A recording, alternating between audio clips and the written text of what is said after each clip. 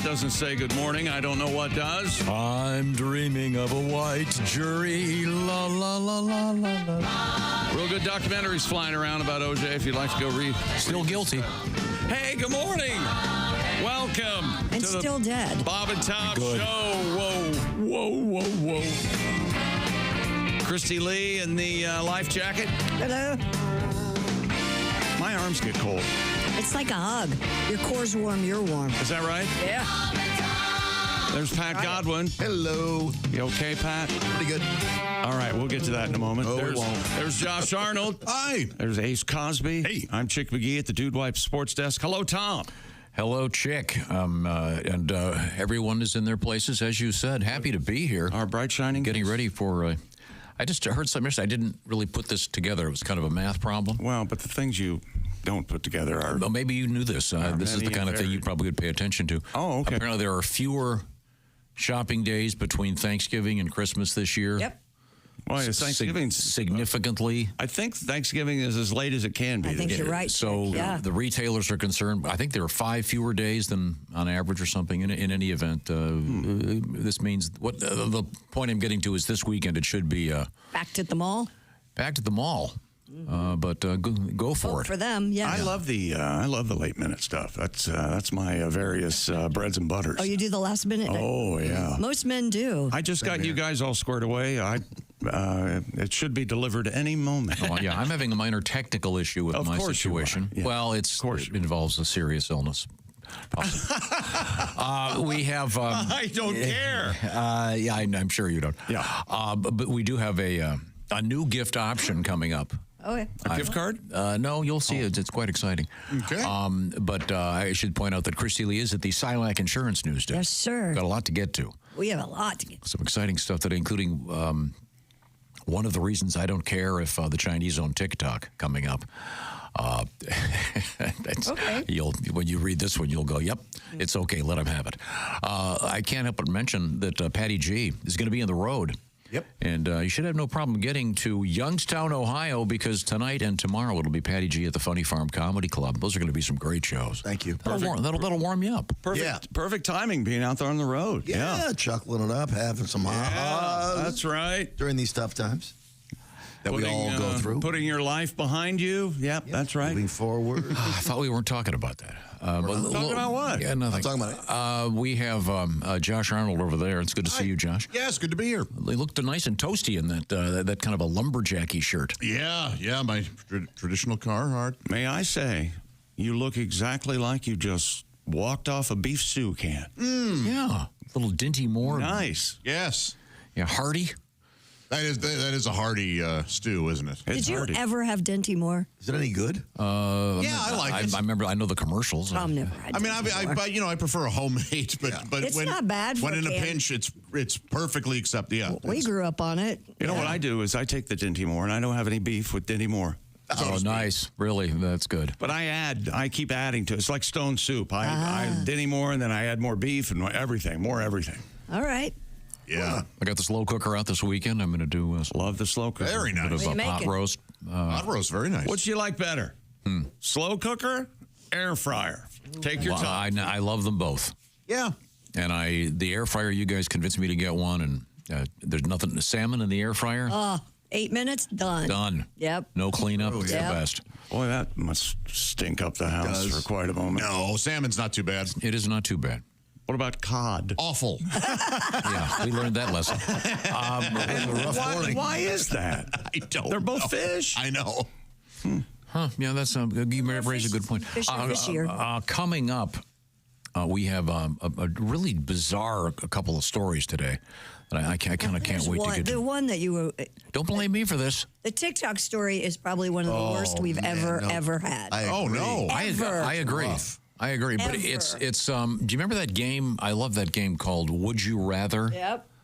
That can be fun. That can be a lot of fun. Yeah. It's a great game to do at Christmas time because It starts fights. It's great. well, it doesn't. I don't think it starts fights I'm because kidding. the one that starts fights is that other one. What is it? Human. It's not Cards Against Humanity. humanity. Yeah, and there's a couple of other ones they have that. You know, what's your biggest secret that you would never tell your lover? You don't you? You'd Well, kill that's it. why it's a secret. That's what I'm Yeah, trying to thank tell you. ya. I hate that game. In any event, What do you think the percentage-wise people argue with their families during the holidays? Is it almost approaching 100%? It's high. Yeah, right? Yeah, and one of the reasons we have an interesting story about it is because people aren't getting enough alone time. Is that right? We have actually a psychological How do you study feel about about that, that Jay? today. I get plenty of alone time. Yeah, you probably get more alone time You have than most of us. best Well, mental health in and the city. Pat's about to get a lot more alone time. Oh, my God. Yeah, well, you know, these things happen. Oh, boy. You know what we do? You know what we have to do as friends? We have to Shut up. Yeah. be there for him. That's what we I'm have going to say I must have missed something. I'm not available to be there. Oh, yeah, I big, missed something, too, but I picked up on it pretty quick. big Josh. news, Josh. Yeah, big- Oh, no. Alone, you save more money. You That's do. true. Oh, yeah. See, Ace there's is a boy, you lot. are. Ace. Ace, have you ever gone on a date with a lady and right before the check comes, you made the announcement, I'm paying for mine, not yours, or anything like that? No, you've never done that. No. I'm Ace is a gentleman. skeptical. I love to treat women. I'm Yeah, skeptical. my favorite one is the Greg Hahn joke. 'Cause I like to order for the lady. Yeah. First of all, I'll have the filet and the shrimp, and then she'll have the hot dog. If you're going on a date and not paying as a dude, Yeah. is that date going anywhere? No.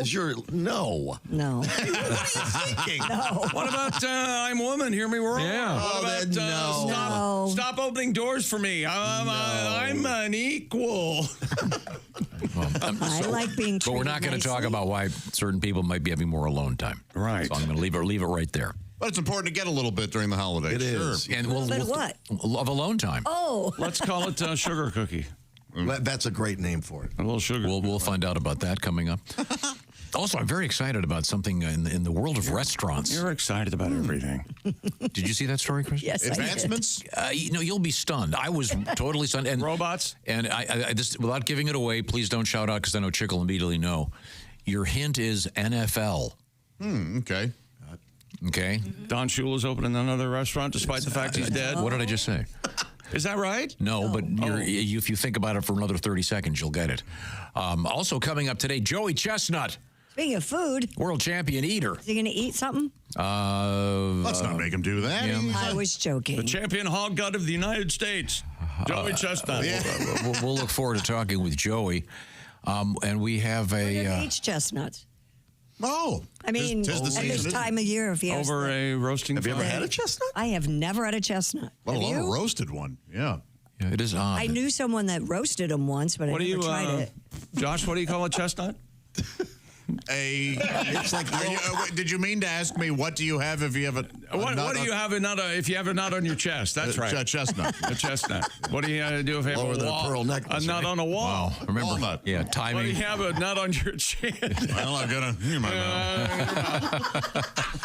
There it is. Happy holidays. It took a long time to get there, but it was worth it. And sure, none of that made sense. Did you mean to ask? Okay, we got naked guys in the news. We have a sports story that is kind of the punchline to a famous sports joke. Actually, that appeared, I believe, was it in the movie Airplane? But right now, we want to tell you about being cozy and being alone at your house. You want to feel comfortable. Or with others, and you feel safe and secure and peace of mind. It's Simply Safe.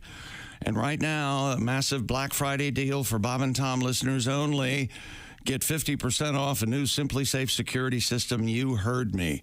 Simply Safe's the home security I trust. Been protecting my compound for right around 10 years now. And today, get 50% off just by visiting simplysafetom.com. This is your last chance to protect your home at Simply Safe's lowest prices of the year.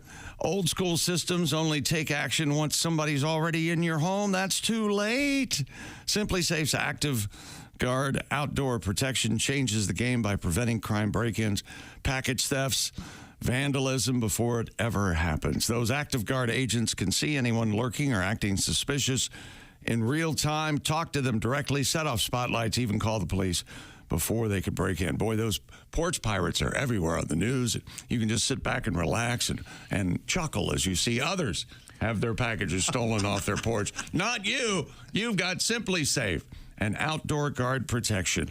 Simply Safe, its massive Black Friday deal For Bob and Tom listeners, 50% off any new system with a select professional monitoring plan. It is your last chance to claim their best deal of the year. Head to simplysafetom.com. That's simplysafetom.com. Just that easy. There's no safe like Simply Safe. Thank you very much, Chick McGee. Coming up, we have pies, drones, and a bizarre story about sanitary pads. Sports mascots fighting. Yeah. Do they call them sanitary napkins anymore? No. Why not? that always bothered People me. using them on their mouth. They did when I was a That's what they called kid. them a long time. No, I know. It's just really unfortunate. And then for some ladies, call the them pads. sanitary tablecloth. She's a big gal. Beef cadet. Beef. This is the Bob and Tom Show.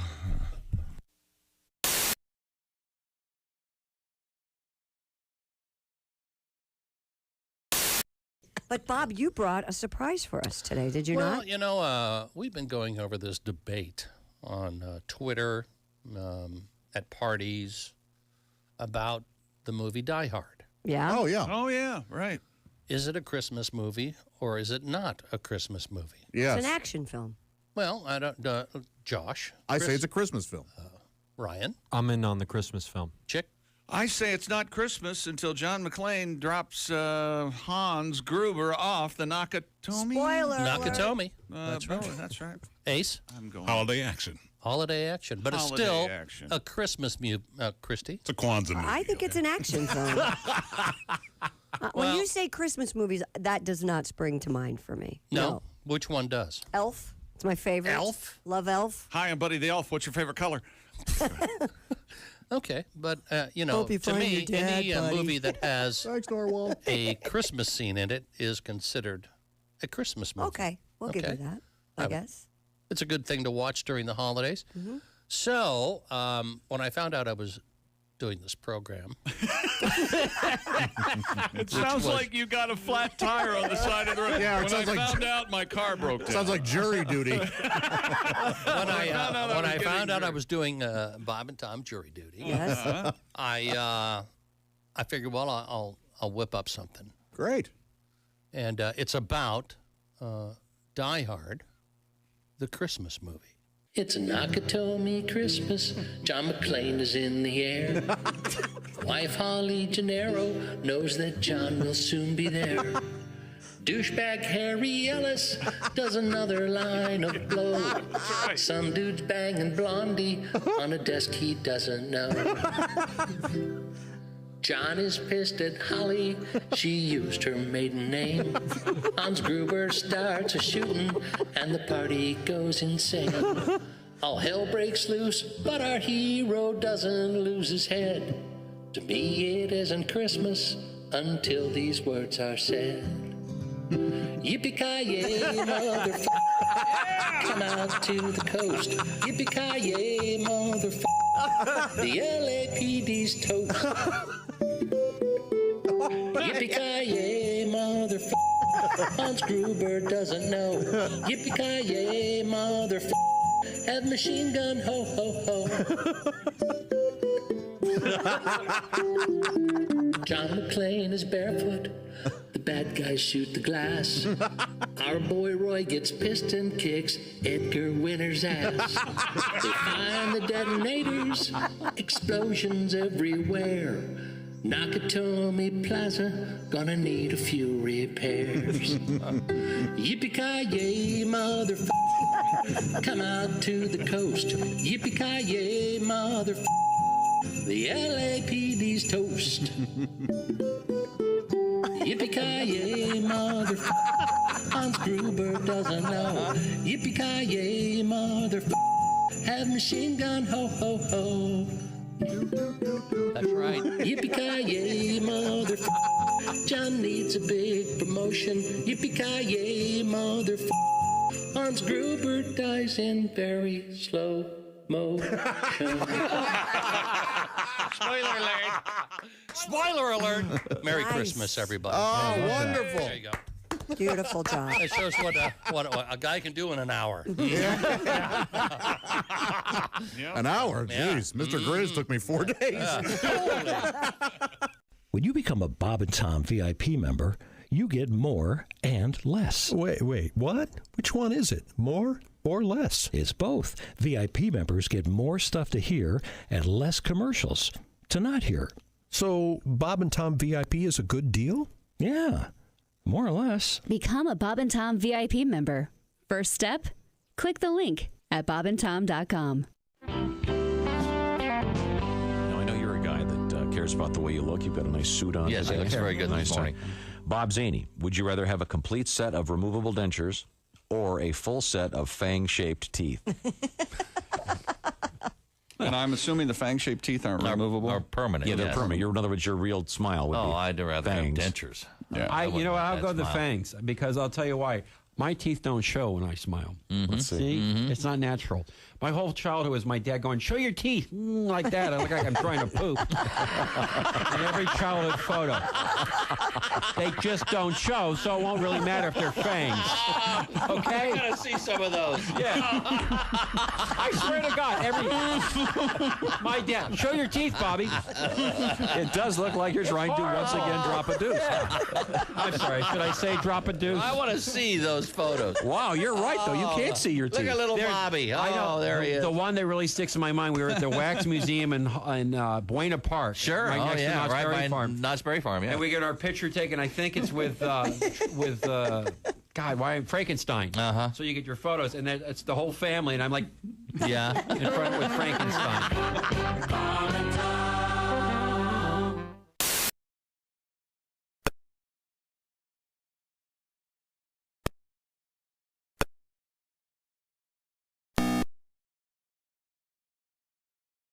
Welcome back to the Bob and Tom Show. Christy Lee at the Silac News Desk. Hello. There's Pat Godwin. Hey. Hello, Josh Arnold at the I Hate Steven Singer's sidekick chair. Chickster. There's Ace Cosby. Hey. I'm Chick McGee at the Dude Wipes sports desk, like a shower in the middle of the day. And here's Tom. Hello, Tom. Check, testing. Great to be back. Thank you, Chick McGee. We're going to have a fun show today. I'm very excited about all this cool stuff that's going on. Real quick, there was an interesting game in the NFL last evening. Yeah, Thursday Night Football, Tom. How'd you feel? Feel good about it? You watched a little bit of it? When I got up this morning, I looked at my phone, and the headline was Detroit crushes Green Bay. No, who had that headline? I thought so. I need to see the picture you took of it, obviously. I didn't take a picture of it. Wow. But it was on my phone. And Was it at least a Detroit paper? No. But they didn't crush them. Jared Goff threw 3 touchdown passes. Jake Bates made a 35-yard field goal as time expired. And the Lions clinch a playoff spot, a 34-31 victory over the Green Bay Packers, who had Green Bay plus 3.5. Yours truly, thank you. Threading the needle time. Nice. For you. Gotta love the hook. So far, Love the hook. so far 1-0 for this week in the shoe-in. The Lions NFC best record broke a franchise record with their 11th straight win, including 2 now over Green Bay. Detroit coach Dan Campbell went for it on 4th down 5 times. 5 times, including with 1 yard to go at the Green Bay 21. With 43 seconds left, Goff fell down. He just made the handoff. Very exciting. And David Montgomery ended up running for 7 yards. The Lions could kick the go-ahead field goal without giving the Packers the ball again last night as time expired. Detroit 34, Green Bay 31. As you can see, not a crushing at all. I know. What is the line for a crushing? Eight over a touchdown? I'd say. No, I would at say least 14. 14? Yeah. To crush, it's got to be All right. huge. Now, you could say they crushed Their hopes. Yeah. Right. But yeah, it was. So this is more of a slips? Eeks? Yeah, kind of Squeaks eeks. by.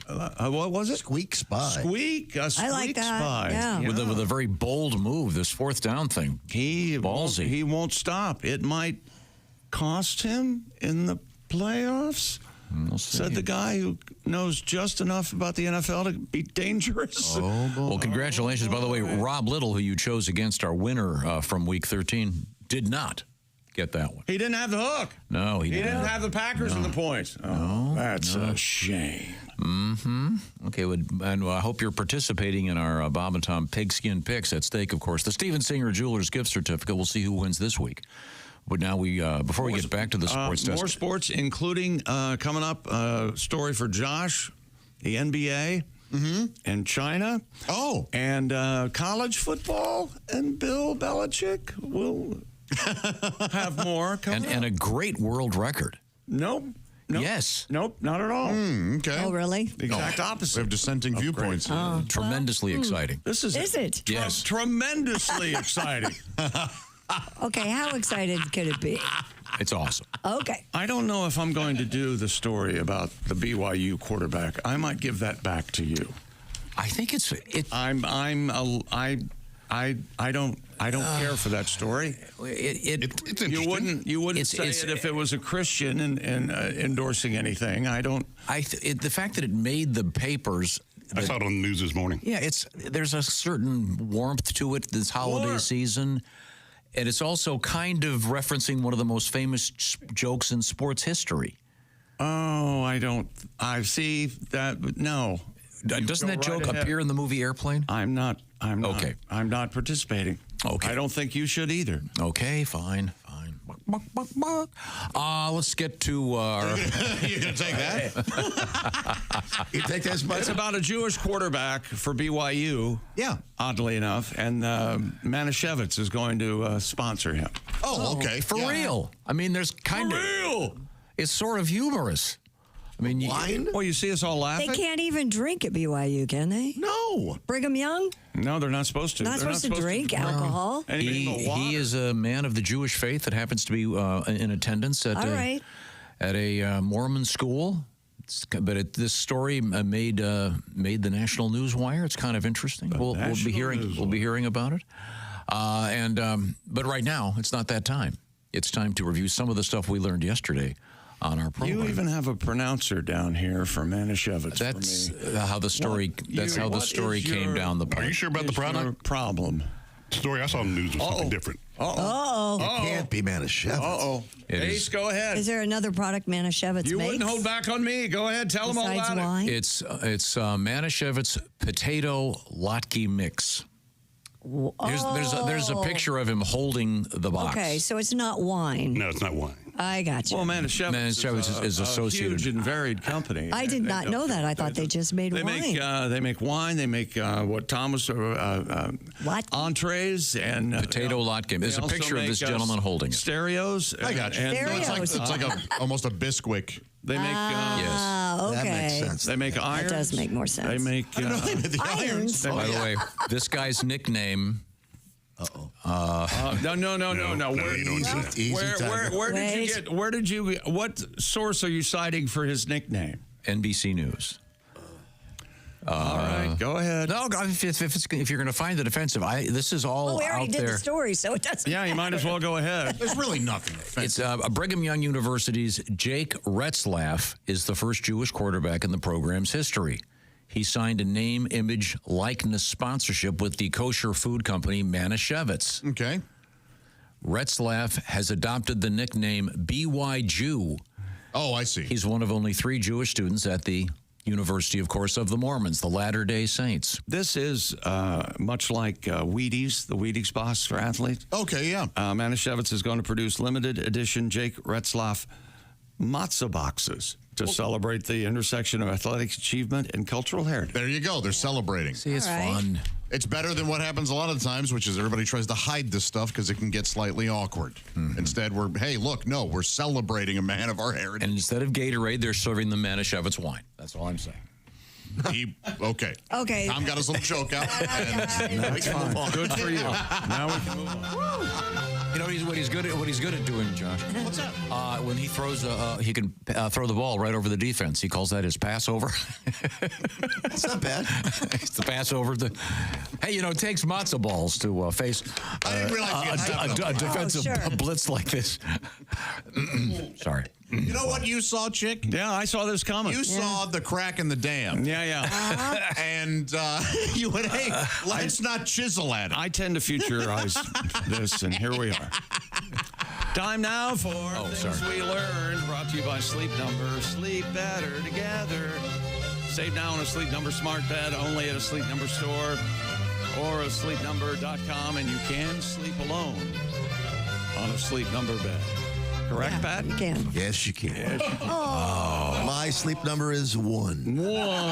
No, it'd have to be 5. Tom, your thoughts?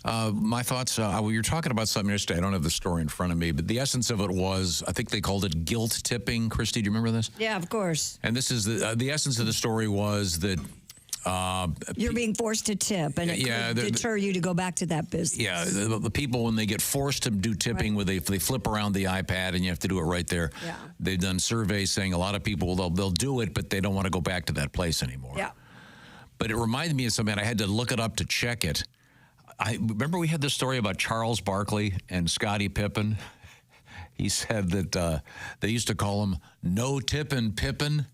And no one wanted to go out to dinner with him because if he wouldn't leave a tip. Thank you, Scotty. You're a mega millionaire. How about a little bit of a little something for the effort, as the great Bill Murray would say. Yesterday on the show, what else did we learn? Well, let's see now. We learned it's finally happened. We learned that Christy Lee was going to be getting a massage. How'd that go? Oh, it went great. A man or a lady? I go to the same. I've been with the same lady for 30 years. Does she do house calls? She probably would. I've given you her number. I don't know how many times. I don't pay attention to you till like the 5th or 6th time. Yeah, I know. Now, when you do this, you mentioned you do wear your undergarments. I wear my panties. I do not wear my bra. Now, what would have happened when I got my massage in Austin last week? What would have happened had I taken my underpants off? Because she kept pulling them down. A lot of people do. I used to. She kept pulling them down to rub. Did she ask you what if you'd like to remove? She had a very thick accent. I wasn't sure about anything she was asking. She grabbed your cheeks. Yeah. But I don't. No, she massaged my cheek. Yeah, you got to get your elbow in there. Right. I Release wonder your if. glute. Yeah. Oh, right, yeah. Do they ask you? Do they ask you to take a quick shower before they go in? Really? No. Did they? I did take a shower. I do it at her house. Did you keep a towel over that area? Yes. Yeah. Okay, well, there was a sheet actually. I got you. Then you probably would have been okay taking your. Yeah. That's what I thought. Yeah. I wonder if there are any like standard gags That masseuses see. Masseuses have. Oh. You know what I was thinking of putting one of those magician's flowers down there when I roll over? Funny. She would just see the flower between my legs and then start pulling it, and it would just keep. Or a series of handkerchiefs. Yeah, either one. Oh, Yeah. classics. How about that? Be funnier coming out your butt. I do that. If I do that for the joke. there was like a little red hanky appearing about the top of the waistband, and she pulls it. All of a sudden, she's eventually pulling out 14 feet of. I'm not above colorful putting something hankies in my ass for a joke. No, you'll commit to the bit. Damn right. I love laughter. Let's see. We had Christy got her massage, so it did go well. Yes, it went great. I go. Yeah. Now, do you start with your face, or do you? I start on my back, so face up, and the bed's heated, and the blanket's heated, and bed's heated. Oh, Very nice. yeah, it's like sleeping in a cocoon. I almost fall Your asleep. masseuse Judith Clam Spread does a fine job. Do they? What's her name again? Do you have to put your hair like in a hairnet or I something? put my hair up in a bun on top of my head. Did you hear the name of the masseuse? No, I did not. Josh? It's Judith Clam Spread. Isn't Oh, it? God, she's very good. Yeah. She's I real don't good. even get that. It's one of the Beverly Hillbillies' cousins, the clam spreads. Okay. Oh, boy. I'm so sorry. I've lost my place now. Judith Clam Spread. We learned yesterday, I have made this proposal. I think and I'm not kidding, we should do a video of Josh dancing while seated. The man is a gifted artist. Well, we put a lot of them up on YouTube. I mean, they are. He's fantastic. Yeah. That's embarrassing. Great. You're really good. You look like you're having fun. You move it is well. fun, yeah. You've developed a whole bunch of moves. This is like the thriller of those that are seated. Very, very nice stuff. We had a weird story in sports. I believe it was called the Golden at Bat. Yes. And this is Mr. Manfred is proposing this. Rob Manfred, the commissioner of baseball. Yeah, you can have anybody, one of your stars, bat one time at any point in the baseball game that you like. So, and then I asked the question, and you got mad at me. But so that means, so it's the bottom of the ninth. I did some more investigating. Could your best batter go up, then go up again? You can't do that. No. But Can't be consecutive at bats. Okay, but he could go up in the eighth and then come back.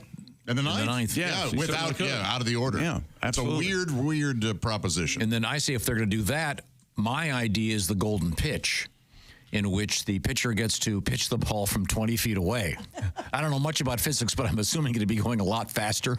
Now, of course, the pitcher would probably get killed if the guy connected with it and hit him in the head. What you're suggesting makes just as much sense as the golden at bat. And the guy all of a sudden being on second base in extra innings.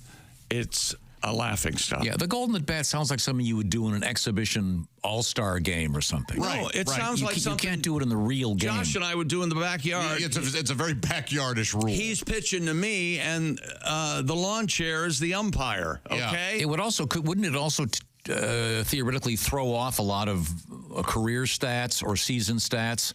How did this guy get all these extra? Well, he got to bat 6 extra times in the last 4 weeks of the season because they wanted him to.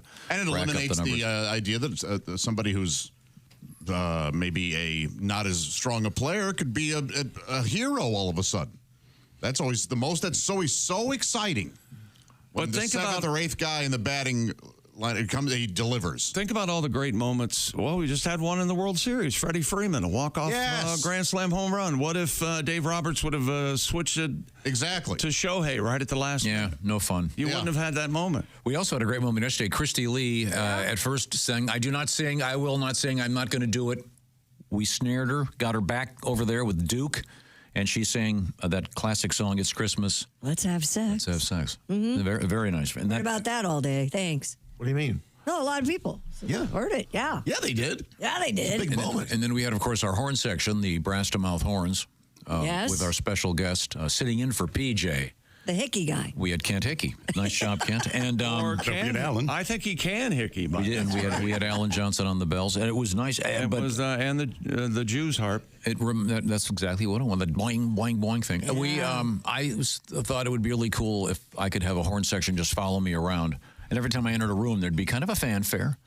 You like those herald trumpets? Yes. Yeah. And the herald trumpet we learned is the trumpet that is not wound up, so it just goes all the way out. Yes. Wouldn't it be cool? Sometimes with a flag hanging from it. Yes. Remember how Dizzy Gillespie had his horn with the bell pointing kind of at a 45-degree angle? I don't, because I'm not 107, but I think anyone who'd even made any kind of a graceful entry into the realm of the classic American music form of jazz. Though they heat up the trumpet and then they Bend it around? curl it up. Is that how they arrive know at a that. trumpet? All trumpets are herald trumpets? I don't They'd have to be. Really? I think they have to be. No, trumpets would be really long if they didn't wind them around. Yes, but my question... they don't make 20 herald You couldn't trumpets. travel with them. You couldn't get them in the overhead. So No, that would be... Not unless you got all of them. See, you're getting to my point.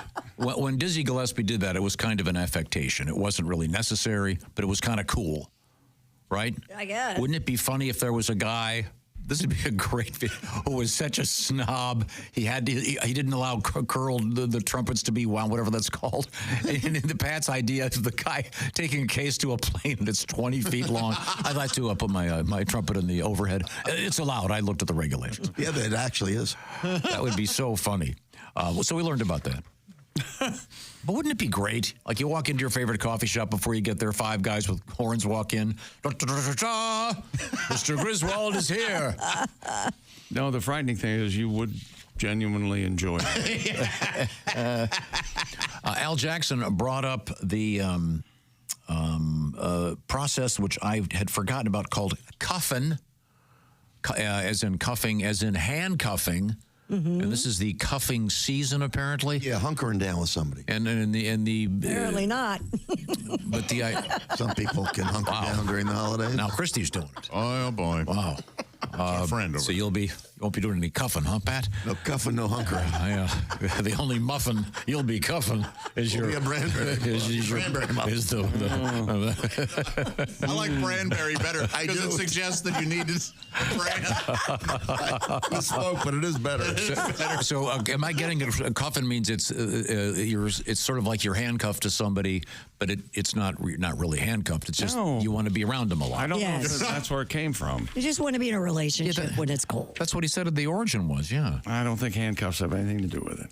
I think you're... Not literal handcuffs. No, but I mean, that's the analogy. It's analogous to being handcuffed to someone. Exactly. Right. You're analogous to other idiots, but that doesn't stop us from putting you on the air. Okay. Well, it's hard to be right all the time, but it's something I have to live with. Okay. You and Al could do this for It would be like a Christmas defiant ones. Yes. Is that Tony Curtis? Yes. Sydney, was Sidney Poitier? Yeah. Oh, yeah. Were they cuffed one another? Oh, yeah. It's a good movie. Chained. I smell Oscar. Yeah, they were more. That's a great movie. It really you'd is. enjoy that one. Yeah. Now, we have... is the prison of my father. Don't you do a Tony Curtis much better than I'm still cuffed. Oh, yes. I'm still cuffed. I love you, Spartacus. It's amazing. Did you see my daughter Jamie in Halloween? We got a couple of things we have to touch on. She's beautiful. We'll get to around the horn here, but first, yesterday was Omaha Steaks Day in the show. I had one of those. We talk about those jumbo franks. Oh my gosh! Yes, I had 2 of them. You're welcome. Yeah, you did, man. And then I also had the what do they call it? The air chilled chicken breast. Yeah, I had one of those. God, they were good. But Omaha Steaks. And this is true. I send these to my family members that live out of town all the time. It's a great gift. You can get it done in about 5 minutes, and voila, they're happy. And of course, they're going to eat a bunch of steaks. Tell me more, Josh. That's right. Right now, you can save on unforgettable gifts, rather, with 50% off site-wide. That's half off, my friends. But you want to hurry. That's not going to last forever. You go to omahasteaks.com, and you can also score an extra $30 off with promo code BTS. We sure had a wonderful cookout yesterday. Jess was out there barbecuing everything up, and boy, it is hard to have one jumbo frank. Yeah, it is. And here's the deal. It fills you up, and you're like, I have to at least get another bite of a second one. Yep. The thing about I don't know what it is about. They're so good. They're not like too spicy. They're not. No. They're just right. And I'm not kidding. You're exactly right. I mean, we can't talk about them enough. They really are the best hot dogs I've ever had, and I think the rest of us would agree. You can also use them if you don't like hot dogs. You can cut them in half and hang them from your tree. Isn't that something? Well, that would be something. It might smell after a while. Dogs would like it. Not to mention the vermin. Yeah, the tree's going to come down. Look, there are downsides, but hey, you can do that. The gifting experts at Omaha Steaks, though, they've made it easy. In case you have ideas like hanging hot dogs from your trees, they went, hey, let us take over. We'll give you the perfectly curated gift packages. And they feature all your favorite gourmet treats, legendary steaks, mouth-watering desserts, and so much more. You know what? Did you guys notice that we did not have caramel apple tartlets yesterday? We did not. That's because somebody stole them before we could cook them. Are you serious? Out of the green room. So there is a new mystery to be solved here at the studio. Wow, add that to Ace's chair, and now apple tartlets. But that's also a testament to how great those are. I'll take all of them, said the thief. We got to get a camera. We got to get our Simply Safe camera in the green room. Yes. OmahaSteaks.com. That's OMAHA Steaks.com. 50% off site-wide and an extra $30 off with promo code BTS. Minimum purchase may apply. And do hurry. These deals don't last forever, so take advantage of them while you can. OmahaSteaks.com. Coming up, we have nuns in the news. And in this case, nuns in handcuffs. Yikes. This is the Bob and Tom Show.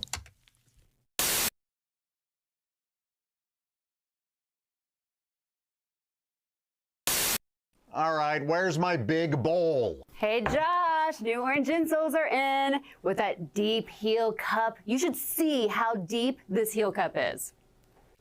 Deep heel cup, you say?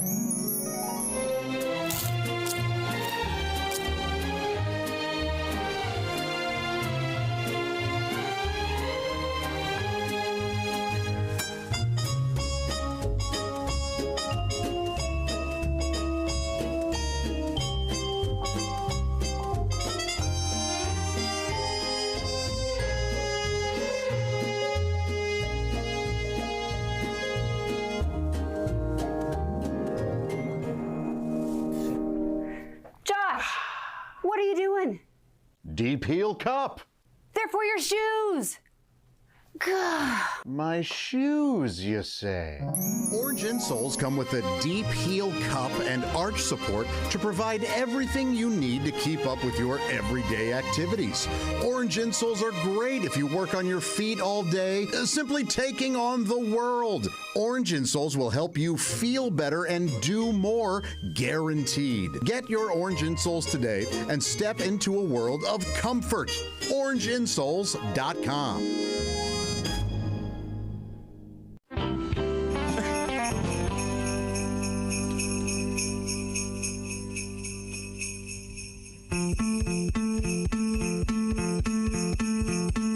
Sleigh bells ringing Christmas time, best time of the year. But if you ain't got money, folks, it's a fine between hope and fear. Hard times and Christmas cheer. I'll be giving plasma for Christmas this year. Hard times and Christmas cheer. I'll be giving plasma for Christmas this year. If you ain't got money, folks, tell you what I do. Go downtown and trade your blood. Maybe for a 10 spot or two. Hard times and Christmas cheer. I'll be giving plasma for Christmas this year.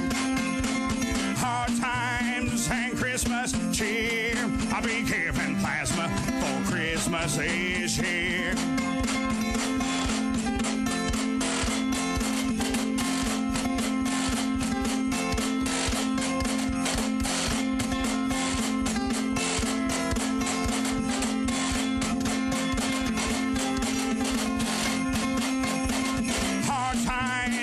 Christmas cheer. I'll be giving plasma for Christmas this year.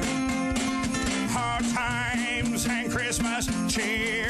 I'll be giving plasma for Christmas this year. I've been dreaming of a Christmas white where inside everybody's warm. There's foot tracks in the snow outside and needle tracks all up and down my home. Hard times and Christmas cheer. I'll be giving plasma for Christmas this year. Hard times and Christmas cheer. I'll be giving plasma for Christmas this year. Hard times and Christmas cheer. I'll be giving plasma for Christmas this year. Hard times and Christmas cheer. I'll be giving plasma for Christmas this year.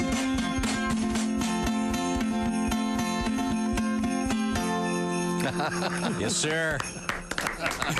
Wow. Thank you.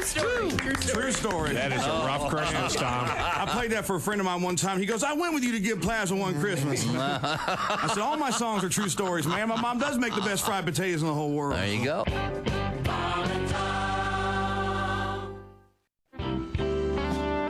Well, I watch, I'm home during the day a lot, and I have a little ritual called watching 8 hours of Law and Order in a row on cable. Because you can. Yeah. Law and Order, yes. Law and Order, yes. Law and Order, yes. Charmed, crap, it's over. But I love Law and Order because it's ripped from today's headlines. You know? It takes some news story that's going on. Then they change the names up a little bit. Then they make that the plot for the episode. The thing about Law and Order is, though, every episode has to involve a murder. And even if there's not a murder in the news story they're talking about, they just go ahead and add a murder into what happened. Okay. And, which has got to piss off the people in the news story because they're watching. Fred Thompson and Sam Waterston are hashing out the case. Now, Jack, I'm afraid you're going to have a political firestorm on your hands if you insist on prosecuting this as a first-degree murder trial. Politics is your area, not mine, Arthur. It's my job to convince a jury that the governor of New York was caught with a high-priced call girl and then murdered her. Elliot Spitzer is sitting home saying, whoa, I didn't murder her, all right? Everyone knows you're talking about me here. You're not fooling anyone with this Nelliot Bitzer character. Yeah. We should sue Law and Order, which would be an episode of CSI New York. I don't know how jurisdiction works.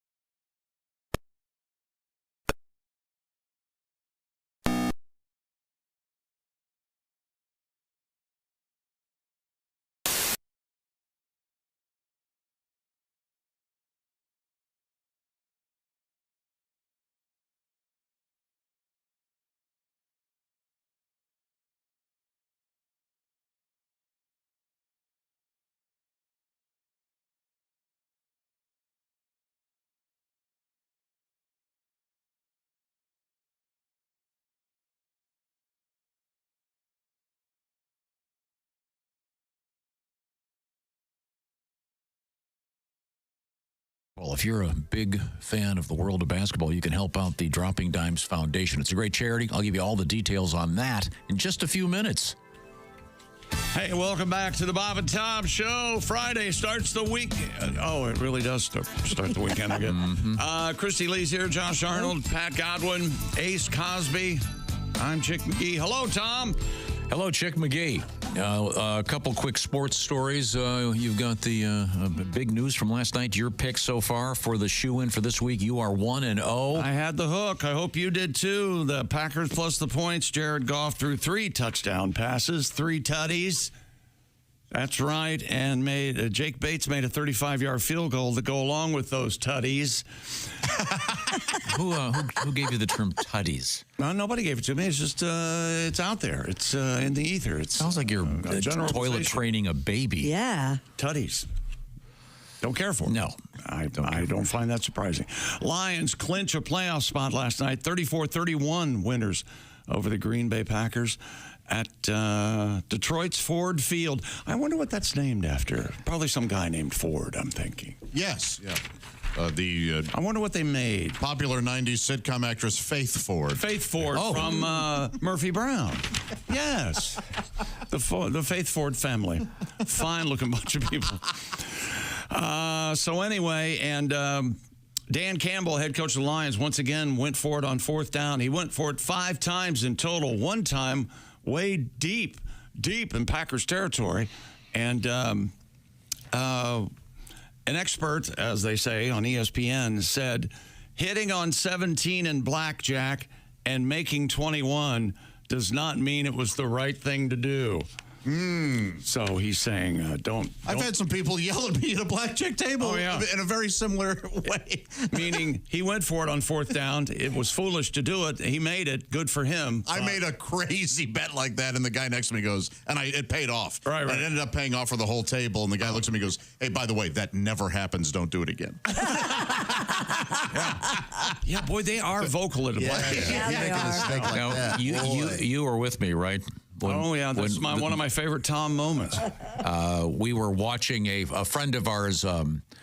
His wife. His wife, yes. Who was kind of a lunatic. Let's put that down. Kind of. Oh, both of them. Both of them were nuts. They deserved one another. Yep, they should. I believe we were playing at a place called Slots of Fun. Yep. Oh, okay. Sure. That's See, you can tell it was the kind of place where everyone's dressed like James Bond, and yes. very elegant casino. Exclusive.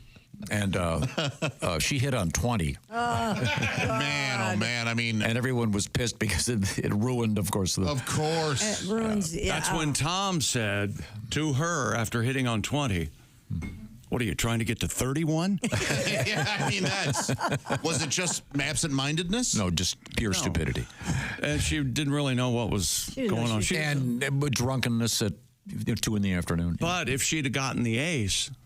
I know, but I've seen blackjack dealers go, no, you don't do that. Right. Like they'll, a good blackjack dealer. Yeah. But I mean, do you agree with this analyst from ESPN as opposed to the man who's actually coaching the team that knows what's going on, doing it, and getting the victory? I live by the sword, die by the sword. This is going to bite him in the ass at some point. Remember I said that. Write that down. All right. That counts as 2 picks. Okay. I thought it'd be time to change the scene a little bit with some music from Patty G. Oh. All right. Are you in the mood to sing? I am. Walk me through this. I sent you a text, whatever you'd like to hear. I'll walk you through this. 5 things there. You have you're going to be in Youngstown, Ohio this evening at the Funny Farm Comedy Club tonight and tomorrow, as a matter of fact, doing the great live Pat Godwin show.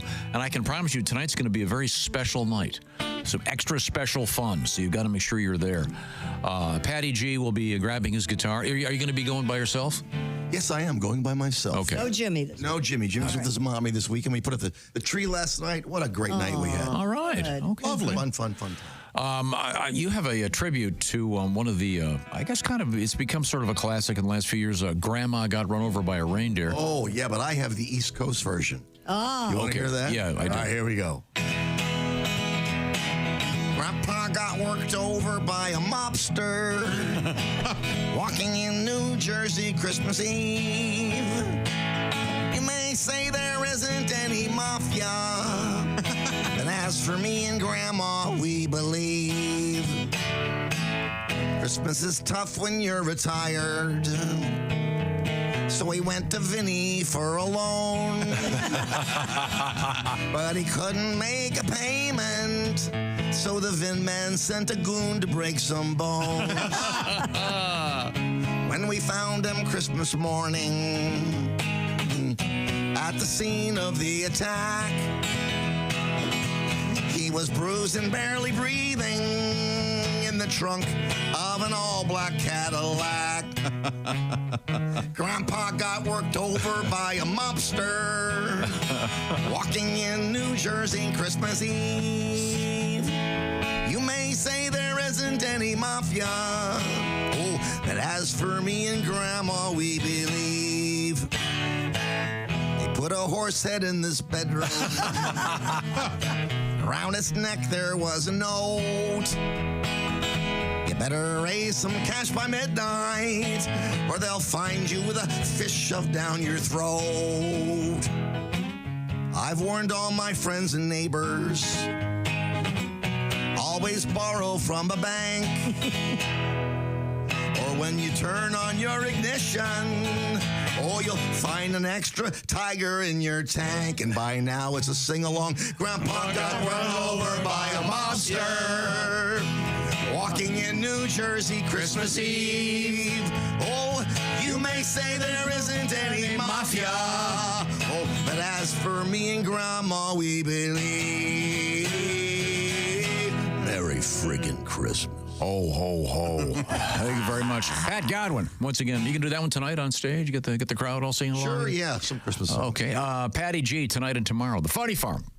Great comedy club in Youngstown, Ohio. Take your mind off the snow. Have some fun. We're coming right back. We've got more sporting news coming up. We actually have the Mafia in the news. Yes. We have, let's see, we have nuns in the news. And we have a fascinating story about the reopening of a classic restaurant chain. Your hint is NFL. This is the Bob and Tom Show.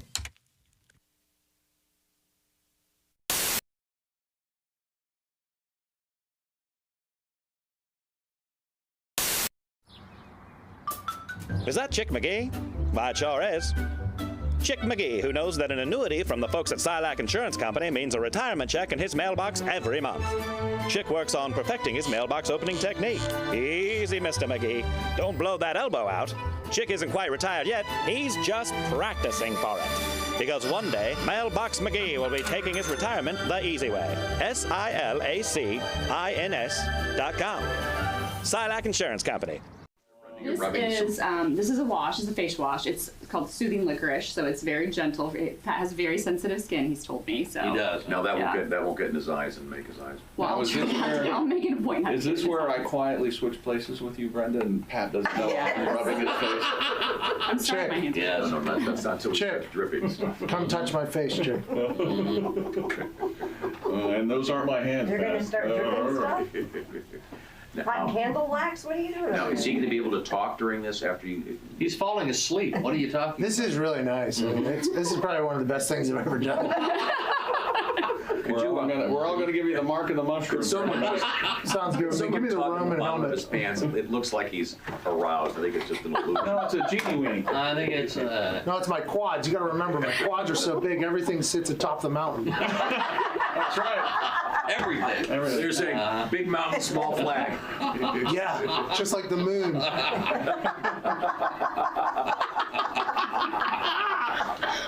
Once again, Pat McAfee, NFL kicker, holder, and punter. Okay. Hot towel. Okay. Hot towel. Hot towel. Hot towel. Hot towel. Hot oil. Oh, there it is now. Oh, Now his yeah. face is covered except his nose and his. Yeah, you never forget your first. Oh, no. How does that feel, Pat? You've not had a facial before?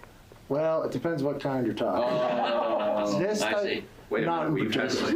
What do you guys do on the road? None of your business. What goes on the road stays on the road. Mm-hmm. You heard of squirting, though, right? Yep, there we go. Check. Oh, come on. I'm just saying. No, Tom hasn't. Probably not. Yeah. Well, that doesn't certainly happen. No, that can't possibly. Quiet with their hands full. All I know about facials is eventually someone gets out cucumbers. Is that going to happen? Are we going to have any of that? They don't do that. Cucumber. I'm not ready for that yet. No. Start with a something smaller. Smaller, like a carrot. Yeah, let's work our way up to the cucumber. Yeah. They're supposed to do at home. So where they close their eyes and they put a cucumber over their eyelids. Is this your bed here that I'm laying on? Yeah. Hell of a table. Thank you. Really good table. Now, Brenda, I know that you operate a legitimate business. Yes, I feel the need to mention this at this point. Do people ever come to you when you? Oh, honey, in we the could early write a book. days, do people come in thinking they're going to get a happy ending? I'm getting a vigorous nod from Carrie. Carrie's, yeah. We seriously can tell you stories. In the early days when we first opened, 7.5 years ago, yes, we had the callers that we would get, I'd like to get a male Brazilian. Okay, when would you like to schedule that? Well, do you hold it or do I hold it? And so my response would be, this is what you do at 11 o'clock on a Tuesday. Yeah. Right. Hey, who knows what the love bug's gonna buy? For future right? Come on. For future reference, the proper question is this a full service shop, right? That's the way we go about it. That's a way to do it, right? Full service. Seriously, that's the code. Full service massage means happy ending. Well, That's my massage therapist. I don't know. Yeah. I'm sure that's probably much for the massage therapist. I mean, they get that all the time. I think I had a massage therapist several years ago that said that there are signals, like there's way guys fold their sheet and stuff when you leave the room and you come back in. Seriously, like. What, What is it in an arrow? I think that's it, Pat. This is where you hit the arm and then rub your hand across the chest. It's not the butt signal, but it's. I would think they'd also do the famous towel trick, where you walk in. No, see, they're laying down. They're laying down on the table. You can't They're not walk walking in. anywhere. Walking in. With Hey, I understand I paid for a massage. You missed one body part. Last time you were here, Yes. you got talking about catchphrases. Oh, yeah. I'm not even sure you remember this. In fact, I remember it. we actually use it. We use it a lot. Right now. And How's that working for you? I got to say that, I'm a comic, so everything, and when I improvise something, it's a throwaway. And I'm certain that I've thrown away my career and the potential for a decent career 100 times. I've had people say to me, that baked bean bit, the funniest thing I have, and I don't know what they're talking about. Because it's like, I got my stuff, and then I got because you had that guy on from Bruce Springsteen earlier. Sure, And he was talking about working with the boss and the boss way he works a set list. That's me. Yeah. I don't mean to say I'm like Bruce Springsteen, but I'm like Bruce Springsteen. Okay. You change it up every night. I have a set list, and then I'm willing to. Then you never follow it. Yeah. I'll do what I need to do. I'll do whatever I got. It's like making love. But you do it right now. Oh, that's right. See, we love that phrase, and you've given it up. Then we were hoping. I did it. And when I did, There's no right now T-shirts. When I did the Bob and Tom show tour, I don't know if I told you I did it. Sure. And Chick introduced me.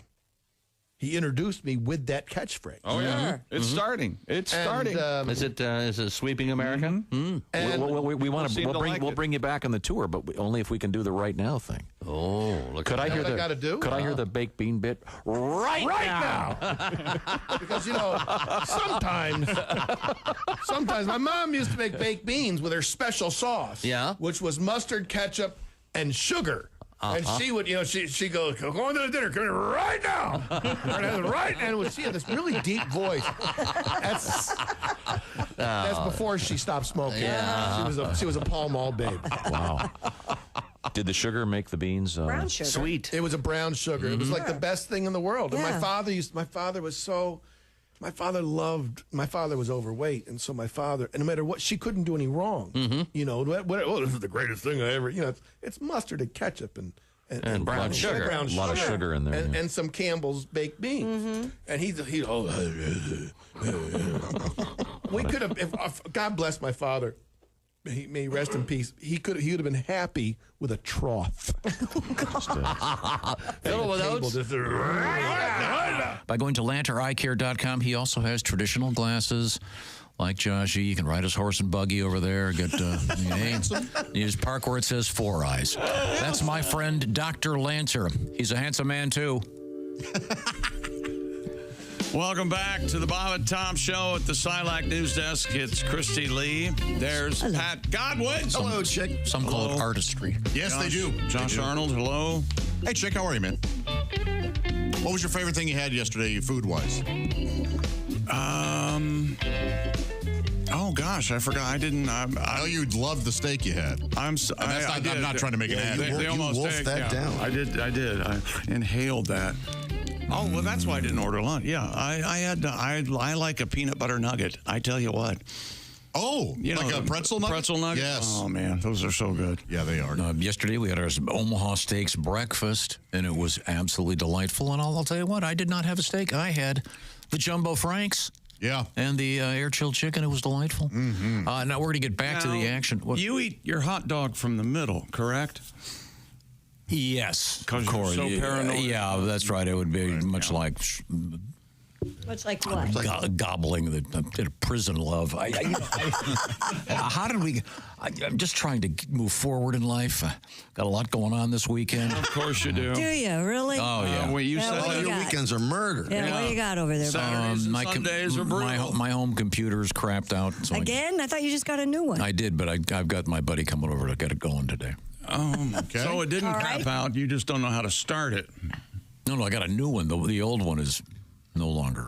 You don't know how to turn it on and... Yeah, there's more to just turning it on, Chrissy. This is a sophisticated machine, and it requires the use of a professional. No, it'll pretty much do it itself. Yeah, you just hit a couple buttons, and like it goes your right phone. from the cloud. Boom. Well, I know something. I don't have to do that. I don't like pushing random buttons. Somehow I would ruin it. I don't like pushing random buttons. Well, don't make them random. He's going to come. I don't want to. He's going to come over and do it for me, and then it'll be working. But then you'll have to talk about something, I bet. What else you got? Kids got basketball. What are you doing? Oh, you name it. We're going to be very busy. Dancing, swimming. I'm not sure what. Nutcracker? Probably a kids' movie this weekend. I'm not sure. Oh, Moana 2. What about Wild Robot? I see that on my TV. I'd really like to watch Actually, that. very good. My son loved it. It's supposed to be wonderful. You love it. Oh, wait a minute. What network's that on? Animation, yeah. Netflix. It's a movie that was released. Maybe Amazon Prime or something. It was in the theaters. I don't know. It's not free. You got to rent it or buy it. But Okay, that sounds good. Yeah, it does look good. And then I've got 2 documentaries I want to watch. What do you want to watch? I'll tell you how they end. The one about yacht rock. Seen it? Love it? Because Michael McDonald's in it, and I love Michael McDonald. That's very good. Doobie Brothers. And I don't know much about. I haven't seen it, so it's Michael McDonald and who's the guy, the Christopher Cross guy. Yeah. No. Kenny Loggins? No, not the Christopher Cross guy. It's Christopher Cross. Oh, he's in it? Yes, the real one. Yeah. He would be the sailing guy or the ride like the wind guy. Right. That guy. That's Christopher Cross. That is. Right. Yeah. Not his real name, by the way. No, it's Pacheco or something. Is that not his real name? No, Christopher Cross is a stage name. Oh. He's a Texan. He's a really cool guy. He's got a great story. And he's the classic case of video killed the radio star. Yeah. There we go. You ever notice on his first 2 albums there are no pictures of him? The guys at the record company went, this is great music, but wait a minute. Well, that's not nice. It's true. There are a lot of albums without the picture of the artist on it. Well, that's because sometimes the artists are ugly, Ace. Oh, jeez. In the case of Christopher Cross, he was overweight, right? Yeah, that was it. Christopher Charles Geppert. G-E-P as in puss, P as in puss, E-R-T. Geppert. Geppert. Is that how you do it? Instead of doing P as in pneumonia, you do P as in puss? That's the way. I'm it's glad not me. glad there's no C in his last name. This is the fighter pilot alphabet. That's right. Yeah. Sierra Hotel Hotel. Roger that. You know. I love Roger that. That's Vector, Victor. could we get back to sports at the Dude Wipe Sports Desk? I didn't know we ever were at the. Jared Goff. Is that his name? Yes, Jared Goff. The only NFL quarterback named Jared. How about that? Throws for 3 touchdown passes. Jake Bates, And he sells jewelry. A 35-yard field goal. And Ace wants me to mention that Jake Bates played in the what is it? UFL. UFL. Michigan Panthers. Oh, There okay. you go. So he See, the moved up. UFL's catching on. The Michigan Panthers? Are there Panthers in somewhere in the How state did of they Michigan do? I don't know about? What was their record? I do not know. What? The UFL is talking expansion now. Here we go. Oh, expansion. Now that is the definition. What lucky city will get a new team? Boy, the bidding must be feverish. Where were they located in Michigan? Where did they play? They play at Ford Field. Oh, that had to be a lot of empty seats, huh? Yeah. Well, probably more so than a Lions. They should play somewhere like in the UP, like, play in Ishpeming, and you're going to get a crowd. They don't get much up there. You know what they do get in the UP? They get Frank Caliendo and Willie G tonight and tomorrow at the Island Resort and Casino. Go to frankonstage.com for tickets for a great show in Harris, Michigan, not too far from Wisconsin. We're going to be hearing from Willie, see how things are going up there. Back to you, Chick McGee. Lions win 34-31. Speaking of the NFL, which that guy was, North Carolina has interviewed former New England Patriots coach and 6-time Super Bowl champion Bill Belichick. That's it. That's right. North Carolina Tar Heels might have him as their head coach in college, Tom. Can you imagine? Well, that's because his girlfriend still goes there. Yeah. Wait a minute. Now, hang on. Now, she applied for early admission. She's only a senior in high school. Kitty got close. Take off that red shirt, baby, and shake him. Shake from it, girl. She is 25, right? 25. Yeah, something like that. Belichick's interview first reported by a publication called Inside Carolina. Daddy, I want to go back to college. In my mind, I'm inside Carolina. I'm writing it down. Kostaki had a similar essay. This will be their youngest coach they've had. Excuse me. Yeah, that was a very nice, obscure reference for those of you. I'd like to see if anyone got that out there. If they hire Belichick, he'll be younger than their last coach. Mac Brown was 73. Belichick, 72. He's a wise man. Mac Davis. How old was Mac Davis? Mac Davis is deceased. Passed away, but man, okay. There's no way you can meet Mac Davis, which I did. You did? I don't want to name drop. Oh, really? Met Mac Davis. He was right here in the studio. I remember Mac Davis. I don't remember Mac Davis being here. He has the most alarming nose you've ever seen. What? It was so big. Wow. Yes. He was such a nice guy. Yeah, I bet. Considering his nose. He unprompted did a funny gag with me. We were in Los Angeles doing something, and he showed up. It was just such a nice guy. And by the way, he's in one of my favorite movies, North Dallas 40. That great scene in the locker room with the beer. Highly recommended this weekend if you're a football fan. North Dallas 40, you're welcome. What song was he known for? What was his big hit? Baby, don't get hooked. Well, he wrote. In the Ghetto, right? He wrote In the Ghetto. Yes. Oh, he says he wrote In the Ghetto. I like In the Ghetto. It's very good. It is good. Yeah, it's a story song. That's a hell of a song. Do you like In the Ghetto? I love that song. There's a beginning, a middle, and Yeah, that is a good song. You like that? Didn't Mac have his own TV show? The Mac Davis show. Where he would make up songs. He was actually very good. It was a fun show. Yeah, sadly, he's gone. So. Yeah, murder. I know. They still haven't found the... Stole some guy's guitar. Yes. Gets rough out there. It does. Godwin knows. Yeah, but at least he wasn't alone. Godwin, how many men have you had to kill for an instrument? Three. Godwin's killed 3 men. Oh. Speaking of something killing another something. What if there's a cold case out there and some detective is like, you know what? Godwin was in the area. I've worked all 50 states. I probably was. And you know our DNA is readily available from anywhere. Right. So there you go. There will not be another meeting between Bevo and Uga this weekend. That's right. We're not meeting. You remember Bevo, the Longhorn steer mascot of the world's largest athletic mascot from from Texas, and Uga, the bulldog from Georgia. We have video from the last time they met. In 2019, I believe. That dog is so funny. There's Uga, and here comes Bevo. Oh, Jesus. Oh, my God. That was... yeah, it was... Somebody got hurt there. Yes, Bevo did not like that, does not like that bulldog from Georgia. Here he comes again. Watch. Oh, boy. Oh, as soon as he gets out of his pen, there's hell to pay. Rough. Now, in Bevo's defense, we don't know what that bulldog said to him. Yeah, that's true. That's trash talk you don't hear. SEC officials this weekend, the SEC championship game between Georgia and Texas, officials will not allow the Texas mascot to attend the SEC title game because there's not enough space on the sideline, they're saying. However, Uga will be allowed to attend. Well, it's because Uga's a cute little white doggy. Yeah, isn't it time to replace that steer with maybe a mascot? This isn't so bad. What are you talking about? I got it. All Uga said to Bevo was, hey, is that a leather jacket? Oh. Yeah. That's not so bad. Maybe he is in the market for a leather jacket. I mean, he's just making a little joke.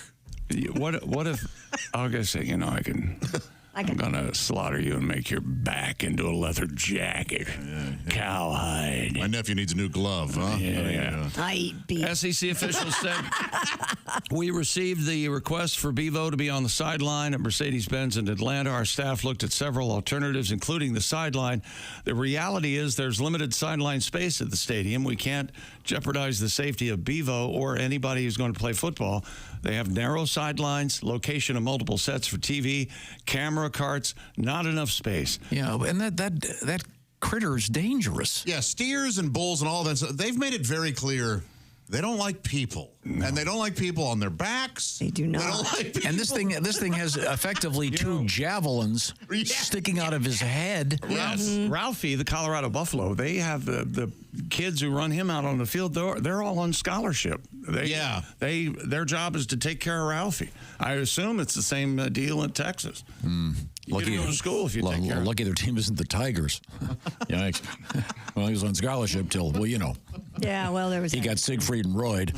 Hey, just a curiosity, what happened to the last guys who used to handle the Tiger mascot? Right now we're talking about great gifts, and there is not a greater gift than those Raycon earbuds. I'm telling you. That's exactly right. Oh, talk about stocking stuffers, Tom. How about that, huh? They make perfect... They fit right... Oh, they're supposed to go in your ears. The stocking. Raycon's, cut that out. Everyday earbuds make the perfect gift for anyone on your shopping list. The latest models of Raycon's everyday earbuds, better than ever, with new features like 32-hour battery life, multi-point connectivity, lets you pair with two devices at once. Two at once. They also come with active noise cancellation, a must-have for traveling and to escape the chaos of relatives during the holiday season. And the best part, Raycon start at just about half the price of other premium audio brands. So you can buy two gifts for the price of one.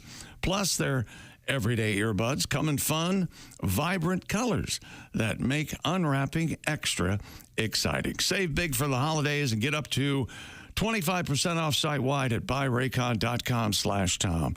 That's up to 25% off everything on Raycon's website. Go to buyraycon.com/Tom. That's buyraycon.com/Tom. Oh, boy. There's more info here as to what Uga said to Bevo. The bulldog said to the We'll come back with it. Isn't that a song? Is it a fight starter? When Uga said to Bevo. Well, all he said was your mother was a chopstick. Fighting words. Right. Okay. Fighting words. And when I was done with her, she was well done. Oh, no. This is the Bob and Tom Show.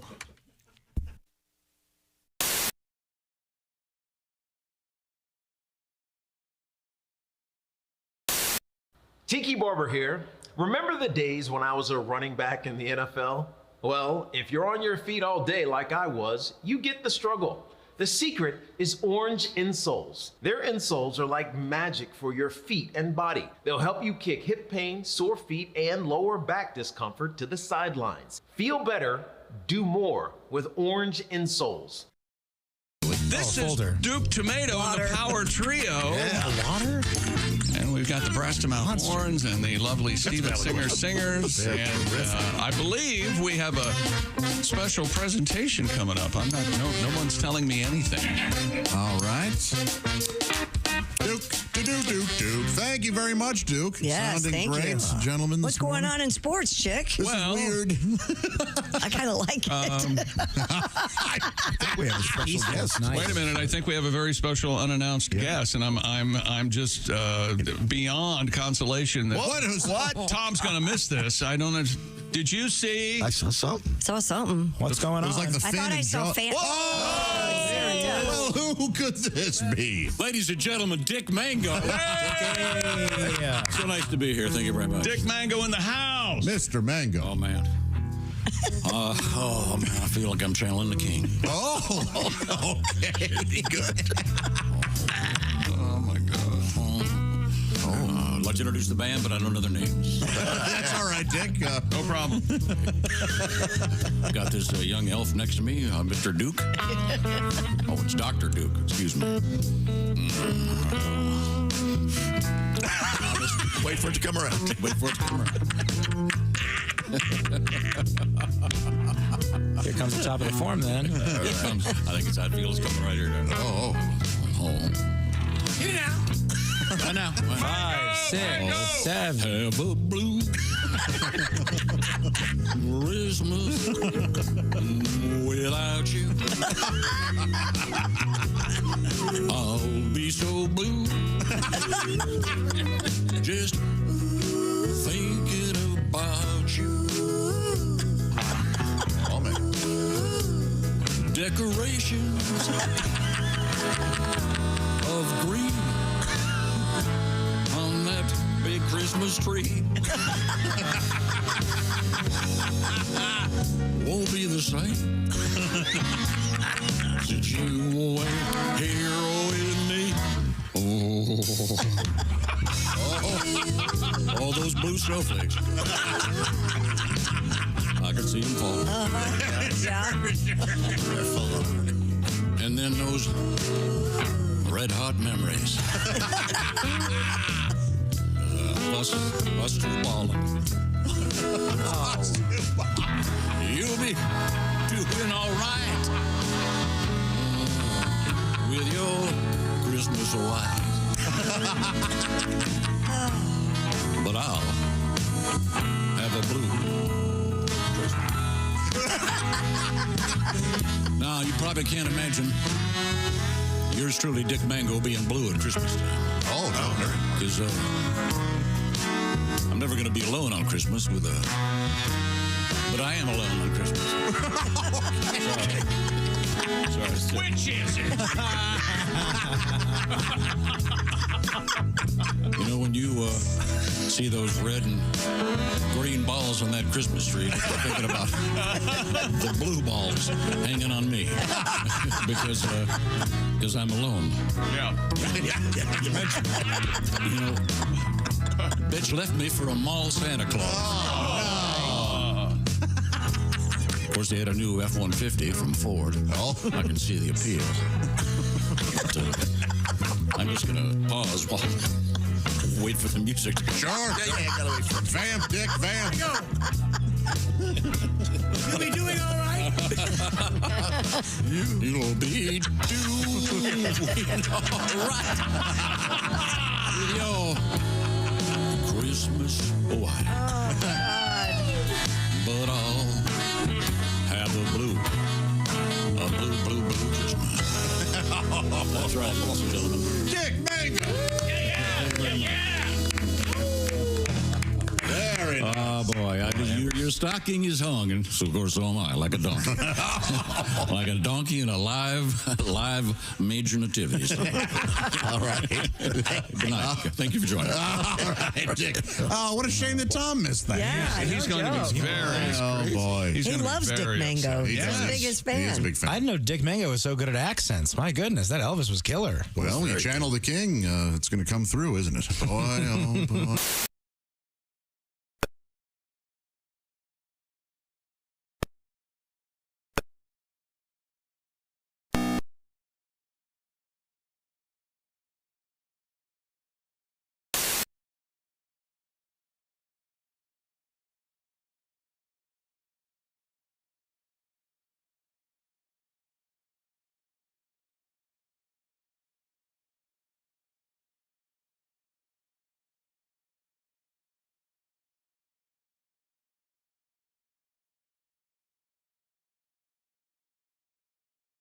producer bringing you coffee. Can't you do anything yourself? I had other things to do.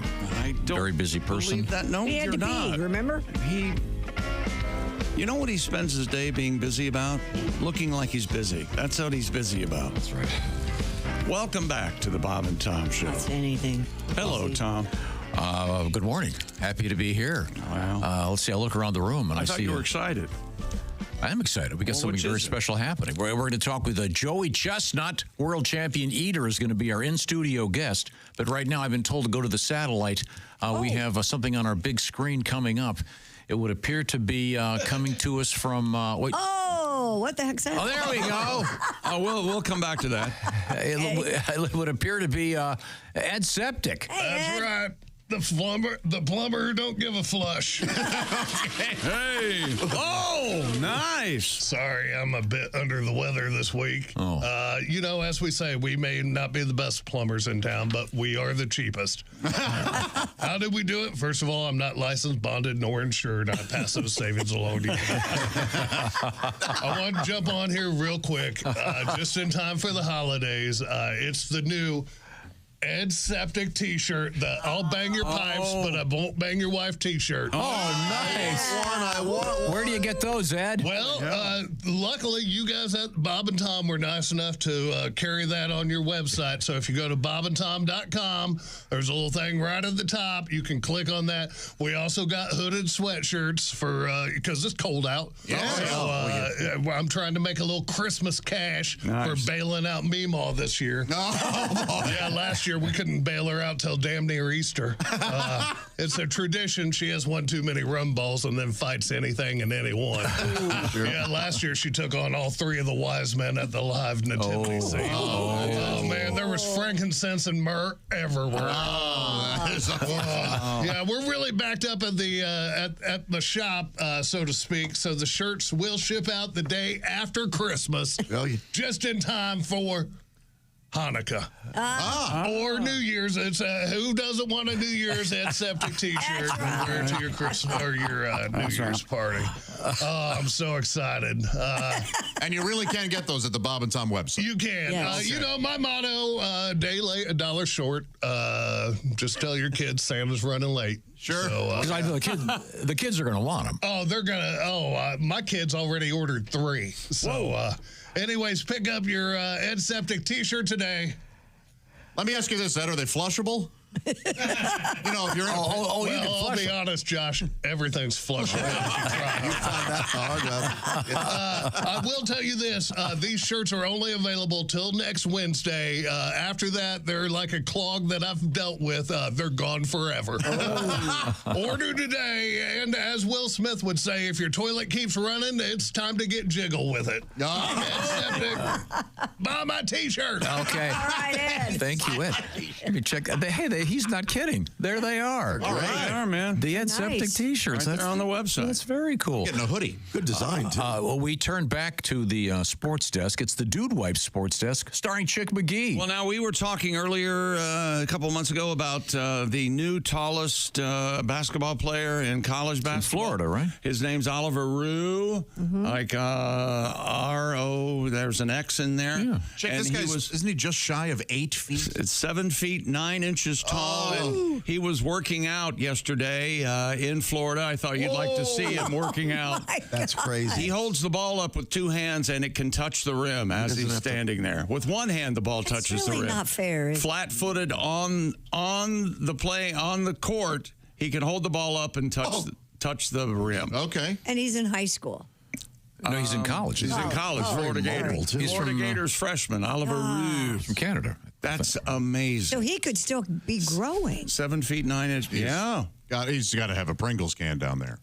Even if he's small for his size, right? Yeah, or a pencil. A chopstick. Oh, yeah. you could be real thin. Yeah, it could be it's long and possible. thin. I never know. Have a jump rope. Yeah, okay. Yeah. And the picture you saw there briefly, Mac Hollins, wide receiver for the Buffalo Bills. He was the gentleman who was walking into the Bills game during the snow. They had 23 inches, and he was dressed in a nice white fur coat and bare feet. Well, yesterday, he doesn't like to wear shoes. Right. He feels grounded when he. So yesterday, he was doing his cold therapy outside Bill's Stadium, and there he is. As you can see, when you get a picture from the side there, you can tell he's a boy, and he's a handsome boy. He's sitting. You can't see anything in the except snow. his long hair. Very fit. And he's dunking his backside into a snowdrift. He calls this his cold therapy. All right. Isn't that nice? I do that too, the cold therapy. Do Is you? that right? I didn't pay my electric bills. You're all week. You can hear nuggets like that. Yeah, Pat Godwin tonight. We'll be doing that at the Funny Farm, Youngstown, Ohio, tonight and tomorrow with Patty G. Got a letter. More wacky asides like that? Okay. Got a letter. Hey, fellas and Christy. Yes. I know we're not talking about Pat's new situation, but if it is what it appears to be, I've got an idea that could solve everything. Okay. Have Pat and Ace become roommates. Oh, my God. We could save money. Yeah, Ace? because only one of you will be alive after a couple of weeks. There's plenty of room. We can go to our own space and do our thing. Mm-hmm. Eat some free. So you're going to move into cheap Aces? soup. Sure. What the heck? Oh, yeah. No, we got to get a studio apartment. Yeah. Oh, yeah. What kind of rent would you need, Ace, for Pat to move into your place? He wouldn't have to pay. Oh, there you go. Wow.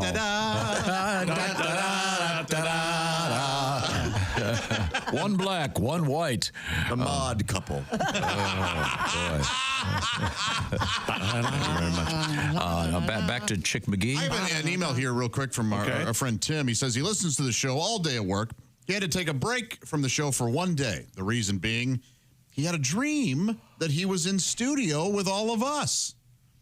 It was a short dream, he says. In the dream, when the show went to a commercial break, as Tom was walking out into the hallway, I wanted to tell him a story.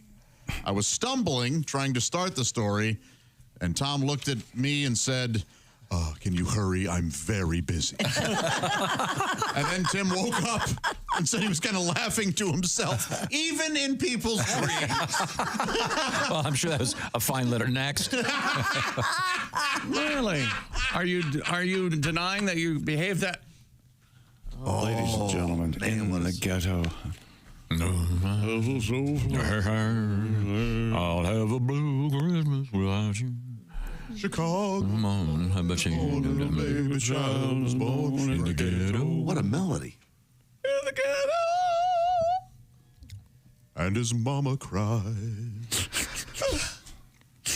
So Mac Davis wrote this, huh? Because if there's one thing that she don't need, it's another little hungry mouth to feed in the ghetto. But we're going to feed that mouth with brand new waffle.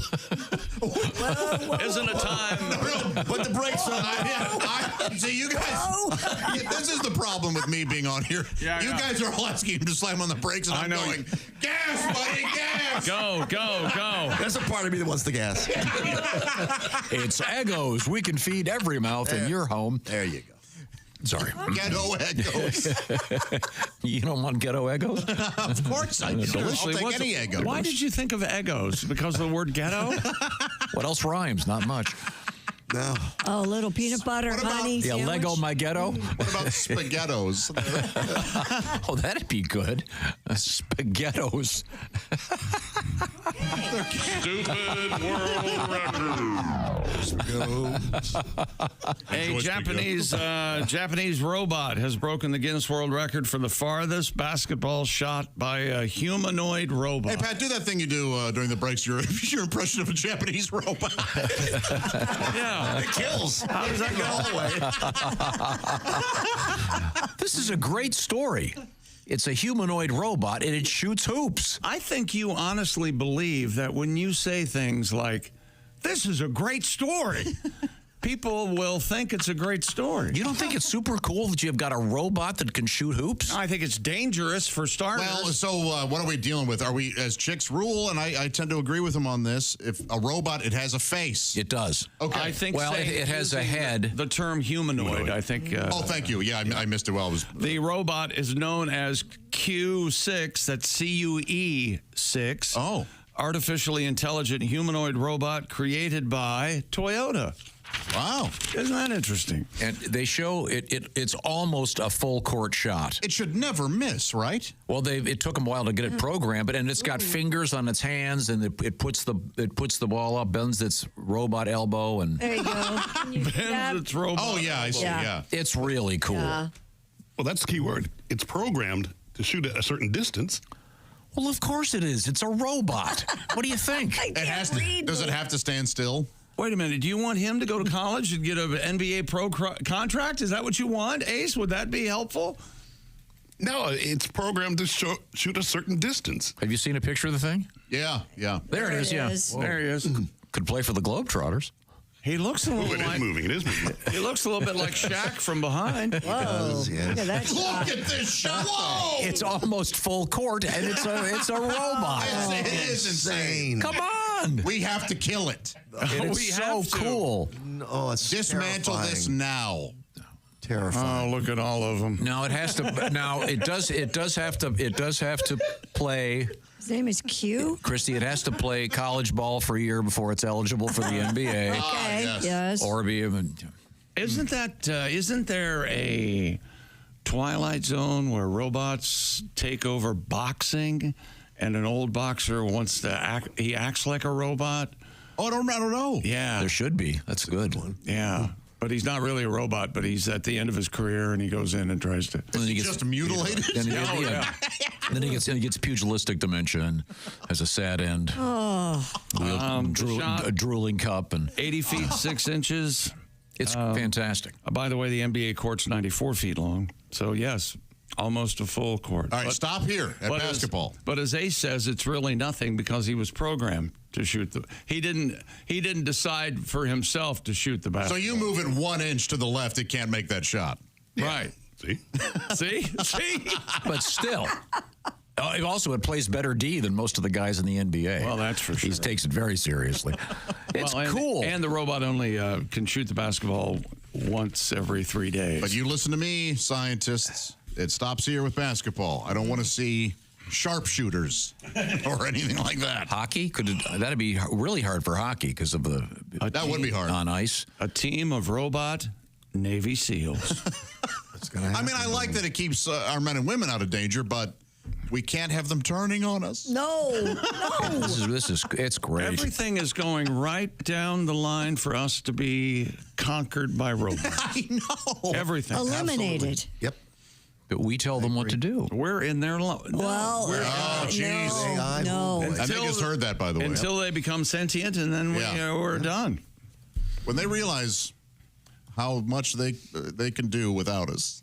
Don't you remember Hal in 2001? My favorite part of the movie so is great. when Hal says, the robot says, "You know perfectly well what I'm talking about." Good Lord. Oh, my God. Chilling. And the way that's cut, when you suddenly realize what's going on, that is as good as it gets. Now, I have a real quick question. Have you heard they've redone Hal? Well, it's kind of hard to explain. You've seen from 2001, right? Of course. This is the main computer that speaks. Well, it's been this is the redone version. Yeah, and it sounds a little something like this. Open the pod bay doors, please, Hal. Sorry, I can't find anyone named Rod K. More in your contacts. Open the pod bay doors, Hal. Sorry, I'm having trouble processing your request. What's the problem? Problem Child is a 1990 comedy movie starring Michael Oliver. What are you talking about, Hal? Playing Talking Heads on Spotify. I don't know what you're talking about, Hal. Here are a few popular halal restaurants. Big Al's Pizzeria, Fatima's Halal Meat Market and Grill, Cedar's Halal Meat Market and Grill, and Old Where the Wahai hell did you get that idea, Hal? Searching for flights to Idaho. Hal, I won't argue with you anymore. Open the doors. Playing The Doors on Spotify.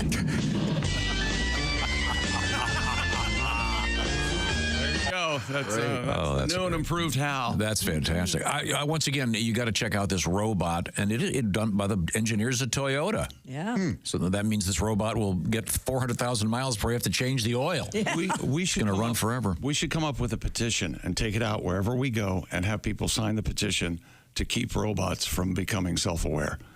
Yes. We have to word it in such a way Right. and get honest to gosh signatures. No, but this is, I would love to see this at an NBA game. Did they bring this out at halftime? I will pour my soda over it. Oh, it's fantastic. Rust it And you know, out. in fact, this thing, Josh, this thing is so accurate. If it misses the shot, it claims it was fouled. This is a really accurate robot. I highly recommend it. Really Yes, accurate. so you Falls see what down and grabs its leg. Oh, boy. The name. They need to work on the name.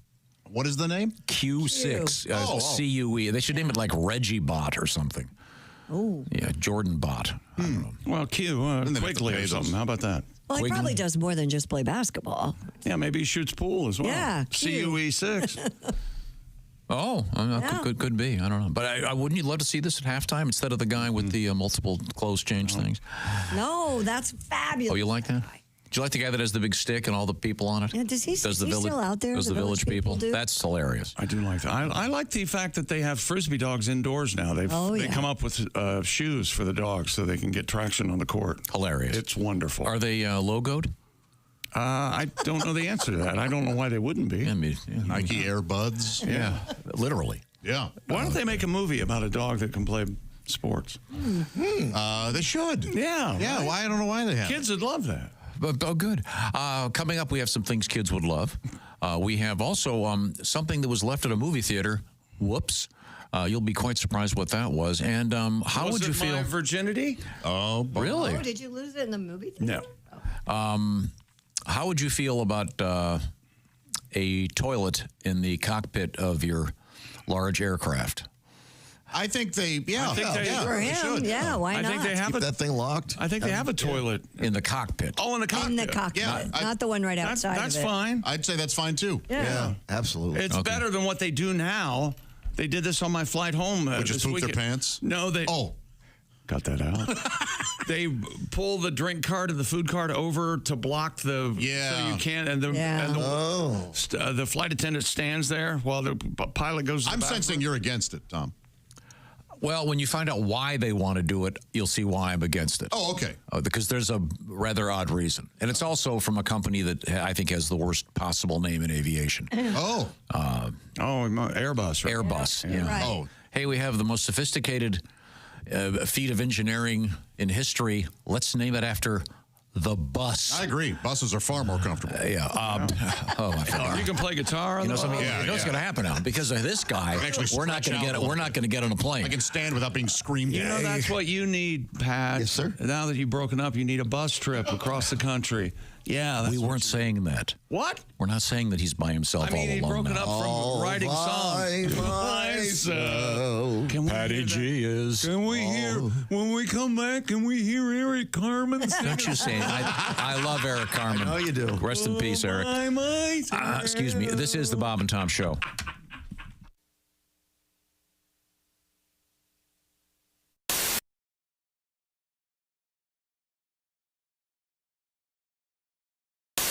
When you become a Bob and Tom VIP member, you get more and less. Wait, what? Which one is it? More or less? It's both. VIP members get more stuff to hear and less commercials not to hear. So Bob and Tom VIP is a good deal? Yeah, more or less. So how about giving Bob and Tom VIP a try? Get the link at bobandtom.com. All right, where's my big bowl? Hey Josh, new orange insoles are in with that deep heel cup. You should see how deep this heel cup is. Deep heel cup, you say?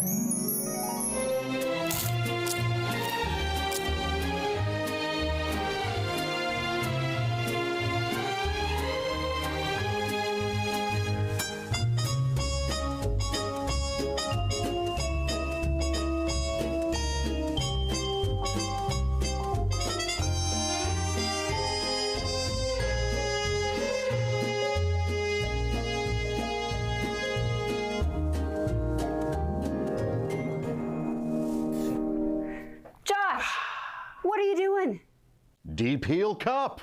They're for your shoes. My shoes, you say? Orange insoles come with a deep heel cup and arch support to provide everything you need to keep up with your everyday activities. Orange insoles are great if you work on your feet all day, simply taking on the world. Orange insoles will help you feel better and do more, guaranteed. Get your orange insoles today and step into a world of comfort. OrangeInsoles.com.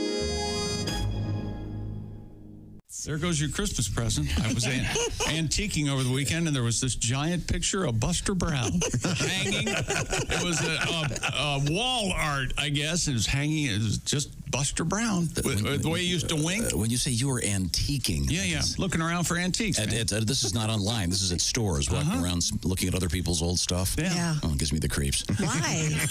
Gives Donnie Baker the creeps, too. Hello, Bob and Tom Show. Hey, Mom, Tom, it's Donnie Baker. Oh, hey, Donnie, how are you? Good. Chick, my mom Phyllis used to make me wear Buster Brown shoes when I was a kid. Oh, no. Wow. I swear to God. Hell, I probably still got a few pairs up in the attic. Re-gift them to Woofy. Brings back memories. I ever tell you guys about my Christmas Eve last year? No. I got a last-minute part-time job at the mall. Because some dude got sick, so they needed pinch hitter for Santa in their Christmas Eve extravaganza. Oh, cool. So, spoiler alert, I got all dressed up in a Santa Claus suit. Did you? Wow. And it was actually fun finding out what all the kids wanted for Christmas. I'll bet. And not a one wanted Buster Brown shoes. Yeah, no. But anyways, I got done pretty late at the mall, so I just left my Santa suit on, and I ended up checking out some adult entertainment spots on my way home. Yeah. Oh, really? Oh, it turned out to be a magical Christmas Eve. I even wrote a poem about it. You guys want to hear it? Sure. 'Twas the night before Christmas. I hit all the strip clubs with guys getting lap dances, sporting half chubs. Dancers' garters were stuffed with singles and fives from dudes who didn't want to be home with their wives. Crystal and Roxy report to stage 2. White Stinks keyed up. Time to do what you do. I dressed up like Santa with the suit and the beard, hoping the stripper might see me and want to get weird. When out on stage 3, there arose such a clatter, I craned my neck to see what was the matter. Then what to my wondering eyes did appear? The biggest set of jugs I'd seen all last year. She was fire-ass hot. Them D-cups were fine. I knew in an instant she must be mine. Forget Crystal and Roxy. I'm off to stage 3. Santa had never seen hammers quite like these. She danced over to me. Her butt started to twerk, which made her pasties fell off. So I went to work. I said, I'm Santa. Come sit here on my knee. I got presents for you. Have you something for me? She said, you're too skinny to be Santa Claus, honey, but I'll play along. You have any money? We were off to the back room in a flash. I whipped out my wallet and showered her with cash. Take my 10s, my 20s, whatever the price. And last Christmas Eve, well, Santa came twice. Enjoy the antiquing, chick. Very Bye, good, Donnie. Very nice. Touching. Yeah, isn't that nice? The Christmas poem. Yeah. I didn't know Donnie.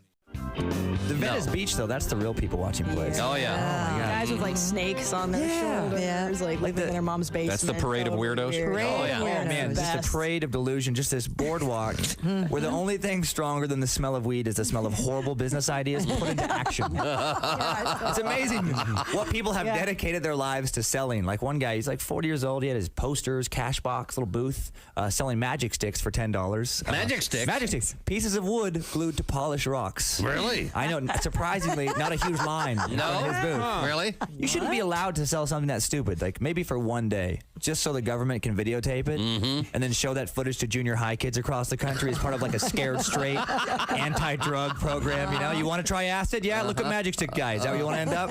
25 years? Yeah. But that guy, it really is crazy. I wanted to, with my 4-year-old, you know, I got my son Kyler, I wanted to go up to his booth when I saw him and just maybe like buy a magic stick and be like, oh man, I can't wait to use this, be really happy, and then take take off, and then show up like a half an hour later really distraught, just kind of out of it without my son. And maybe take like a little lizard out of my pocket and set it down right in front of me. Shh, it's okay, sweetie. And then take a gun out of another pocket, put it right to his head, and be like, I want my kid back, Warlock. Give me my son back. Wow, that is a good magic stick. It really is. Yeah, that'd blow what little is left of his mind. Yeah. Yeah. I'd like to actually walk, if I could do anything, walk up to him in an actual wizard suit, like a Hollywood wizard costume. And then be like, you know not what you dally with there, sorcerer. Leave these realms for a real wizard. Point like a wand at him and be like, Electrico. And then right when I say that, a friend I had sneak up behind him earlier tasers him from behind. State to leave your money and get out. Hey, we love having you. Thank you, Chick. Welcome back to the Bob and Tom Show. The Globetrotters. And ladies and gentlemen, I don't think we've done it yet today. One more time, give it up for Josh. I appreciate that. Thank you. You're welcome. Give it up. I just flew in and boy, are my testicles tired. Hey. Been on all the Yeah, you did. Do you use a plane? Is that? Huh? I went by plane. I tell you what. Nothing but the best for Josh. Oh, Rocky Flight. Oh, how rocky was it? Oh boy, the movie they showed was Rocky. Rocky. Thank you. Now, at least Ace made an effort. Now, Holly story. He saved me from saying something terrible. Yeah. Do they make a conscious effort not to show certain kind of movies on Buddy planes? Holly story. Absolutely. The same thing that on the cruise ships, Pat, you're not allowed to do certain things. You can't talk about the Titanic on stage. No kidding. You're gone. Honestly. Helicoptered off. Boom. You're out of here. And your parody of the wreck of the Edmund Fitzgerald would not be. Fly. No, I'd be fired. They don't even serve iceberg lettuce on Finally, you've redeemed yourself. Finally. Here's my suggestion. He added finally. Just leave it right there. Don't move on. Patty G tonight. Are you kidding me? The Funny Farm in Youngstown, Ohio. That's right. You don't want to be late, Pat. Better hit it. It'll be tonight and tomorrow. While I'm at it, Frank Caliendo and Willie G at the Island Resort and Casino. Go to frankonstage.com. That's going to be in Harris, Michigan, which is in the Upper Peninsula, just not too far from Wisconsin. Bring the car around, Harris. It'll be some great shows tonight and tomorrow. But right now, have we finished at the Dude Wipe Sports Test? Well, we got this one more sports story that we touched on earlier that I thought deserved revisiting. Brigham Young University quarterback Jake Retzlaff has signed a sponsorship deal with the kosher food company Manischewitz. NBC News reports that Retzlaff is one of only 3 Jewish students at Brigham Young. Manischewitz said it will produce limited edition Jake Retzlaff matzah boxes to celebrate the intersection of athletic achievement and cultural heritage. Wow. Retzlaff will also share his story and connection to Manischewitz in video content on social media. He's good. Ironically, he's the first Jewish quarterback of the program. BYU's game has been elevated, unlike the matzah, which you see is it's unleavened. You see. Oh, yeah. That's one thing I'd love to try. I've never actually had like homemade matzo ball soup. Really? Yeah. Have you guys? Oh, yes. Delicious. There's a restaurant we go to that has it every once in a while. Oh, and it's wonderful. That good. I can take you somewhere where you could get some really good. Yeah, I'd love that because I've had plenty of Jewish cuisine. Like Don't do it, Josh. I would go to my friends' one of their Hanukkah celebrations, and oh my gosh! So this guy's famous as a quarterback for his work at Passover. You can pass it over the defense, you see. Well, there you go. He throws the football. He's a quarterback, you see. If Christy takes you to matzo ball soup, she'll be there when you are eating the matzo ball soup. And I bet we'd have a delightful chat. What's wrong with that? They get along. I don't care what you think. Josh and I can sit at a table and have dinner. Not what I think, it's what I do. Okay. That's sports. Oh, okay. Thank you very much. Speaking of food, it's not really, because Chi-Chi's restaurants will reopen following a 20-year closure, originally founded by restaurateur no end. Restaurateur Marno McDermott, former Green Bay Packers player Max Green in 1975. Max McGee. That's what I said. Why did I say Max Green? Because they're Green Bay Packers and they're... There you go. That's right. It's a mistake so far. Is he related to you, Chick, Max McGee? No, he's not. Okay. The restaurant chain announced an agreement with Hormel Foods that will grant Michael McDermott, son of Marno McDermott, the use of the Chi-Chi's name on restaurant locations, expected to open next year. This is, I don't kind of get this because is there anywhere on earth where there isn't Mexican restaurant in this country within a mile of it seems to be a growth industry too. Weren't we getting along just fine without him? Well, according to Mr. McDermott, we weren't, and he is determined to keep his family's legacy alive. Isn't Chi-Chi's like the Fridays of Mexican restaurants? By combining the classic Seemed like Chi-Chi's restaurant experience with modern influence. I never ate at a Chi-Chi's. I always loved to eat their seafood chimichanga. And I've never seen it anywhere else. We just didn't. I don't remember ever having them in where I grew up. They still exist as a. They make their sauce, right? Yeah, you can still get stuff at the store. And I like that. Yeah, I do like that. How did they get away with the name back then when it was first? Because it's slang. I know we know what it means, but I don't think people when they were did at big, the time. the proliferation of Mexican and Mexican American restaurants wasn't happening except in certain, obviously, the Southeast, but. They had over 200 locations when they were in their heyday. What's Chi-Chi's slang for? Boobies. Tatas. Boobs. What? Yeah. You never heard that? It was. Who says? Look at her Chi-Chi. It's a Mexican According to I didn't know that. That's not what it means. According to the survey, I think Max McGee's nickname for his wife was Chi-Chi. Okay. And that's who he named it after. Remember his appearance on WKRP? No. Well, remember the Les Nessman had to read sports that one day. Rodriguez? And he said Chi-Chi Rodriguez. That doesn't have anything to do with Max McGee. I know, but the name Chi-Chi is famous. Never mind. Tenuous. Yeah. It's tough. I thought, I don't know. And Max McGee fell off a roof in 2007 and died. Oh, well, we could have gone without knowing that. Was he the one that was he adjusting a satellite dish? No, that was Bo Diaz, I think. Max was up there. Slept on refried beans there. Cleaning out gutters. And his wife had told him.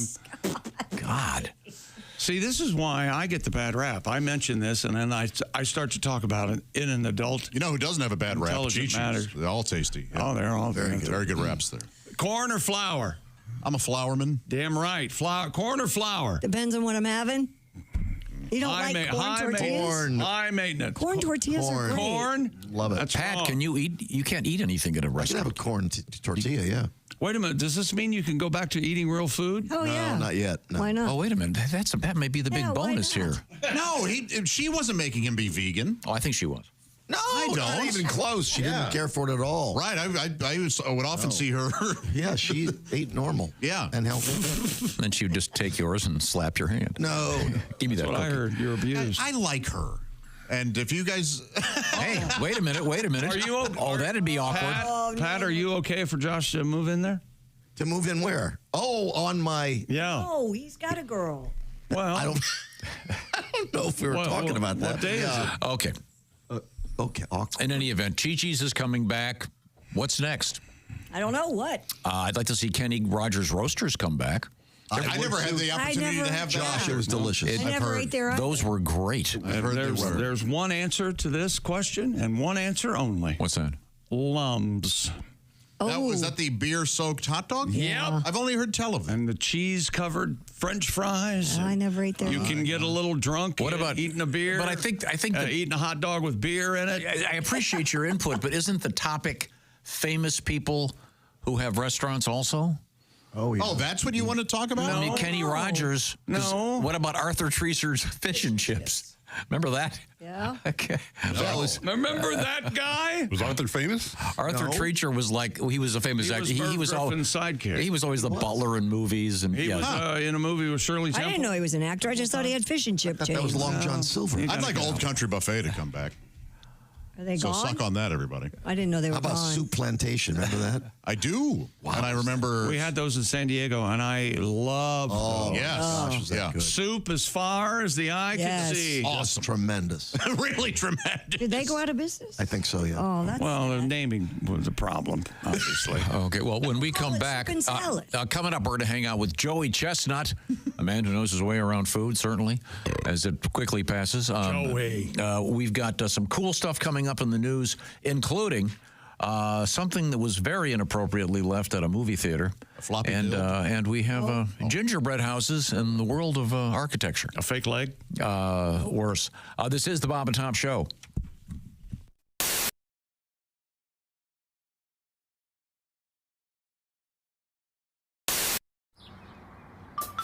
Is that Chick McGee? Why, it sure is. Chick McGee, who knows that an annuity from the folks at Silac Insurance Company means a retirement check in his mailbox every month.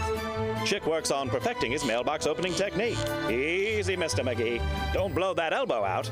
Chick isn't quite retired yet. He's just practicing for it. Because one day, Mailbox McGee will be taking his retirement the easy way. SILACINS.com. Silac Insurance Company. Brian Johnson, first, the lead singer of AC/DC. For those of you who never heard him, he's like a pirate. Yeah. Yeah. We're going to have a good time tonight, right? Hey, matey, we're going to roast up Sean and give him a nice concert for a good hour and a half. And he can like it. Yeah. He goes... he sounds like. He comes and he goes, Jimmy, me son, I'm somewhere in Europe, and someone said that there's a guy named Jimmy Brewer doing hokey pokey.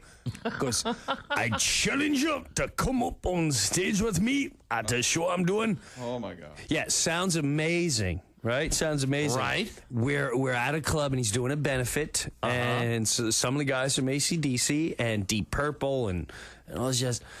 And Brian Johnson goes up on stage, and we rehearse for about an hour. He's like, okay, I'm going to go out, and I'm going to bring you out. And like, are they going to like this? Oh, they're going to love it. They're going to love it. They're going to love it. I said, okay.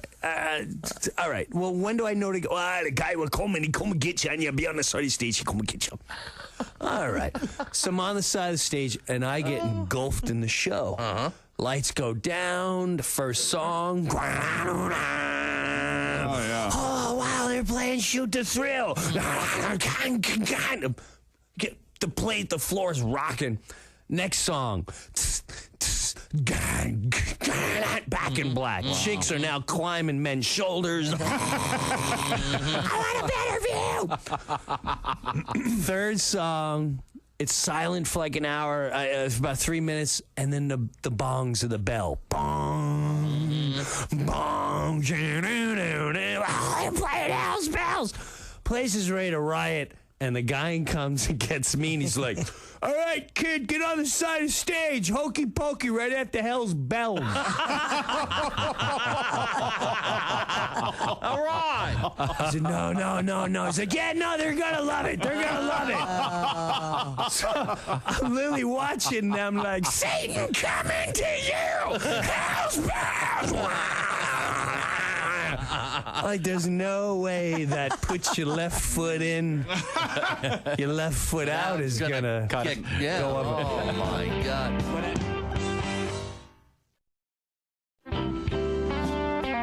One of my favorite things you've ever discussed in the show, and if you wouldn't mind maybe doing a little bit of this for me, you have talked about marriage on this show to the point that we actually get requests all the time. Well, good. For people to hear your little discussion about this, which is brilliant. And I don't want to give away any of it, but would you mind relating a little bit? You know what I'm talking about?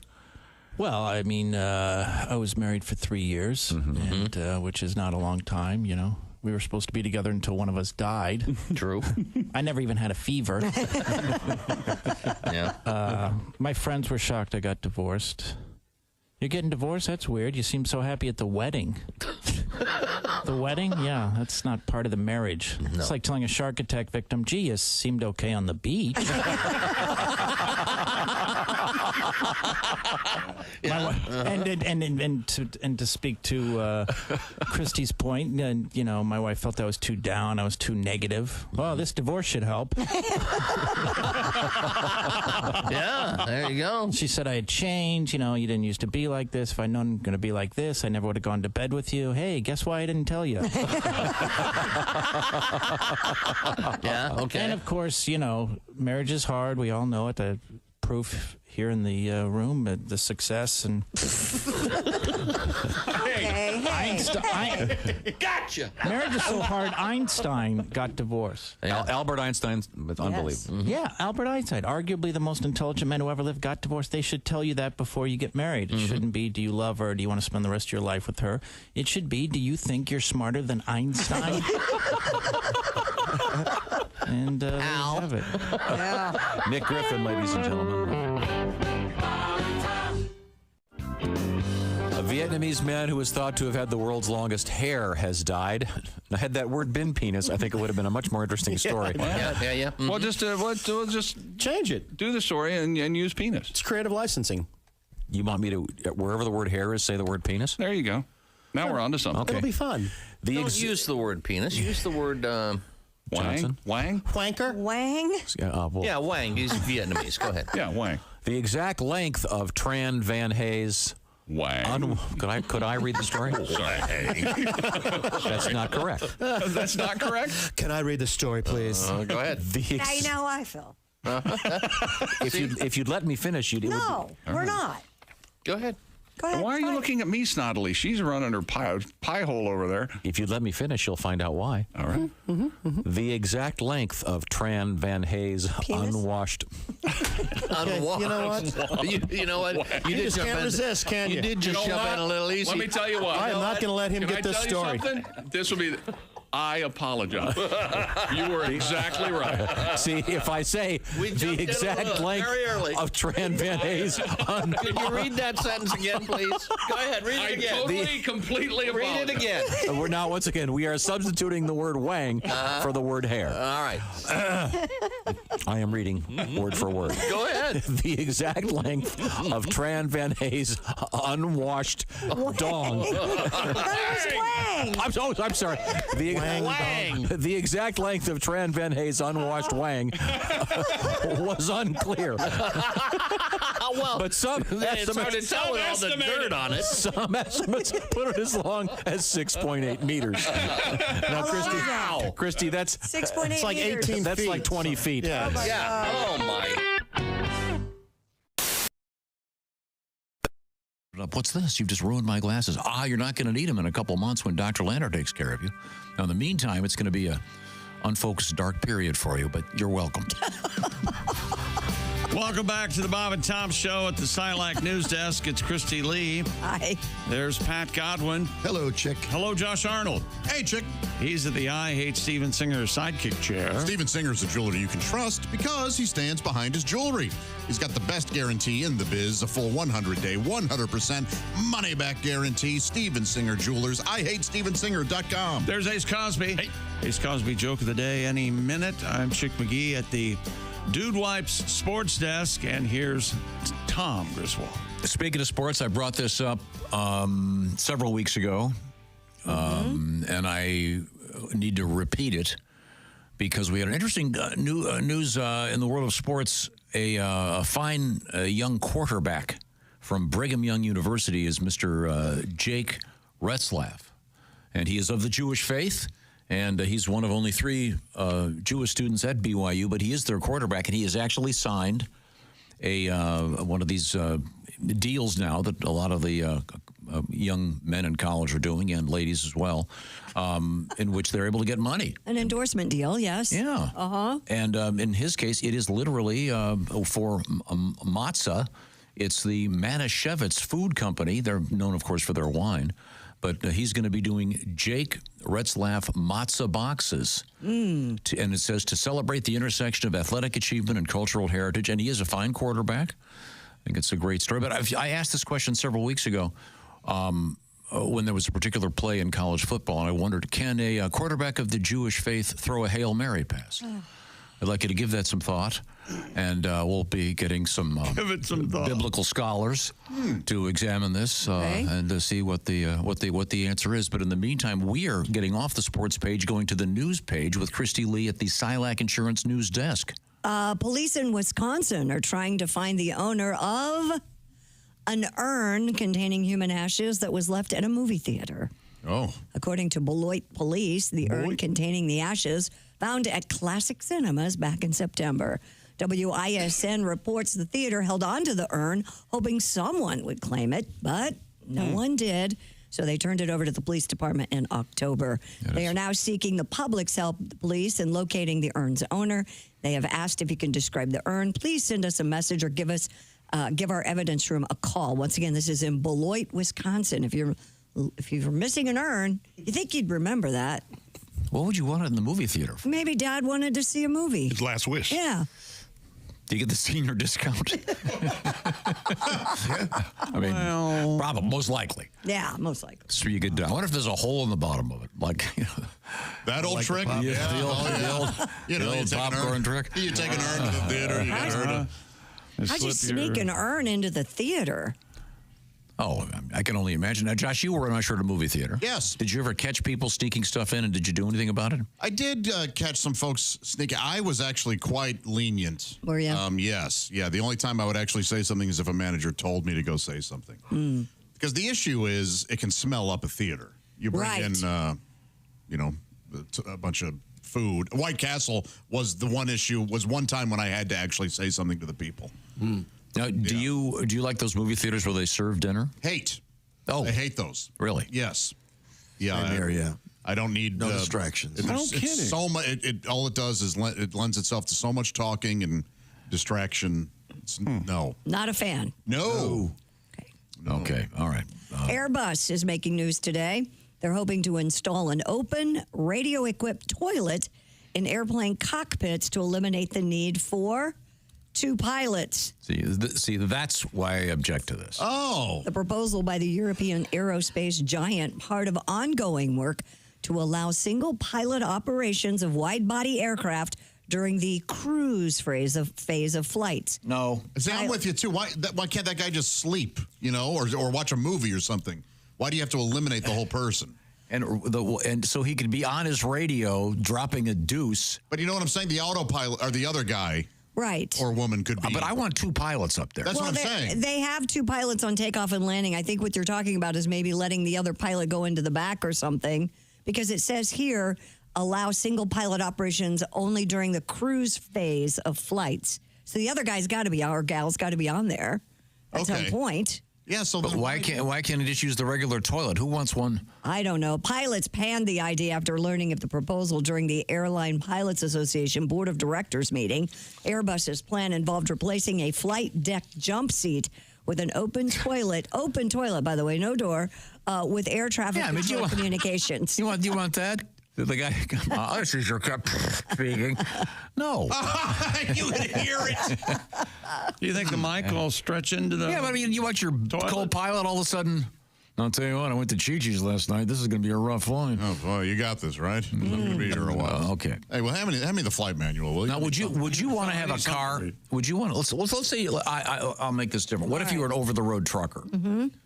Would you want to have the ability to, instead of pulling over and taking a break, actually just have a little thing on your seat that you could push? Yeah, you push a button, all of a sudden, yeah, Christy's got this down. It opens up for emergencies. Yes, yeah, just in case. But isn't it important to have the break for the driver of a long haul truck to take a little mental break, get off the road? Right, of course, yes, yeah. So only in a case of emergency would I want that. Or a number one. Because sometimes you don't want to pull over. And you can imagine the guys that run these trucking companies, hey, we got a great idea. We can keep our guys and ladies on the road constantly now. Well, they don't have to pull over. We get nuclear-powered trucks. They can just drive all the time. Oh, my gosh. There are laws. There are. Well, there should be. My car actually will say, time for a coffee break. Yeah. Your car? Yes, it comes up on the dash. God, cars suck now. You do any kind of little swerve. Yeah, it will go, maybe it's time for a coffee break. Cars are the best. Cars reached their peak 30, 40 years ago. Is that right? I can't stand all these bells and whistles. So it's not about distance, it's about how you're driving? Yes, it's about how you're driving. Shut up, car. Mine says... leave me alone. This is why I stopped wearing an Apple Watch. I was tired of my left wrist bossing me around. I think there's a camera inside that sees you if you start drifting off with your eyes, too. Mine says, put down the bottle, checkpoint ahead. Oh, really? Was that an aftermarket edition? I don't know. Was that installed by someone in this building? There's nothing like hitting a checkpoint when you're fine. Yeah. Like you're not doing anything wrong. Yeah. It's the greatest. It is the greatest. You should have been here yesterday. I see a checkpoint. I just turn around. I don't. Yeah, that's not suspicious. Yeah. There's always be one guy ready to chase them. No, there's usually a guy at the other end of the street going, hey, genius. No. We figured out the U-turn. Long time ago. The U-turn scam.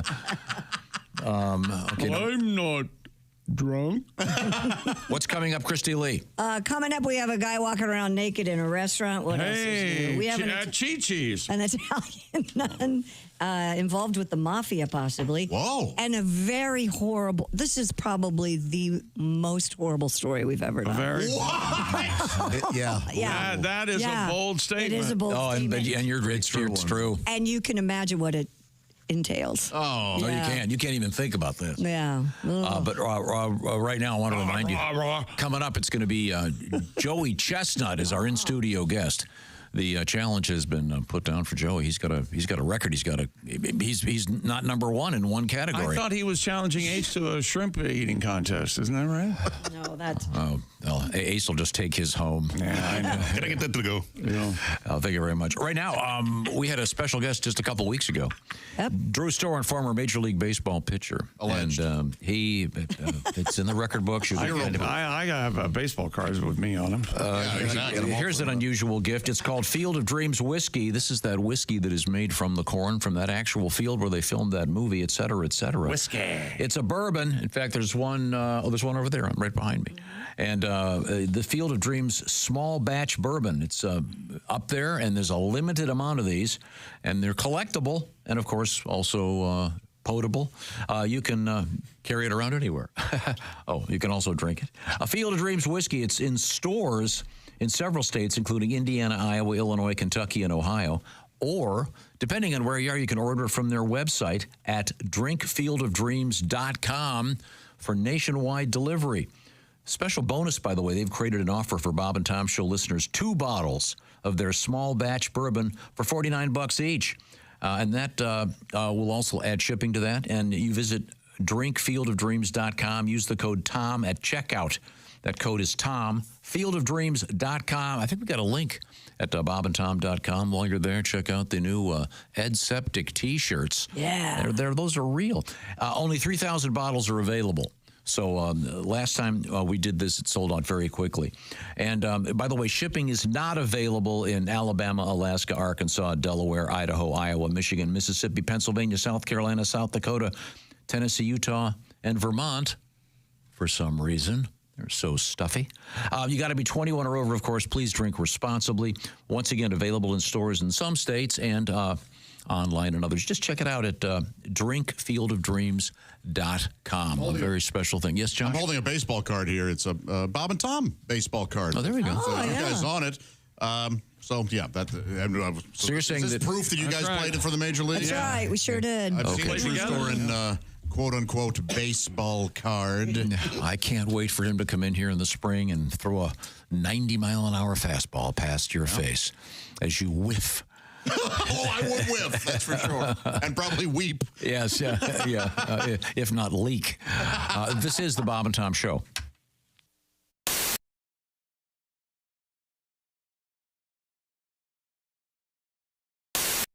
Tiki Barber here. Remember the days when I was a running back in the NFL? Well, if you're on your feet all day like I was, you get the struggle. The secret is Orange insoles. Their insoles are like magic for your feet and body. They'll help you kick hip pain, sore feet, and lower back discomfort to the sidelines. Feel better, do more with Orange insoles.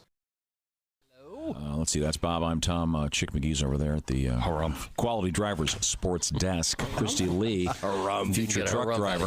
That's me, baby. I'm going to be driving the big rigs. We're going to get Christy over to Quality Drivers and learn how to drive the big rigs. Comedian Justin Willman has joined us in the studio. Hello. You may have seen him on Ellen. You may have been at the White House when he was there. It's amazing. He's here in the studio. I was being dragged out of the White House when he was there. Were you wearing a cape? I wasn't supposed to be there. I was not. Did you ever buy a cape? Did you ever Gotta have a cape. Oh man, no cape. It's How about a little top? on the nose for me. Like top hat? A top hat. I do own some top hats, but I'm trying to help shed Magic that, wand? Do you have a shed magic that wand? image. Magic wand? I don't have a magic wand. The tuxedo and the cape is traditional. Those are the. I thought they required accoutrement for a musician. Magician. And a musician as well. But I had that phase. We were talking about Lance Burton off the air. I had that Lance Burton phase where I would put that tuxedo on and make doves appear. But there's something about like when you're 14 and owning a tuxedo that just doesn't seem right. You have to take care of the doves too. And the doves, yeah. A lot of work when you're 14. You know what doves eat? Dove chow. Dove chow. Purina Dove chow. Purina Dove chow. I'm sure they do. I'm sure they make it. Now, you were a longtime host on television of Cupcake Wars.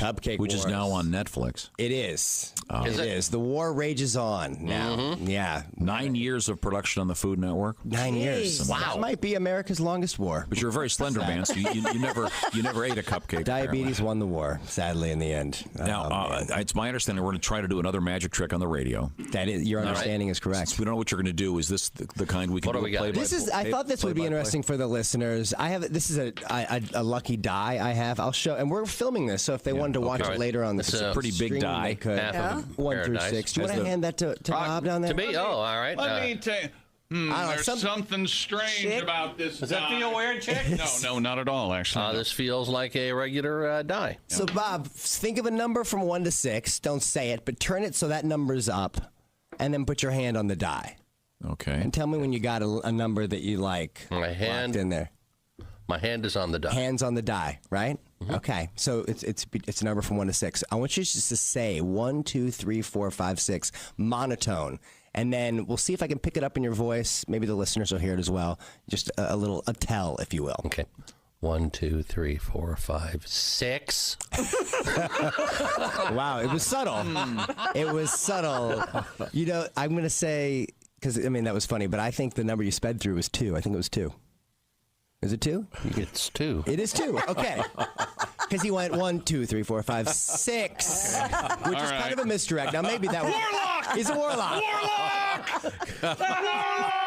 Okay, how the hell that happened? How did he do that? You can try it again, but it gets harder every time because you get very self-aware of your voice. That's a good trick. That's a nice trick. It's a little psychological. Here, you do it with Chick.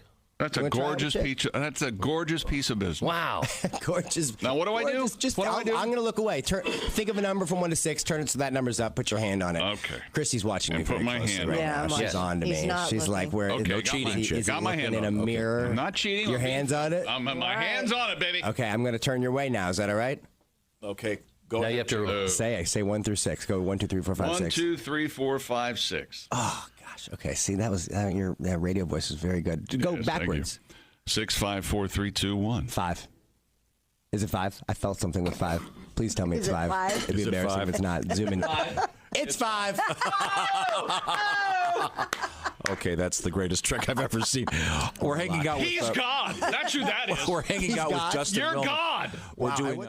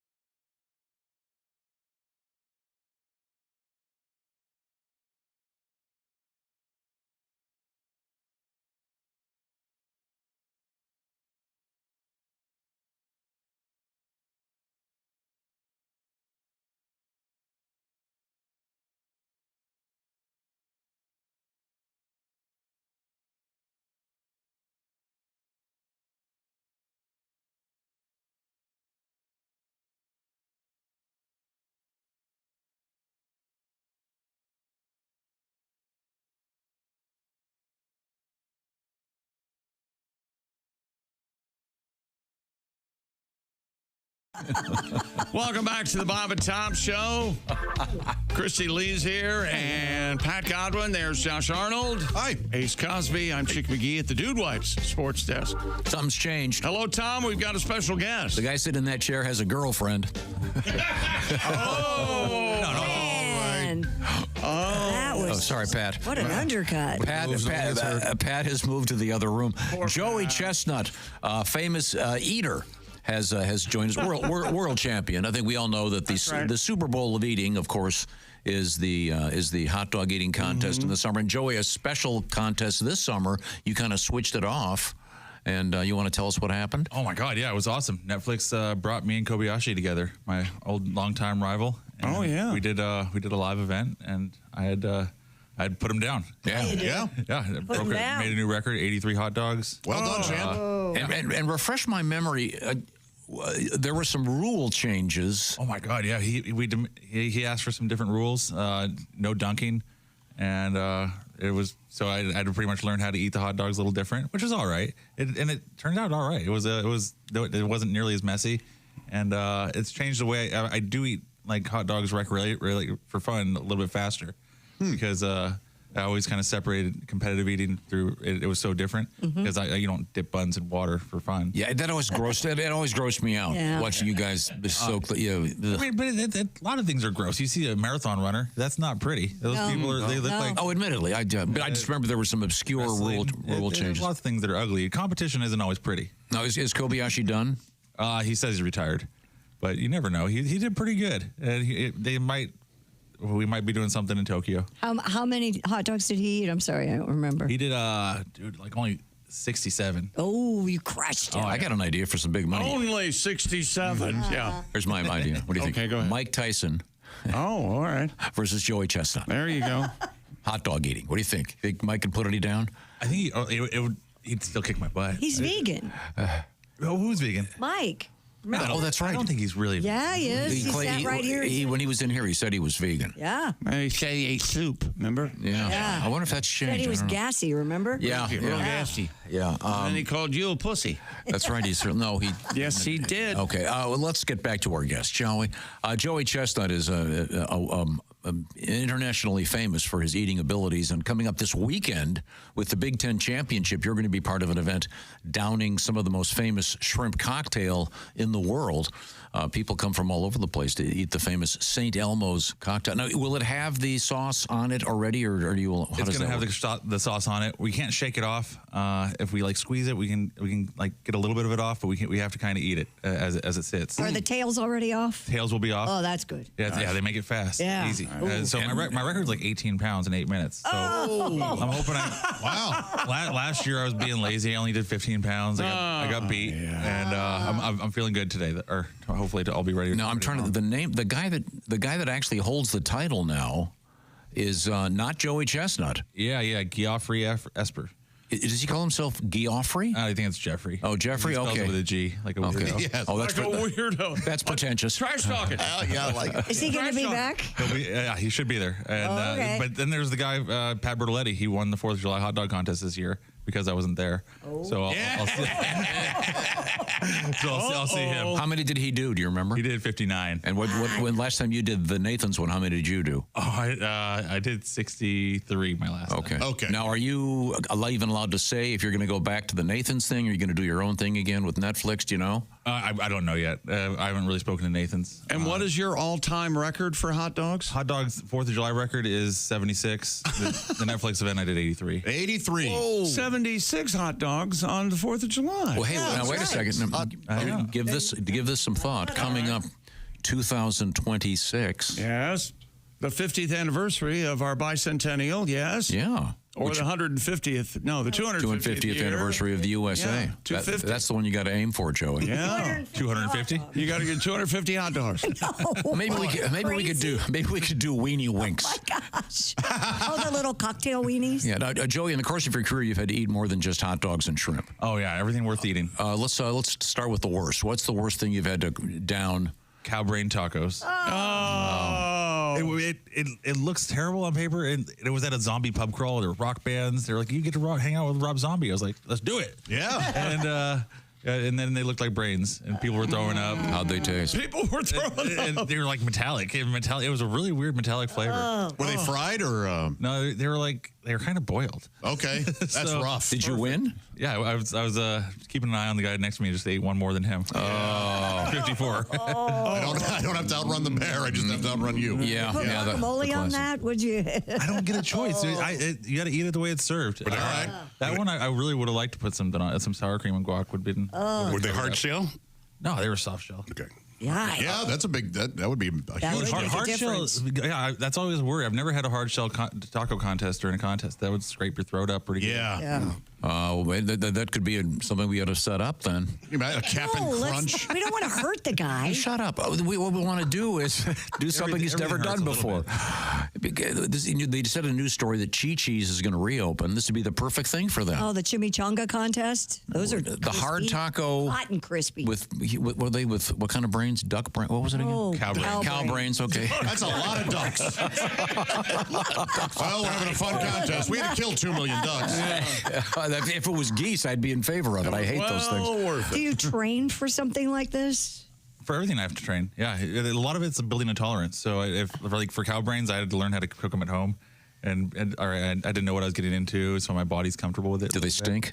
Oh yeah, they were not pretty. Oh, did you have to go to the butcher and go, hey, by the way, can you give me some cow brains? I had to go to the Mexican market. It's called Say Oh, no kidding. Yeah, Say So. They had I had cow brains a couple times, but they were fried cow brain sandwiches. I got talked into having goat tacos. Hated them. But the birria? I don't know. The place I went, the guy goes, "Oh, this is the best thing we have." Yeah, that was down. Anyway, I didn't care for them. They tasted like turpentine to me. Okay. What are the other things you've had to eat that you don't particularly care for? You've got the cow brains. You know what's weird? I was in Korea and I did kimchi, and it was That's tough. And because I love it. Like in the Costco, you can get it in the jar, and it was not like the Costco kimchi in Korea. It was all ripe and it smelled rotten. And that's you've done that, Josh. You used to live in South Korea. That's the And isn't the preparation and you have to bury it and old school? Yes, you don't necessarily have to do that anymore. What is it? Is it cabbage? Yeah. It's essentially fermented cabbage, but it is very rotten-esque in Korea. Yes, very. Yeah, and sometimes spicier than hell. Did you win that competition? No, I got beat. Oh, really? Okay. Yeah, it was. I started eating. I was like, wow, this is funky. Yeah, you can't win them all, buddy. It's okay. It's all right, but I won the big ones, and I'm here to win this one this weekend. You got this weekend. It's a shrimp cocktail. Once again with what do they call it? Spicy. It's kind of hot. St. Elmo's cocktail sauce is world. It's one of those that you feel in your brain. Yeah. It's so it gets you. Yeah, The horseradish is a special grade. It cleans you out quick. Don't they grow their own or whatever? They get it like specially made, or not made, but grown. It has to meet a certain grade. Yep. It is delicious. It's intense. The best. Will you be using your hands or a fork? Oh yeah, my hands and then hands to mouth. Okay. Yeah. Not mouth to hand. These are all fair questions. And then when the bell goes off or whatever, do you have to? Do you like one last swallow, or do you have to spit? So, end of the contest, we call it chipmunking. It's called the stuff at the end. So you put in as much as you can, and then you have to pull away your hand, and everything in your mouth counts. Really? Oh, you don't have to swallow it? Well, you have like 30 seconds to swallow. Okay. Now we've got you have to take away your hand from your mouth, and if something falls out, you can't put it back in. It's called chipmunking, Tom. And people say they learn nothing from this show. Right. Crazy. That's funny. That's great. Our guest is Joey Chestnut, a world champion eater. What would a server at a restaurant do? Josh, you and I go out to lunch, we just put everything in our cheeks. Come from something to drink. Sir, have you swallowed yet? Now, we're going to head back over to the news desk with Christy Lee. She's at the Silac Insurance News Desk. This is kind of a restaurant story. A Canadian woman turned a few heads after taking her steer through a Tim Hortons drive-thru. Video captured in the Alberta community of Sylvan Lake shows Ms. Kelly Landry riding atop a giant steer by the name of Magnum and grabbing a sweet treat from the coffee chain. The horned Holstein ambles up the pickup window before accepting a box of bite-sized donuts to the delight of the servers inside. No, you see, better that than like a McDonald's. Why? Why McDonald's? Well, the steer. The steer gets up. Hey, wait a minute, this tastes like my cousin Steve. And the steer would go, that smells great. What is that? It's one of your relatives. I love Tim Hortons. Love. I've never been to a Tim Hortons. It's my favorite coffee, and I get the K-Cups. Oh, yeah. And wasn't Tim was a famous hockey player, right? Yeah, old Timmy. And I got the Boston cream donut. And they just serve coffee and donuts there? You can get like a sandwich. Kind of like a D&D Dunkin'. Yeah. Police in Connecticut have arrested a man for walking around a restaurant in the nude. Have you ever done a nude eating contest, Joe? Only at home. Yeah. He's a gentleman. Public. Don't stop eating until the job's done. Yeah, don't eat that St. Elmo stuff naked. You drop that in the wrong place, you'd be at the ER. What happened to you, sir? Oh, my God, it's St. Elmo sauce. Is the Sun Club still up north? Isn't it? Roselawn? Yeah, I think or so. Ponderosa Sun Club. Yeah. Oh, the nudie place? Yeah. I think they invite us every year to come host something. Maybe this year's the year. Did you ever notice the word colony is only used for a leper colony and nudist colony? An ant colony. Oh, yeah. No, Swiss colony. Yeah, your theory's all. No, my theory for human, when it comes to human associated with colonies, you've got your nudist and your leper. I think you're right. Which would you rather be in? Go. Nudist. Okay, good. Yeah. Back to you. The 42-year-old man entered Papatee's in Poland fully clothed. He sat down at the counter, asked for a menu before going to the bathroom, where he spent about 10 to 15 minutes getting ready. When he emerged, he was completely naked, which caused alarm amongst the patrons. Hey, look, sir, our motto is, when you're here, your family, we were kidding. Put your pants on. Still in the buff when troopers arrived, but complied when he was told to put his clothes back on. The 42-year-old arrested on charges of risk of injury to a minor and breach of peace. What's that risk of injury to a minor? Yeah, if somebody saw him naked, I guess. This has to be meth related, I'm guessing, in the bathroom, at a little party. You think? Yeah.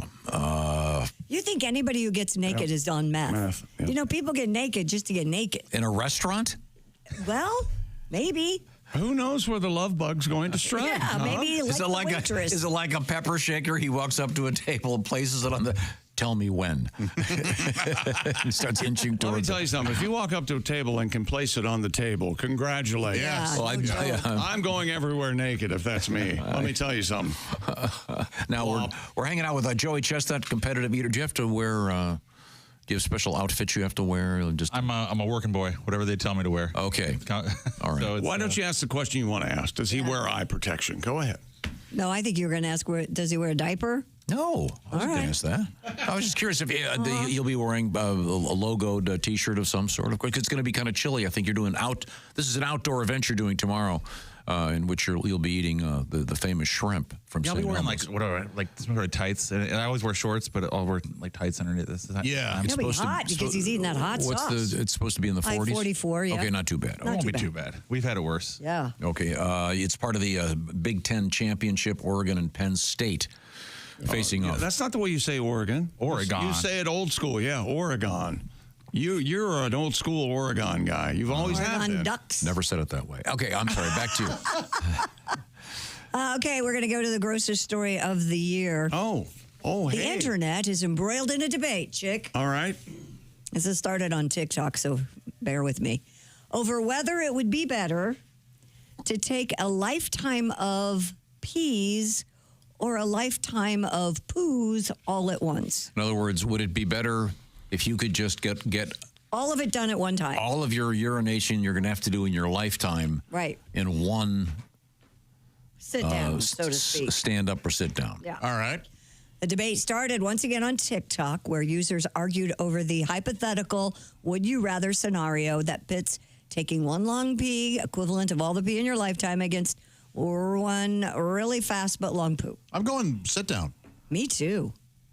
But wait till you hear the numbers on this. Okay. User Andrew Trujillo crunched the numbers, and based on volume of urine, daily frequency of urination, average lifespan, taking a lifetime of peas at once would mean you would urinate for 68.89 days straight. Okay. And produce 3,548.88 gallons of urine. Whoa. All right.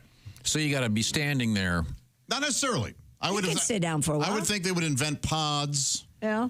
Where you could be in there the whole time. 68 days. Have food given to you, sleep. It would go through some kind of pipe. Yeah, there you go. I like the way you could think. watch TV. It would be a whole thing.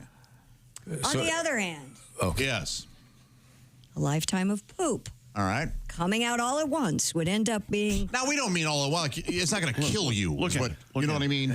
It's a steady stream. This It's not... is so gross. He's giggling This is already. so gross. Look how they... This is why I don't care if TikTok is owned by China.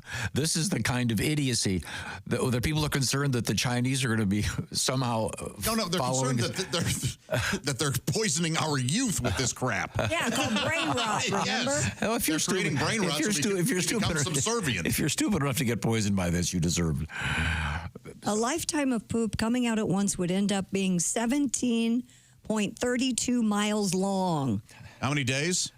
Well, Mr. Trujillo notes that one quick poop is about a minute long, so traveling 17.32 miles in 1 minute would require hitting a speed of 1,039.2 miles per hour. Well, I don't like these breaking numbers. the sound barrier. That is wrong. I don't like these numbers. It has to be the speed that it normally comes out Right, at. exactly. I want to know how many days you're doing it. He did not crunch. If he did crunch those, I don't. That's impossible. Then I can't give you an answer. Okay. It's impossible for me to answer this question. I'm just going to say one thing. Odds are, if it's going to be long enough, I'll finish Wordle. No matter how tough it is that day, I'm going to get it. Require how much you intake, how much you eat. No, I don't. But we're saying that doesn't enter into it. It's just on a general basis. But I mean, the fact that it seems to me to be a big number. If you spend 68 days of your life urinating, right? That's a big number. Yeah, but in my head, that makes sense. That's over 2 months. You drink a lot of water, you go. But don't you like the break? 10 times a day? We were talking about this earlier, where your car tells you maybe you need a coffee break now, and your watch. No, I take enough of those breaks that aren't poop breaks. You know. I give myself. Most of us do. Yeah, no, I'm just saying, take a nice pee break, feels good. Well, that's why I'm keeping that. Why don't you buy a recliner instead of going to the bathroom all the time? Okay. Now, what's coming up in the news, Christy Lee? We have more news from China. That story wasn't nearly as gross. I mean, you guys had me really prepared. No, for the that's really gross. No, it really isn't anything. I mean, it's a hypothetical. But it's gross. It's like you Think spend about a third of your life in bed. It's gross to even think about it. Open all at one time. It's a human process. We've got to do it. I think the mileage component of it was a little bit disturbing. 17 miles. Yeah, there's the question. It's like a half marathon of turds. I'm sorry. How long would the turd be? One long continuous turd. Let's get on a much brighter note. On a much brighter note, we have a great idea for a gift. That would include no palate cleanser at all between. Oh, here's a quick palate cleanser. Pat Godwin, you in there, Pat? I am indeed. Okay, you're sobbing? Okay, good. Pat Godwin is going to be tonight and tomorrow at the Funny Farm Comedy Club in Youngstown, Ohio. While I'm at it, Frank Caliendo and Willie G at the Island Resort and Casino. And tonight in the Upper Peninsula near Harris, Michigan, which is just over the border from Wisconsin. Just for Pat Godwin. Little Eric Carmen.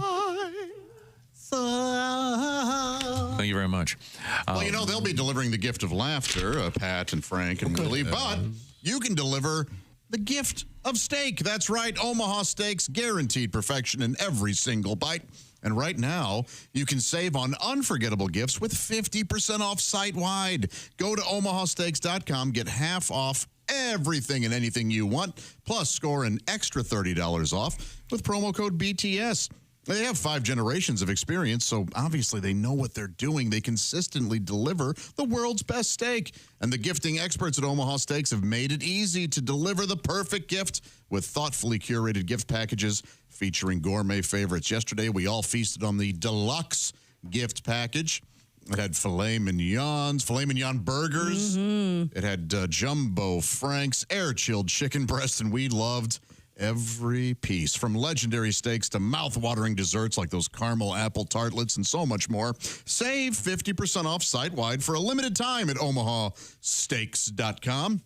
Plus, Bob and Tom Show listeners get an extra $30 off with promo code BTS. You're really going to treat your friends and family to something special when you get them curated gift packages from omahasteaks.com. That's OMAHA Steaks.com. 50% off and an extra $30 off with promo code BTS. Minimum purchase may apply. So let's say you're checking out. Oh, I need a little something to get me over that minimum purchase. Meat Lovers Lasagna. That's it. Just a perfect, and make sure you keep that one for you. Treat yourself. omahasteaks.com. Well, you know my philosophy. If you're going to get one of these for your brother or your brothers or your sister, you got to get one for yourself. Yes. Oh, that's right. That's right. Thank you very much, Josh. We're coming right back. We're hanging out with Joey Chestnut, world champion eater. This is the Bob and Tom Show.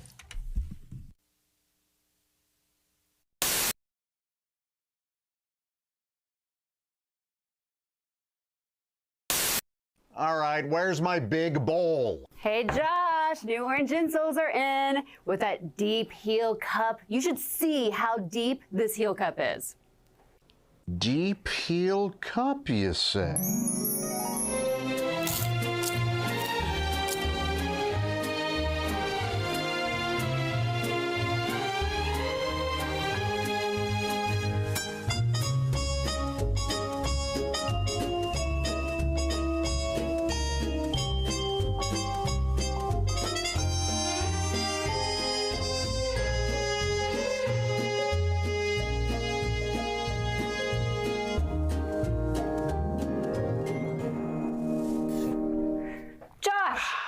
What are you doing?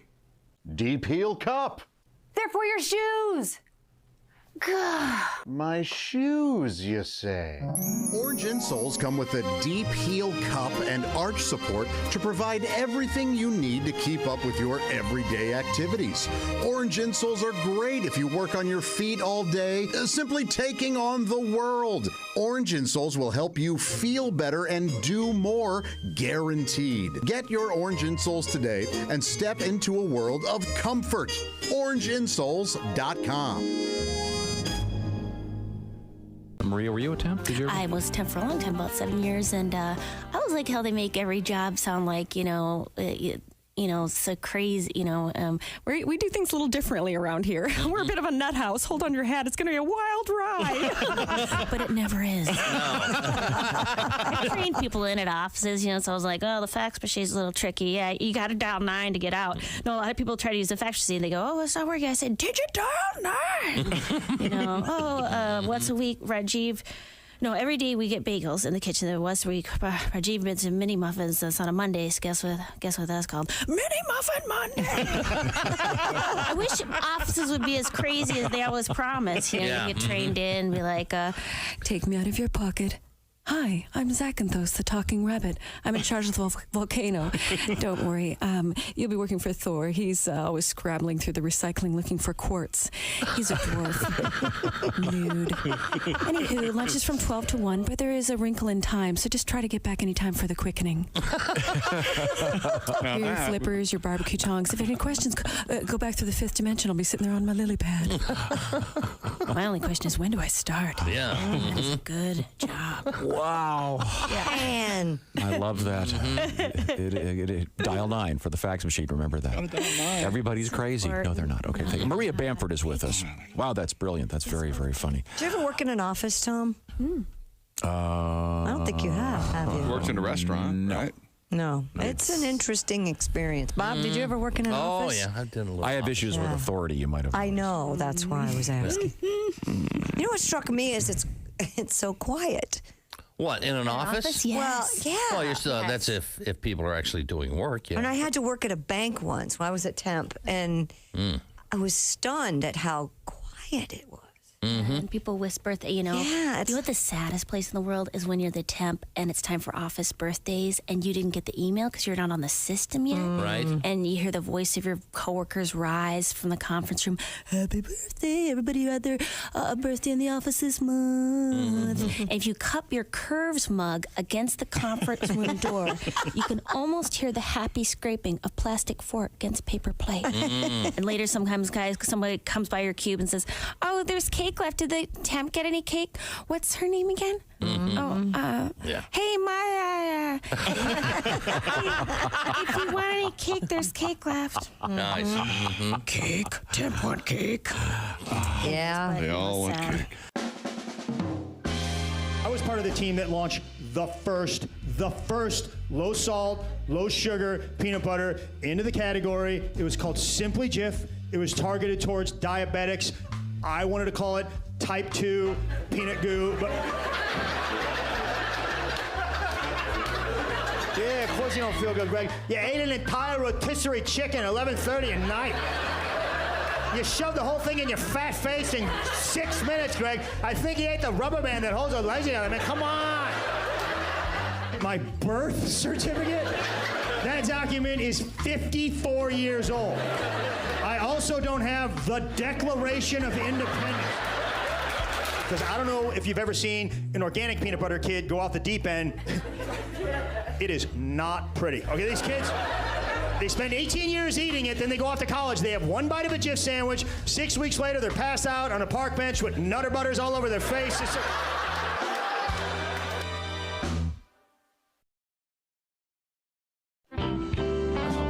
About this.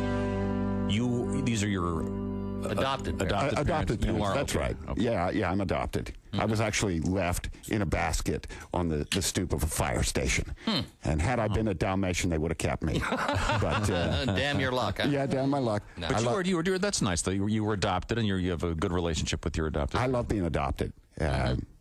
But people say things to me. I'm with my dad. A guy comes up to me. He goes, "You have your father's eyes." I'm like, "No, I don't even have his address." Wow. I think he lives near a fire station. Somewhere. You know, I feel blessed to be adopted, but I'm curious about my culture, my heritage. I kind of think I'm a light-skinned black man. Really? Based Very on light. what? Because I'm big. You know. Yeah, oh, I got you. Okay. Banana. People, exactly. That's why it's a fun word. People ask, "Are you English? You German? You French?" I don't know. I'm adopted. All I know about my culture is they give away their children.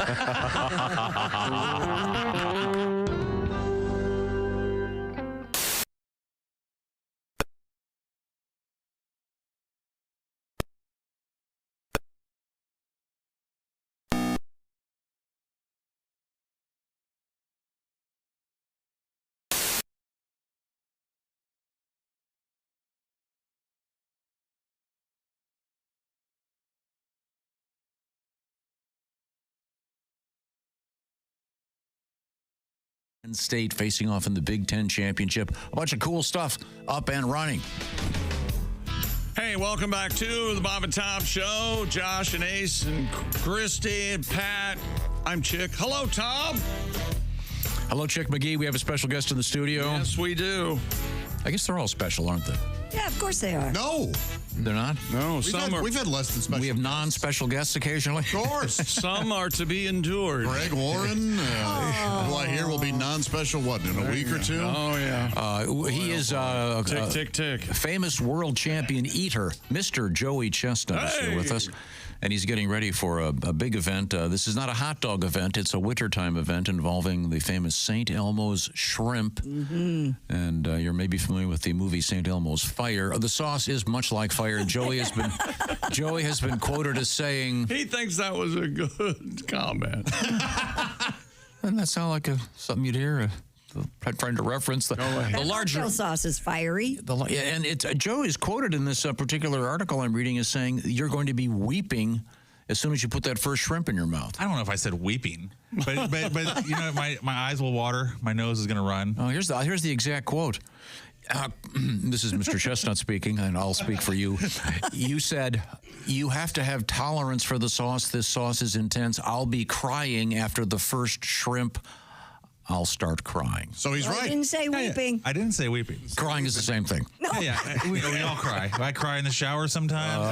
No, the only one crying right now is Godwin. But Right in the shower this morning. and you just got to work through it. So my eyes will water, and I'm just going to keep 8 minutes of work.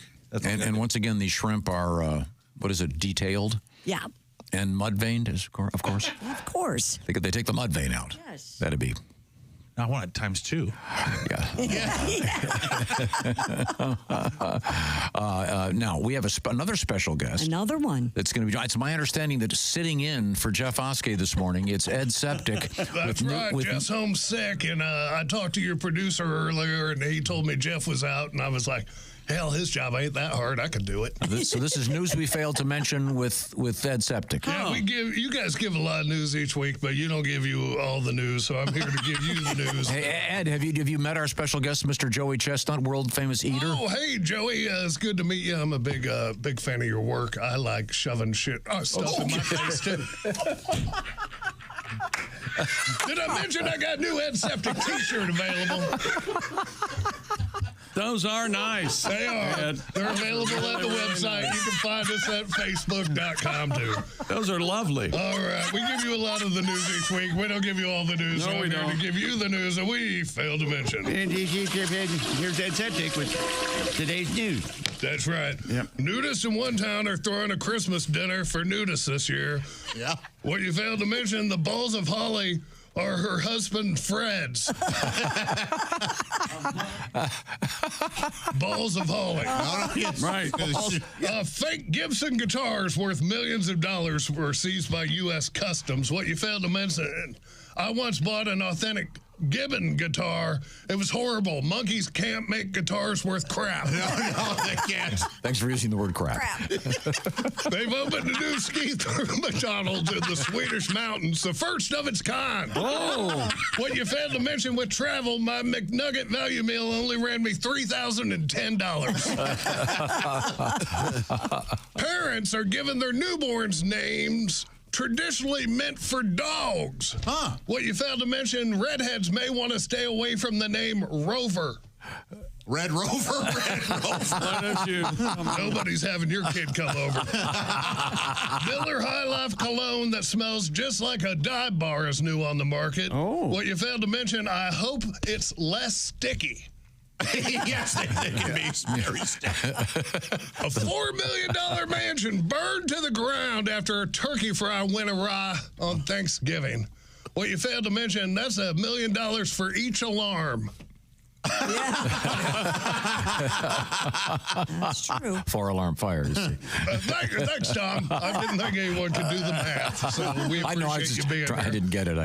We learned the scent of your urine can inform you of issues your body might be facing, such as diabetes or liver issues. What you failed to mention, like if you smell chlorine when you pee, you know you should have gotten out of the pool before urinating.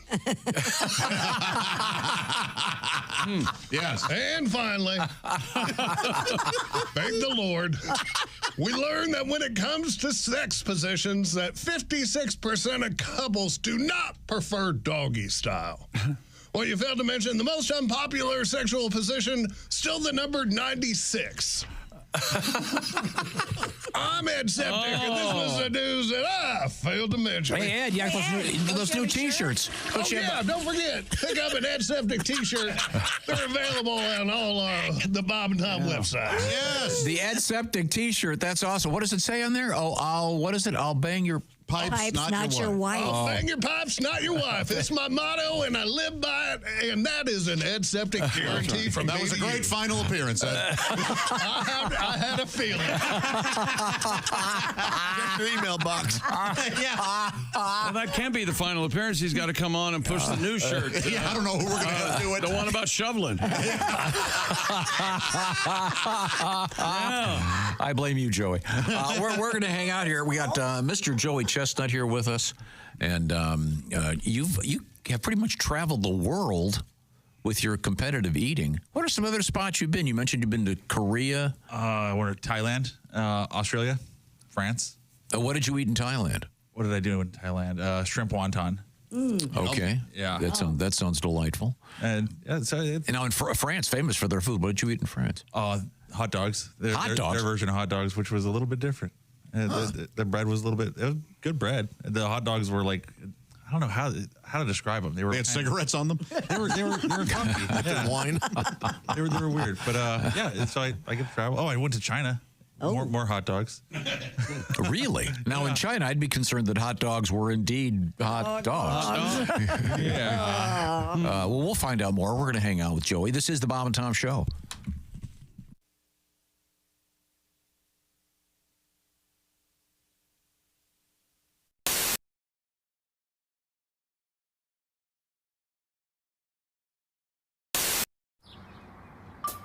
Is that Chick McGee? Why, it sure is.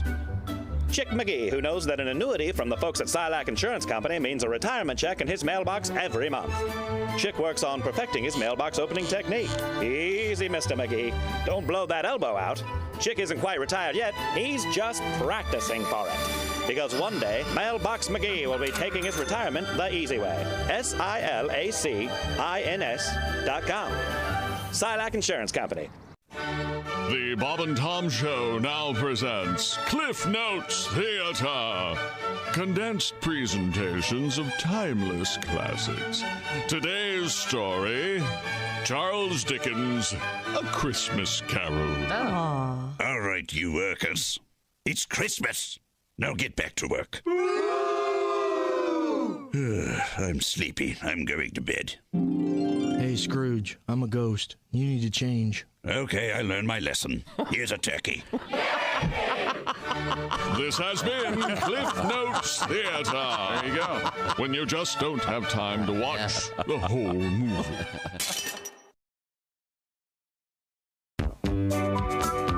Hello and welcome to the wildly successful Mr. Obvious Show. I'm your host, Mr. Obvious. Let's take a call. Hello, Mr. Obvious Show. Hello, is this Mr. Obvious? Speaking. Hi, Mr. Obvious. Long-time listener, first-time caller. Just want to say, first of all, I really love your show. Really enjoy listening to it. I think you do a great job. Well, kind words indeed. And thank you, caller, for calling the Mr. Obvious Show. No, Mr. Obvious? Yes? Here's my problem. Oh, okay. Well, the thing is, I think I got some kind of animal trapped in my house. Oh, yeah, like a pest problem or something? Yeah, well, it's even bigger than that. I think it's some kind of critter that's trapped down underneath my sink somewhere. Oh, my. Now, do you live in a rural section of town? Yeah, as a matter of fact, I do. I live on the outskirts of town here, and, well, here's the thing. I think it's caught underneath my sink, and I've opened the doors and my cabinets there and looked underneath, and I can't find it anywhere, but I can hear him down there making noise. Oh, you say you got a critter and you can hear him. Now, what kind of sound does he make, caller? Well, it's kind of a growling, kind of, well, I'll try to imitate it for you. It's kind of like... kind of like that. This is under your sink in your kitchen? Yeah, I mean, it sounds like you might be caught down there in the pipes. Now, this is not uncommon for your rurally located homes to have a raccoon or a possum under the house. Now, but you say he might be stuck in the pipes? Yeah, that's what it seems like because, in fact, I think that's how he's living there. He seems to eat stuff that my wife throws away down the sink after dinner. She'll wash the leftovers down the sink after we get done eating. I think that's what he's eating because I can hear him down there growling and chewing. Huh. What was the sound again, caller? Well, it's she'll put the stuff down there in the sink and run the water, and then you can hear him. It's kind of going, kind of like that. Huh. Now, is there anything else that corresponds with the growling that your wife does there in the kitchen? Well, it does seem like it usually happens whenever she tries to turn the light on. Yeah, there's a light switch there, and she'll try to turn it on. Thing is, the light don't come on. I think the light bulb must be burnt out or something, but I can't even find a place to change the light bulb on it. Anyway, she'll try to turn that light switch on, and you can hear him down there just seems to make him mad as anything. This is in the kitchen under the sink, right? Yeah. Yep. And, I figure he's caught in the pipes. Right. So I figured try to get him out of there. Well, I reached down there with my hands when I heard him growling. And I mean, that thing about ripped my fingers off. Bit into me. Boy, it hurt. Well, I think I know what your problem is, caller. It's a garbage disposal. So, is that something like a raccoon? No, caller. It's No, it's something littler like a mouse. No, caller, it's a machine that's hooked to your drain pipe there under your sink that chews up food that makes it rinse right down the pipe there. It's an actual machine. It's not an animal at all. Huh. Yeah, that's what it is. I never made the connection. She does use it to get rid of the garbage. There you go. Sounds like a critter. Just, I know, yeah, it's not a critter. Thanks for calling, though, caller. Mr. Obvious? Yes. You're a lifesaver. Thank you. That'll do it for this week's show. Thank you, and good luck from everyone here on the Mr. Obvious Show. Oh, boy.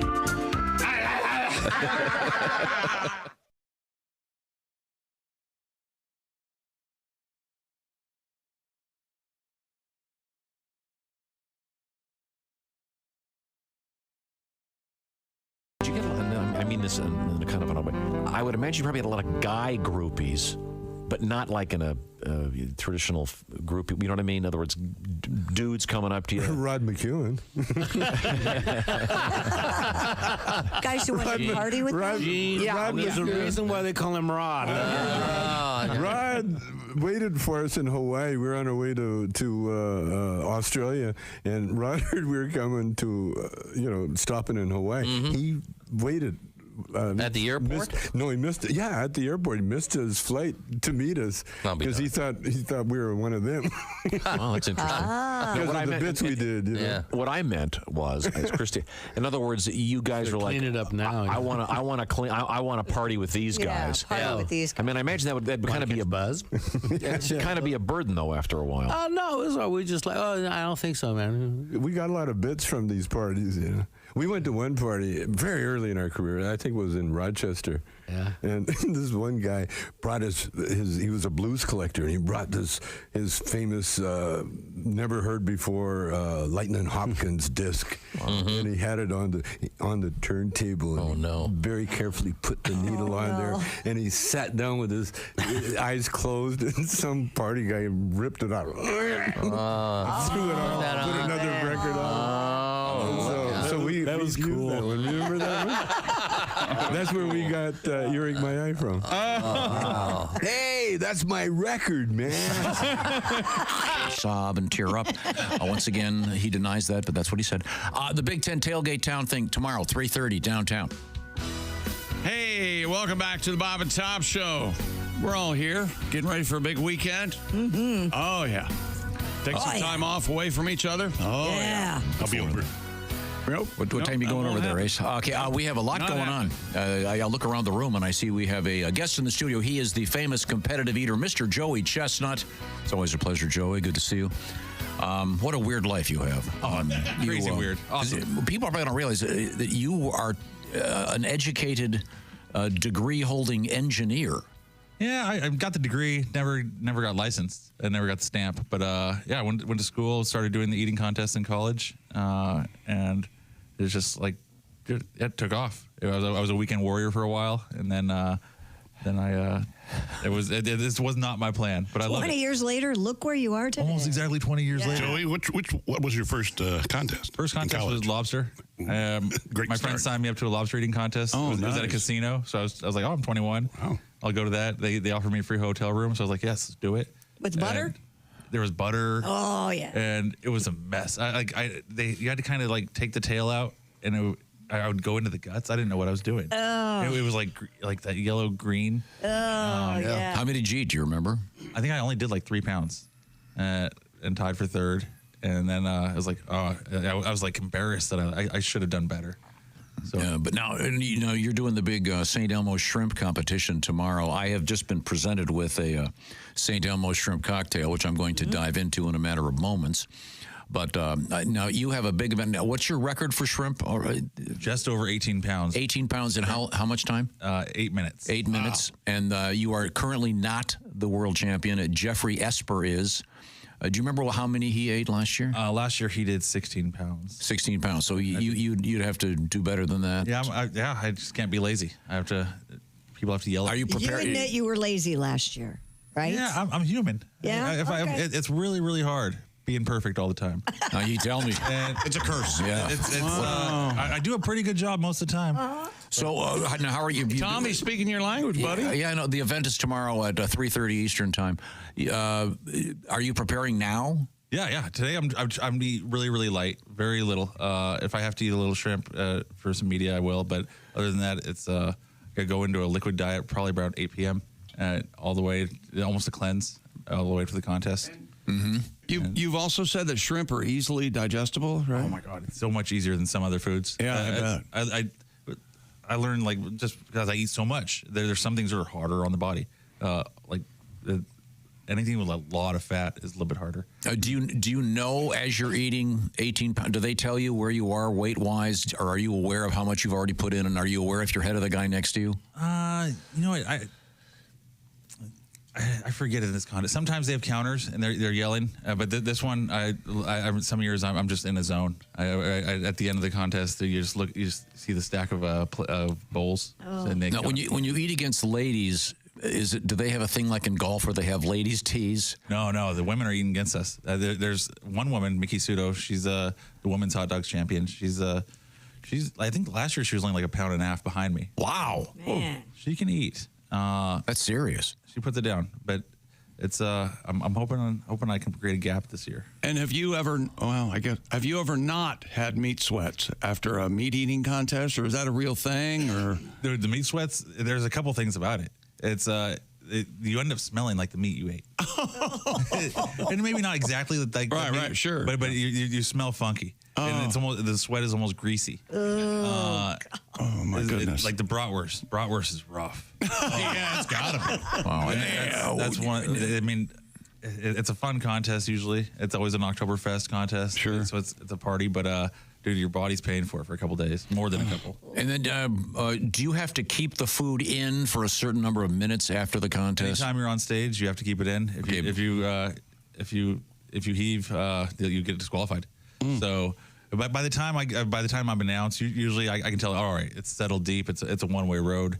Once in a while, I can tell, like, oh my God, my body's rejecting this. Ooh. And it's just like,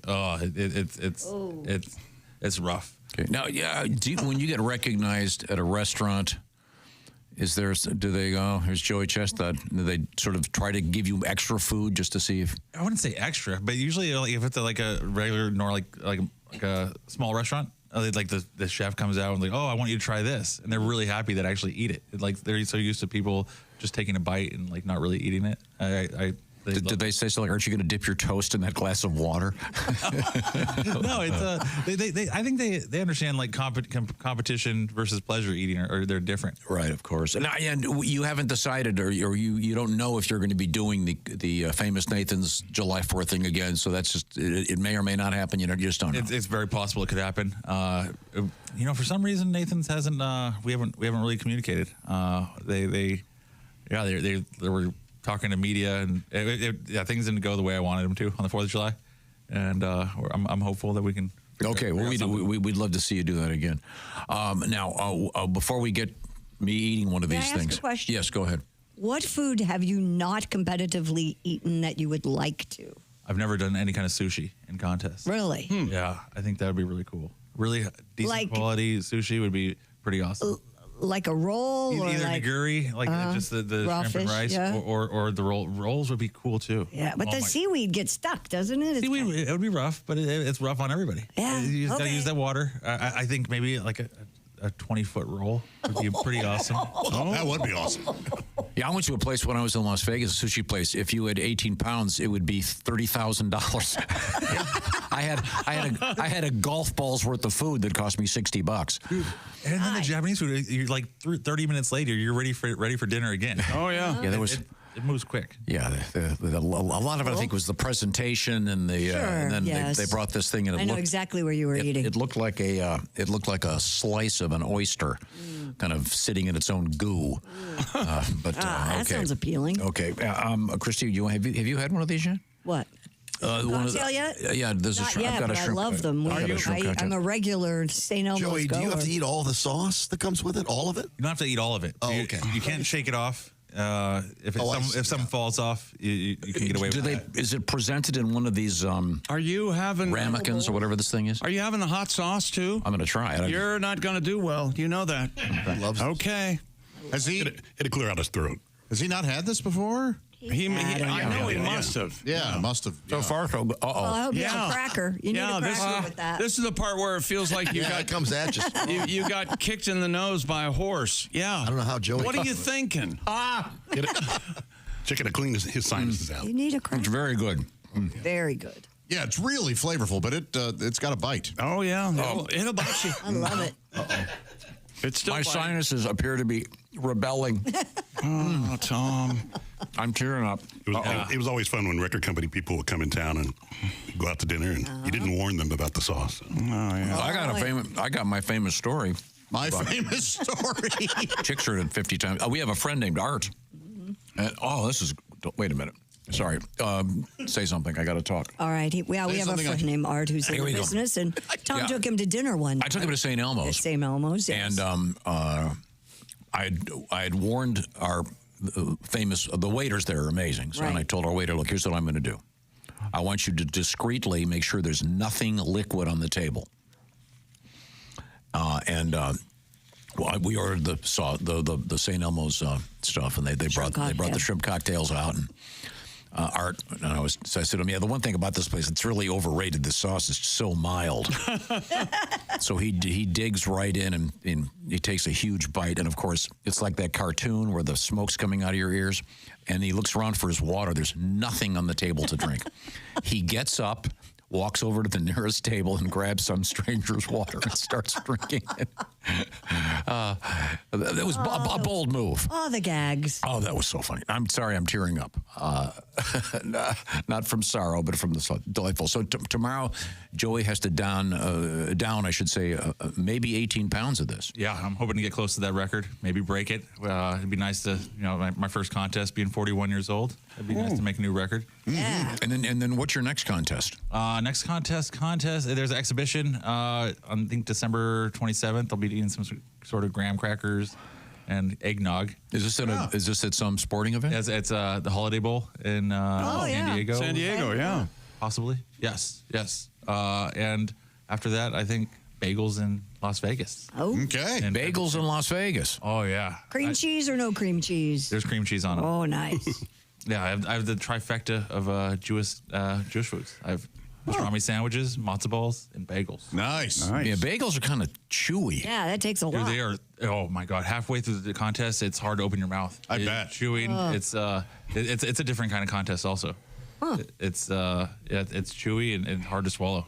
Wow. It's how And didn't you say during your documentary that your dad would take food away if you didn't eat it quickly enough? Your dad would swoop in and take your food. Yeah. My dad, he's like, I got to make sure it's safe for you. And he would steal it, and if I was slow, he'd eat it. Oh, that classic. Actually, I took him to San Elmo last year, and I didn't tell him about the sauce, and he got mad at me. He didn't talk to me for like hours. I want to see if my eyeballs are still working. I think they are.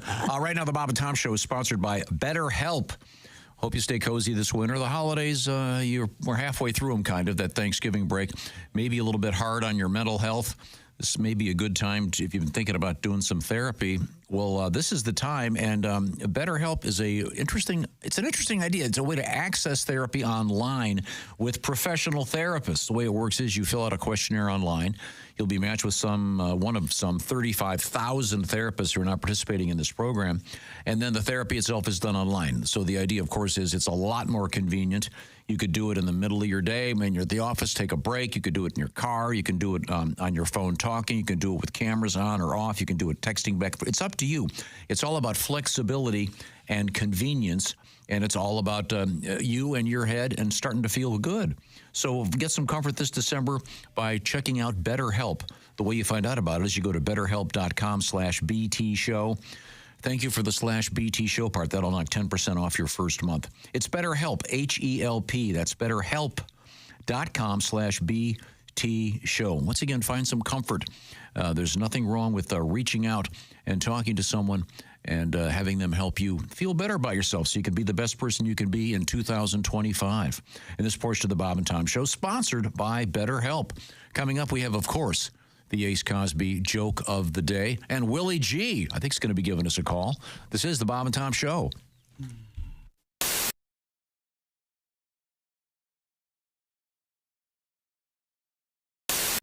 All right, where's my big bowl? Hey Josh, new orange insoles are in with that deep heel cup. You should see how deep this heel cup is. Deep heel cup, you say?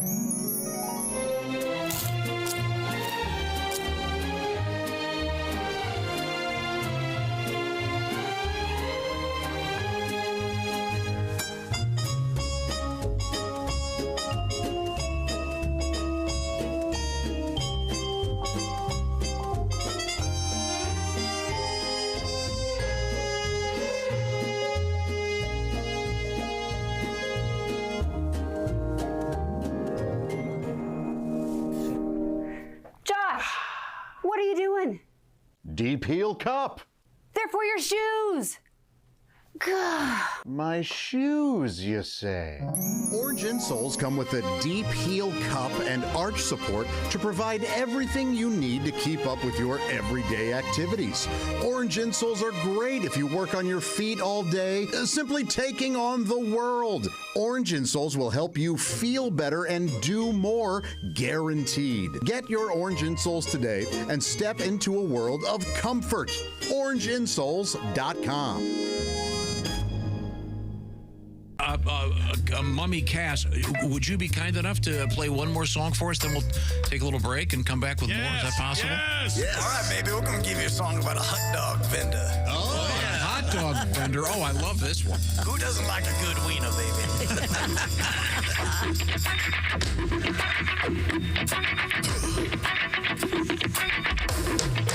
Here we go, baby.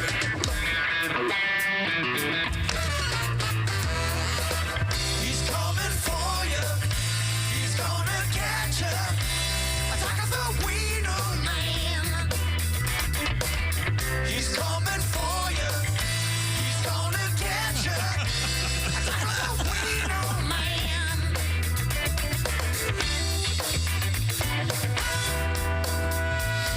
Late at night when the bars are closing, the alcohol takes its toll and the drinkers need the favorite vendor. I taste the street of sausage blender.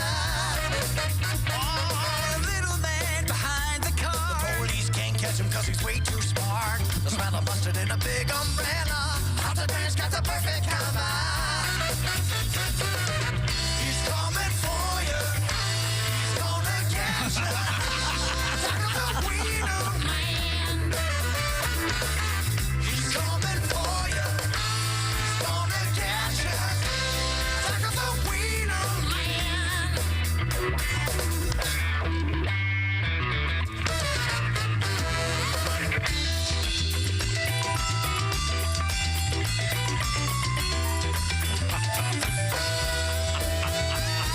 You raise our patient out in the street. All the honey wants to sample the meat. He can't help but relish the fact the footlong keeps you coming back. I want you feeling safe and cold. That's when the wiener man makes his move.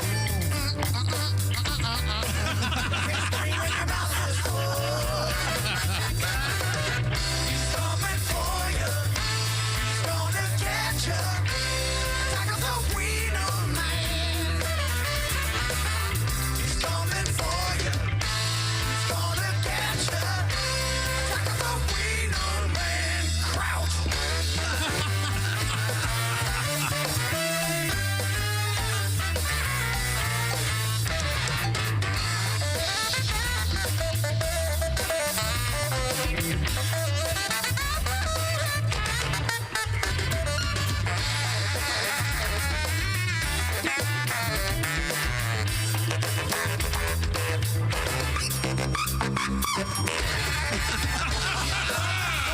He's gonna get you.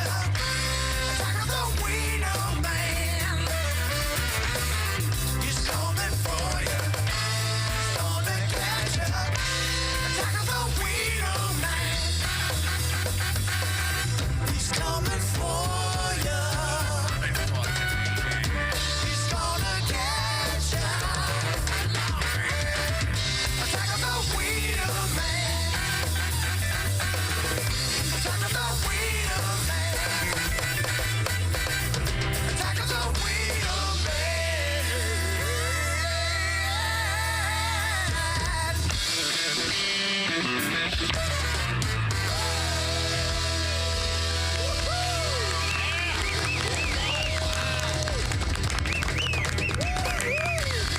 Wiener, baby. Oh, that was just brilliant. You got to see the Mummies just to see the choreography. I just wish they played better. What's the problem? A little tighter. Holy hell, yeah. John Coltrane would be Man, saying to the I've guy, never seen one played hands-free. That guy. how did you do that sax solo? Yeah. That was He's great. got extra appendages, man. Yeah, he does. Wow. Yeah, he does. Oh, wow. That's just brilliant.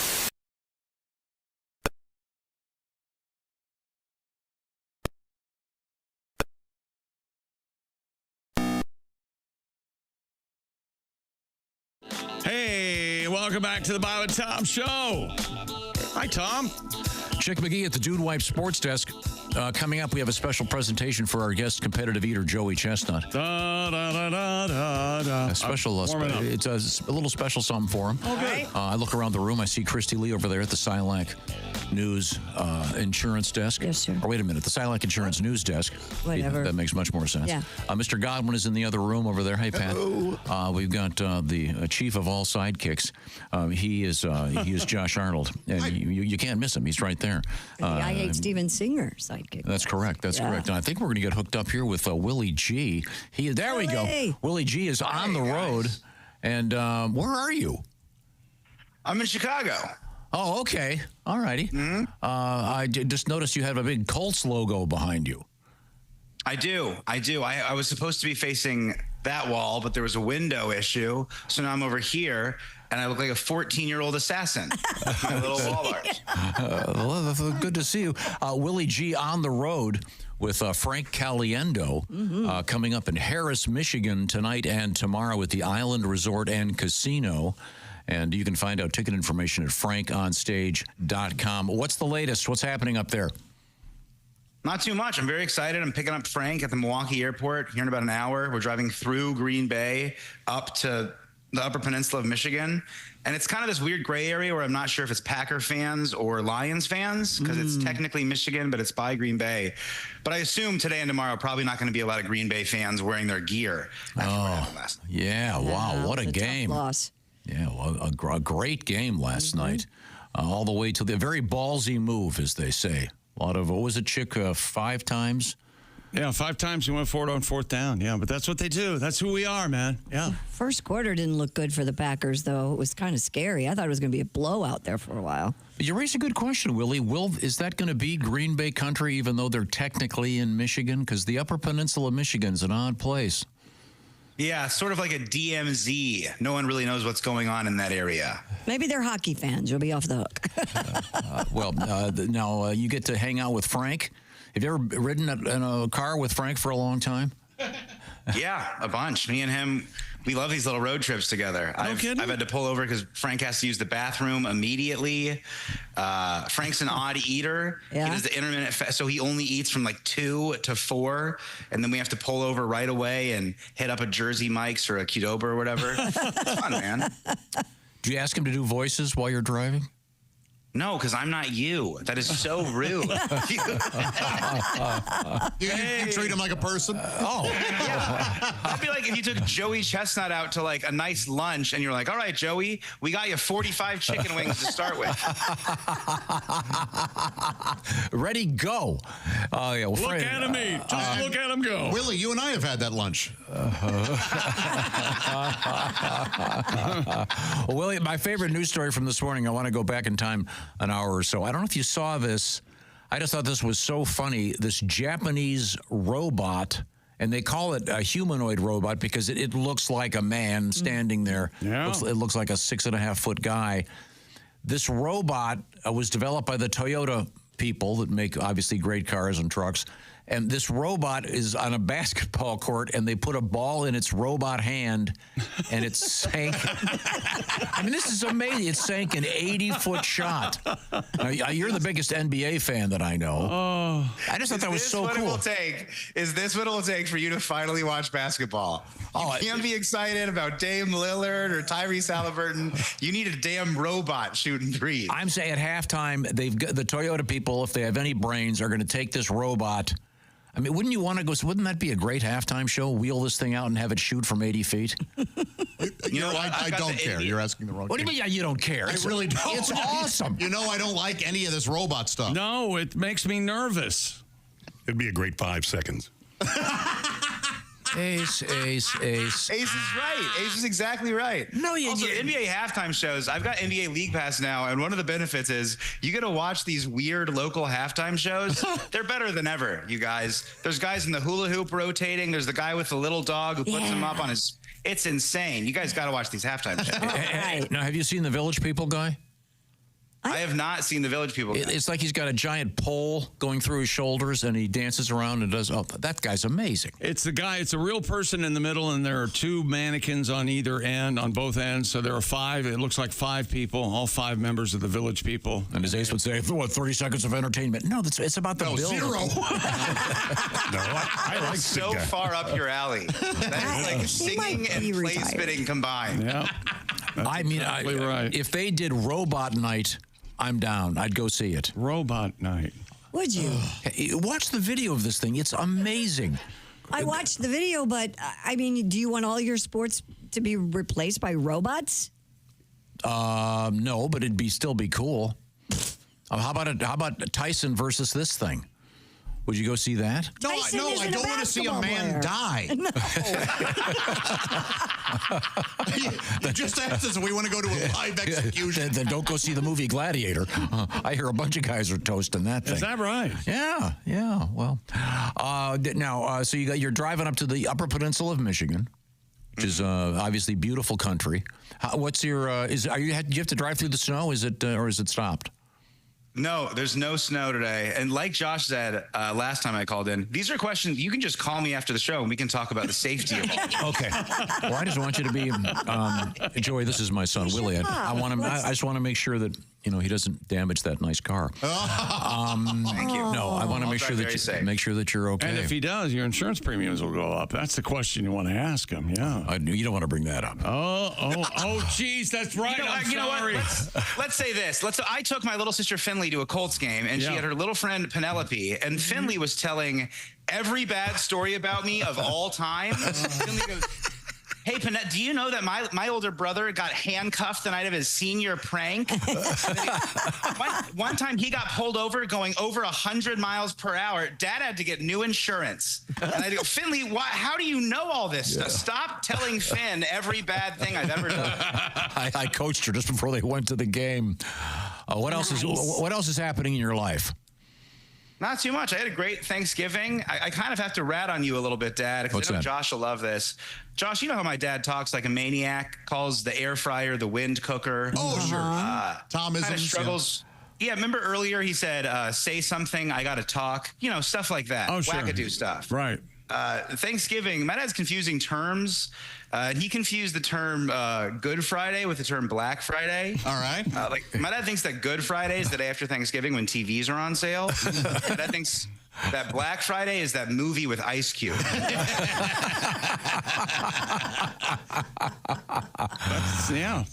That's right. Words are confusing. I have trouble thinking and talking at the same time. I think it's perfectly legitimate. What do you say about that? And where do you find yourself? Here, broadcasting to people. Isn't that interesting? Well, it's kind of like Joey Chestnut was saying. He was studying to be an engineer, did all that work, and ended up being a competitive eater. What were you studying to do? I just knew that there was every job out there, and I didn't want to do any of them. Well, congratulations, you've achieved it. All of my college roommates became, distinguished lawyers and doctors, and real job. I could never do any of that stuff. So this is what happened. Enough. Sorry. Same with you, right, Josh? What did you want to be when you went to college? I was a media major, so I'm pretty much there. Really? Yeah. So can you give me some tips? No. I'm not saying I got good grades or I'm good at it. Everything working out for Josh. I see. Some of us don't. We avoid the pitfalls of life. Like love, marriage. That's right. Okay. Well, Willie, it's always a great pleasure. Have a great show tonight with Mr. Caliendo. Yes. If you want to go see those guys, it's frankonstage.com, by the way, and it'll be Frank and Willie G in Harris, Michigan, just across the border. And that was a rough game, but I mean, it was a great game. To go that long, and you got to hand it to the NFL. And Chick, can you explain the 3.5 point, the magic of the what happened to you? Oh yeah, I had the Packers plus the 3.5. Willie, I got the hook, baby. I threaded that needle. That's the way you're supposed to do it, Tom. Chick McGee is the smartest man out there, you guys. You got to listen to that Chick McGee. He knows what he's talking about. This is free money right here. Just got to come pick it up. That's okay, Wilbur. Thank you very much, Willie. We'll see you soon. Willie. See you, Willie. Right, see you guys. Take care. We now return to the Silac Insurance News Desk with Christy Lee. Have we missed anything? Yeah, the Haktua girl is in the news. Oh, Did you she's see back. this? I was kind of sort of worried about her a little bit. Oh, you should you stay worried. Ms. Haley Welch, better known as the Haktua girl, said she found herself in hot water after her cryptocurrency collapsed just hours after launch. According to The Independent, Ms. Welch attempted to cash in on her viral fame by launching, and it's the $, then Hawk, her own meme coin, which is a type of cryptocurrency based on viral memes or pop culture references. Sure. Shortly after it launched on the Solana blockchain, Hawk surged more than 900% and accumulated a market cap of $490 million before peaking and ultimately plummeting to $60 million, making a 91% decline in value. As a result, yes. Go ahead. Online commentators accused Ms. Welch and her team of a thing called pump and dump, which is a scheme. And that means the coins are bought at a low price, heavily promoted to inflate their value, sold off at peak, often by company insiders who make all the money. Do they know that that's what happened here? That's just the accusation. Yeah. What is? Are you familiar with this kind of meme-based? Yeah, I own Doge. I own some Dogecoin, and that was a meme crypto. Yeah, but that's a pretty serious one that's still out there. Yeah, I don't know that how serious it is really, but I know that my return on it is at about 1,800%. So I'm not mad. Nice. When do you think you'll cash out? I don't know. I've got what they call diamond hands, Christy. Do you? I'm in it. Yeah, I'm in it for the long run. But doesn't Everything's coming up, Josh. I mean, this is what bugs me about the story. The phrase "pump and dump" really sounds like some zit-faced teenager on the weekend when his parents leave the house. Well, quick pump and dump. You know what else is kind of a problem? You know what she had to do with this? Yeah, you can use my name and I'll take a percentage. Exactly. It's not like she was behind some nefarious financial scheme. She's not out $330 million. I can tell you that. No. There's nothing. She made a couple mil probably off of the deal. You think so? Well, that would be insane. Well, somebody made $60 million. Yeah, but you'd have to put money into it to take money out of it. Not if they paid her for her name. Yeah, but they didn't pay her $2 million. You never know. Okay. There's a lot of money out there. Now, does the SEC require them to make disclosures about all that sort of thing? Just shut up about it. Okay. Authorities in Italy have arrested a nun over alleged links to the country's most powerful mafia network. Really? Yes. According to The Guardian, the nun identified as Sister Anna Donelli was among 25 people arrested on suspicion of being part of a criminal gang. Prosecutors said the 57-year-old is alleged to have been the conduit between the gang and its associates in prison. The suspects are accused of crimes including extortion, arms and drugs trafficking, receiving stolen goods, tax crimes, and money laundering. So that's why they're in prison. Yes. Okay. And she would be running, apparently, between the mafia people and the guys in prison, I would assume taking notes or paraphernalia or whatever. She was the conduit to keep that going, so to speak. I wonder if she was network. Is she a legit nun? Yeah, in February, by the way, Sister Donelli was one of the recipients of the Golden Pantalone, an annual Milanese civic award. So she's apparently a well-known nun in Italy, in Milan. Well-known nun. Is there a chance has she said anything about this? No, this is all I know, so I wonder don't if have she any was more information. Duped? Yes. I don't know. Hey, sister, would you mind giving? And by the way, when you go visit my old buddy, would you give him this? Yeah, the small hacksaw, right? Whatever. And she just was none the wiser. I don't know. Sister, I didn't mean that. Sister Mary Scarface. She's got the nickname. Okay. Yeah, she's a sweet little innocent nun. How does she know? Sister Mary Scarface. I don't know what her name was. Did not get the laugh it deserved. I forgot her name. Pat, do you have a tribute to this lady? To the lady? Yeah, you're an Irish kid. Weren't you an altar boy? I was an altar boy. Yes. How'd that go? It went pretty well. I had a good priest, Father McCaffrey. You ever go on dates? No, just probably chocolates after the mass. Well, that's I'd get there at nice. 6 a.m. Did you? I have a real serious question. Did you? Were you responsible for pouring the wine? Absolutely. Oh yeah. Were you urged to not over pour? No, I went to a certain level, about 3/4, like in a restaurant. Did you taste it? No, it was horrible. It was a very awkward, horrible tasting wine. You'd have to have about 10 of them to really get the true taste of how bad it was before you could make any kind of decision when you were that age. I was a sacrifice. It's in a big jug, and it's disgusting. cheap. It's not. It doesn't taste. Really? Yeah, that's rough. There have to be priests that are, capable of determining what a good wine is. Can they choose their own? Is there some kind of Well, before COVID, everybody would drink from the cup. So, I mean, you had to have enough to do a congregation. I'm just saying, could the priest get a nice, No, it was like a bitter nice cooking Pinot? sherry. Yeah, have you never taken communion? No, I mean, do they really give you real wine? Yes, well, I'm not Catholic, and we would take communion. Yeah. But it was a different process. It wasn't all out of the same chalice. It was. I just remember They don't check your ID. Anybody can walk up there. Right. I just said to the priest, look, I don't know much about this, but I'm not drinking any effing Merlot. A little sideways, Joe. Yeah, I got you. Yeah. Okay. Yeah. So Boy, how tasteless would it be for somebody to invite Joey Chestnut to a communion? Communion wafer eating Communion. contest. Hey there. Would you say yes to that, Joe? Give me more wafers. Well, they don't have to be. body? They don't have to be consecrated. Why don't they use vanilla wafers? Something, Good. And by the way, if they fell to the ground, it was a big deal. Big Remember, deal. Christy? Yes. They don't have they don't have the 5-second rule. No, it is a huge deal. Really? People come out. Oh It's yeah, the they body of surround Christ. it. It doesn't fall on the it's something ground. else. Yeah, but it's not the body of Christ. Well, let's not get into that. I tell you what, since we're on thin ice in the world of religious stuff, we did have the. Joey should. He's like, why am I sitting here?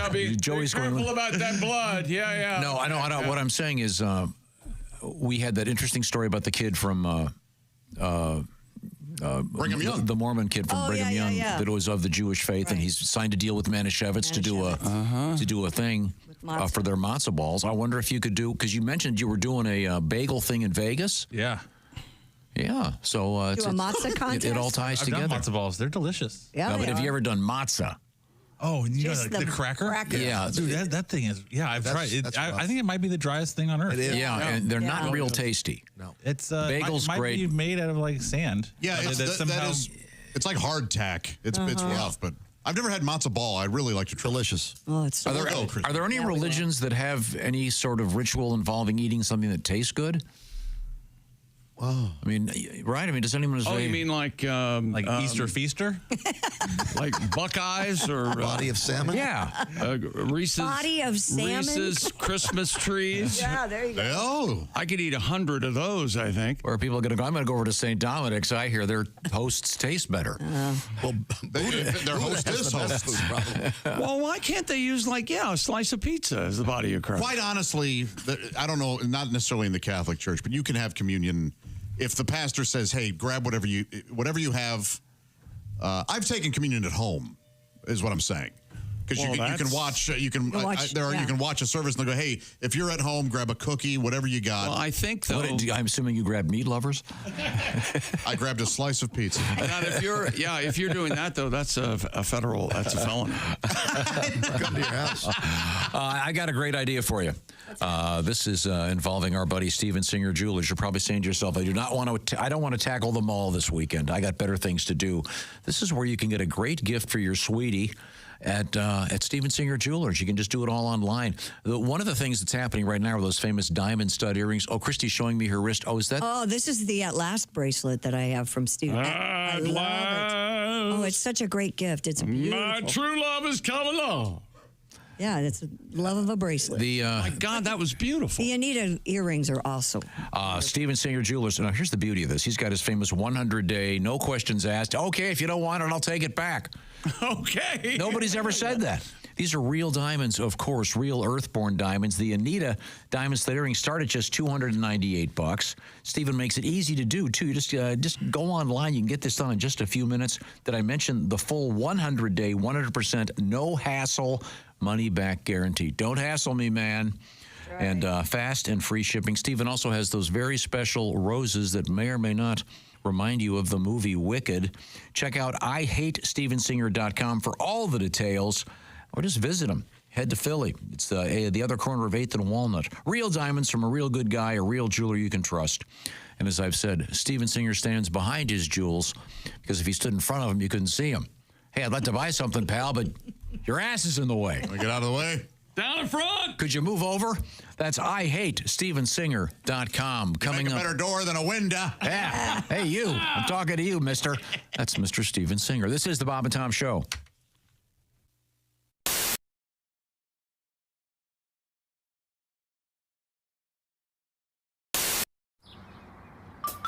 Is that Chick McGee? Why, it sure is. Chick McGee, who knows that an annuity from the folks at Silac Insurance Company means a retirement check in his mailbox every month. Chick works on perfecting his mailbox opening technique. Easy, Mr. McGee. Don't blow that elbow out. Chick isn't quite retired yet. He's just practicing for it. Because one day, Mailbox McGee will be taking his retirement the easy way. SILACINS.com. Silac Insurance Company. Music? Yes. Denmark's Prime Minister. Christy, Thank you. What? Oh, I'm sorry. Zamfir is back. Oh, that's lovely. What do you We need the slide whistle Christmas.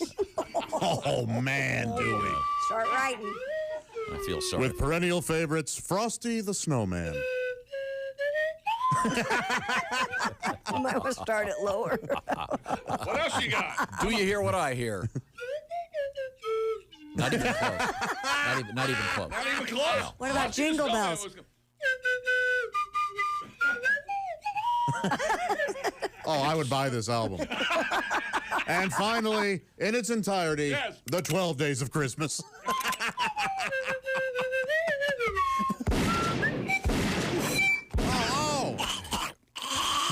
The 12 Days of Christmas have been canceled. A truck driver distracted by a Andrew GPS Johnson, too. unit crashed near the intersection of US 278 at Arkansas Highway 24 early Monday, spilling a truckload of spaghetti sauce. Camden Police Sergeant Corey Saunders said the spaghetti sauce truck was headed to Dallas about 3 a.m. when the driver became distracted, overcorrected, and rolled over after crossing the center line of the highway. The driver suffered minor injuries, but there was sauce all over the road. Oh, dear God, 2,000 quarts of blood. This is the worst accident I've ever seen. Stand back, there's blood everywhere. Oh, wait a minute. Do we have a garlic bread truck? Yeah, exactly. They just mopped it up with a bunch of garlic bread. Oh, isn't that the best? Yes, it is. God, I'd rather have that than the spaghetti noodles, just the sauce and the bread. What's wrong with you? How dare you put pasta down? I can't eat a whole Kit Kat bar. I can't eat spaghetti noodles. They go right to my hip. But I like the bread part. Better than the pasta? Yes. No, the bread's lovely and the pasta's great too. Here's what Tom's doing. Telling you what you like. Of course he is. Okay. I'm You used know to you that. like the pasta. Here's one of the fattest things I've ever done. Can we have an intro for this feature? We need something like dope, boop, boop, Or just playing Baby Elephant Walk. And now Josh Arnold shares one of the fattest things he's ever done. And broken toilet seat doesn't count. Now this is fatter. This is fatter than telling the guys on the phone when you order Chinese takeout that you need 4 sets of silverware when it's just you. No, it was faking that there was somebody else with. What's that, honey? 2 orders of crab rangoon. Okay. If you say so. That's why you're single. That's all. What? Are we? Wait a minute. I'm sorry. We're back little live. Tongue, back with that. Not your tongue. He was talking about me because I went like this. No. I'll tell you what it was. You see, you're not even aware of what you just did. Welcome back to the Bob and Tom Show. We're live in the Napa Auto Parts Studios. Coming up, our interview with Donald Fagen You're from so Steely Dan. stupid. You don't know what you're saying. No, we're trying to make conversation. Just before the mic's open, Josh goes, hey, my toilet seat's on the way. Yeah, that's right. He's excited about it. Right. It was something we had discussed. Did you hear what Tom said? We were trying to make conversation. Tom doesn't He didn't have speak a conversations. word during that break. He They doesn't kept say his anything. headphones They on. invented the phrase, he talks at me. You, yes. I thought it was. I mean, Josh. Okay, you're on a first date. Let's just say, and there's some nice music in the background. You're at a nice restaurant, and the waiter comes up. You order some sort of cocktail, I assume. What's your beverage of choice? I might have a tequila and a beer. Together? Beer. Sure, there you go. Beer and shot. Why not? As you can What see, he's thinking is, you don't look like an alcoholic. That's what he's thinking. Oh, no, I think he looks like one.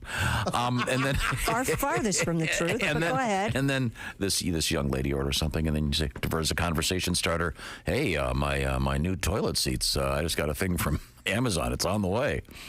And then she goes, yeah, I'm sure that's what you would waiter, could I get an Uber? I've got to get out of here. I have a thing. My God, the way your brain operates. I know, it's amazing, Fascinating. isn't it? Mm-hmm. So your new toilet seat, something you want to tell us why? Well, we were talking because I'm tired of my vacuum cleaner, and Christy and I were talking about vacuum, and I'm going to order the one she has. Yeah, you're replacing your vacuum. I love my vacuum. I'm tired of and so to enter the conversation, you said, wow, that's really interesting. Hey, my toilet seat's on the way. Because the other day I mentioned that I broke about it. Josh, I love you, but I think he might be right. Fair enough. I'm just saying it's kind of a conversation killer, really. I knew we only had 4 seconds left in the break. It's kind of a funny thing. I thought I would. Yes. You know what? I thought I was bringing up a topic that you would enjoy. I get Josh. I know what he was trying to do. Okay, sir, I didn't understand. I hate you. Ladies and gentlemen, it took just over a year, but about 6 months longer than I had in the pool, but it finally happened. Oh, you had the under? I would have taken the under too. Josh now openly hates Tom. I had the under myself. Congratulations. But then they said I couldn't play because I couldn't violate.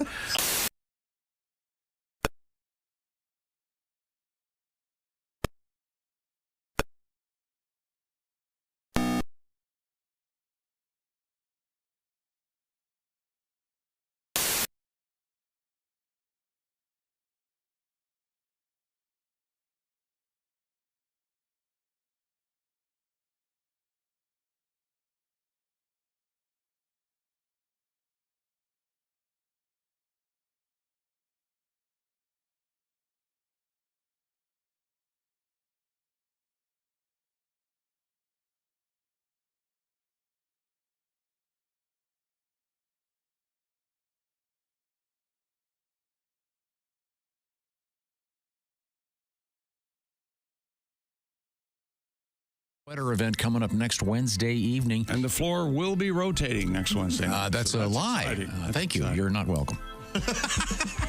Welcome back to the Bob and Tom Show. Pat Godwin in the performance studio. Hey, chick. I almost thought you said doghouse. No. Half a song today. Tom did walk by him and said, are you going to sit there or are you going to sing a song? He did, yeah. Yeah.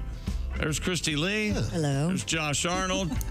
Ace Cosby, I'm Chick. Hello, Tom. We got a special guest. We do indeed. He is a famous eater, competitive eater, Joey Chestnut. Champ. And he's not the champ. What's the champ? Oh, he like did a champ. The man lost. I'm number one in the world. Number one. Yes. And I still have the record. Yeah, It's not he's broke champ. my record. I'm sorry, I'm the only one here that's honest in the world of shrimp eating, Joey. I don't have the title currently. Now, you may have it presently.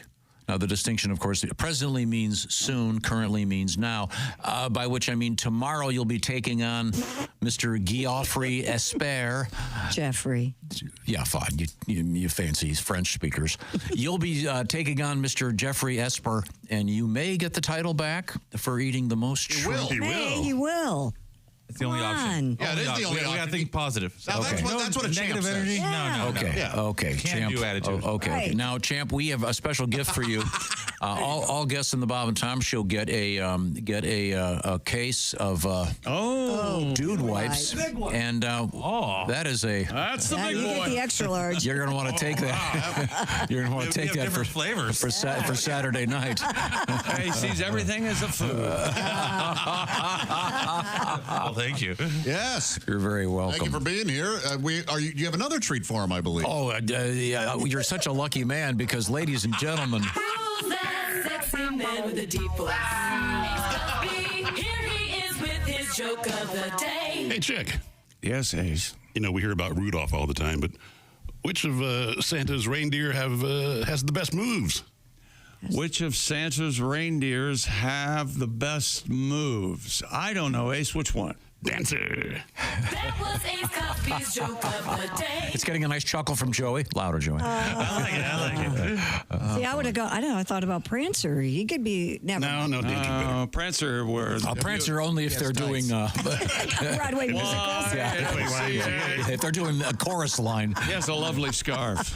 Ace's joke of the day brought to you by Omaha Steaks. Save 50% off gifts from Omaha Steaks. Go to omahasteaks.com and use promo code BTS for an extra $30 off. Minimum purchase may apply. We were talking about something off the air that I think it's worth bringing up, and that is the great song, the Christmas song, written by Mel Torme, right? Chestnuts roasting on an open fire, right? Oh, the Velvet Fog wrote that? Oh, I don't know who wrote it. Yes, Mel Torme. Okay. Yes. He wrote it. I've never eaten a chestnut. And everyone kind of knows about it. Joey, have you ever eaten chestnut? Your last name is Chestnut. I think I've had like in Chinese food, like a water chestnut, but I've never had a roasted chestnut. Yeah, same. I've never had one. Is it like a? I don't know. I know. They look like Buckeyes. Yeah, and I know someone who did it on a fire in a fireplace, but I don't remember ever eating that. Tell me everything about it. You know, I mean, it's a legitimate. I mean, that's something everybody knows, but chestnut very few people do. It has a rubbery consistency at best. Prepared over an open fire and rubbery, and it has a somewhat of a caramel taste inside. Nothing he said is true. None of that is okay. true. Man, you're a good actor. None of that is true. The point is, obviously, we have to get Ms. Hooker on this to make chestnuts for us. To make chestnuts for us. And isn't the name of that song the Christmas song? Yeah, it is indeed. Yeah, that written by Mel Torme. I think am I correct in saying? I don't know. I think it is. Correct me if I'm wrong. Correct me if I'm wrong. Because I'm the first one to admit when I make a mistake. Oh yeah, right. For example, hiring at least 3 of the people in this room. You got real lucky, pal. Okay. Oh dear God, I'm not ready. What is it? What day is it? December 6th. Tomorrow, December 7th. That's a big day. Today, the day before Pearl Harbor, I guess. Here we go. Birthdays. Okay, birthday. Tojo's birthday. Isn't that something? Well, we got you something. You get it tomorrow. Yeah. Really excited. Sorry for the belated. Yeah. And Mel Torme did right. We think you're going to like it. Okay, I said Mel Torme. Tom said Mel, and she had to check us. No, check up. I wasn't sure. And I said yes, he wrote it. What kind of a room am I sitting in? Excuse me. Nobody believes anybody. Happy birthday, really sad. Dave Brubeck. Of the Brubeck 5? Oh, yeah. Oh, the great jazz player? Take 5. No, the drywaller. Dave Brubeck. You should see. Man, him and his brothers. Oh, man. He can drywall a house in he's great on a stilts. day and a half. No, he's most famous for a song that he didn't write. What? Right? I don't know if he wrote it or not. Mel Torme? I know the sax player wrote it. Mel Torme. Great song. Let's see now. Friend of the show, Stephen Wright, the great comedian. He never cared for you. What do you mean you never? He's hilarious. No, I said he never cared for you. Oh, that's perfectly possible. Stephen Wright once bought powdered water. He didn't know what to add. My favorite Stephen Wright, and my only Stephen Wright joke is I had this wall switch in my house, and I kept flipping it on and off, and I couldn't find out where the light bulb was. And about a week later, a guy called me up and said, "Hey, cut that out." Here's mine. It's a small world, but I wouldn't want to paint it. Very good. Very good. Yeah. There's not much between that and Ace's jokes. What about I spilled spot remover on my dog? I haven't seen him since. Oh, that's good. And also, the electric company cut off my power. I still have phantom pains that I still have it. That was Geechee Guy. Is that Geechee? No, I think it was Steve Wright. We have it on the CD. It was Dave Brubeck. He's on one of your CDs. He stole it. Happy birthday, 1992, to Johnny Manziel. They called him what, Christy? Johnny Manziel, football player. They called him Johnny Football. We'll give you that. Yes, Johnny Okay. Football. Yes. They call him Chicky Microphone. Right? Okay. From now on, we do. Okay. Right, Chicky Mike. Okay, I will thank you very kill you. Eat soup. Out Best of luck, Joey Chestnut. Please, when you come back next time, please be the reigning champion. For God's sake. Oh, yeah. That's the plan. Okay, good. All right. This is the Bob and Tom Show.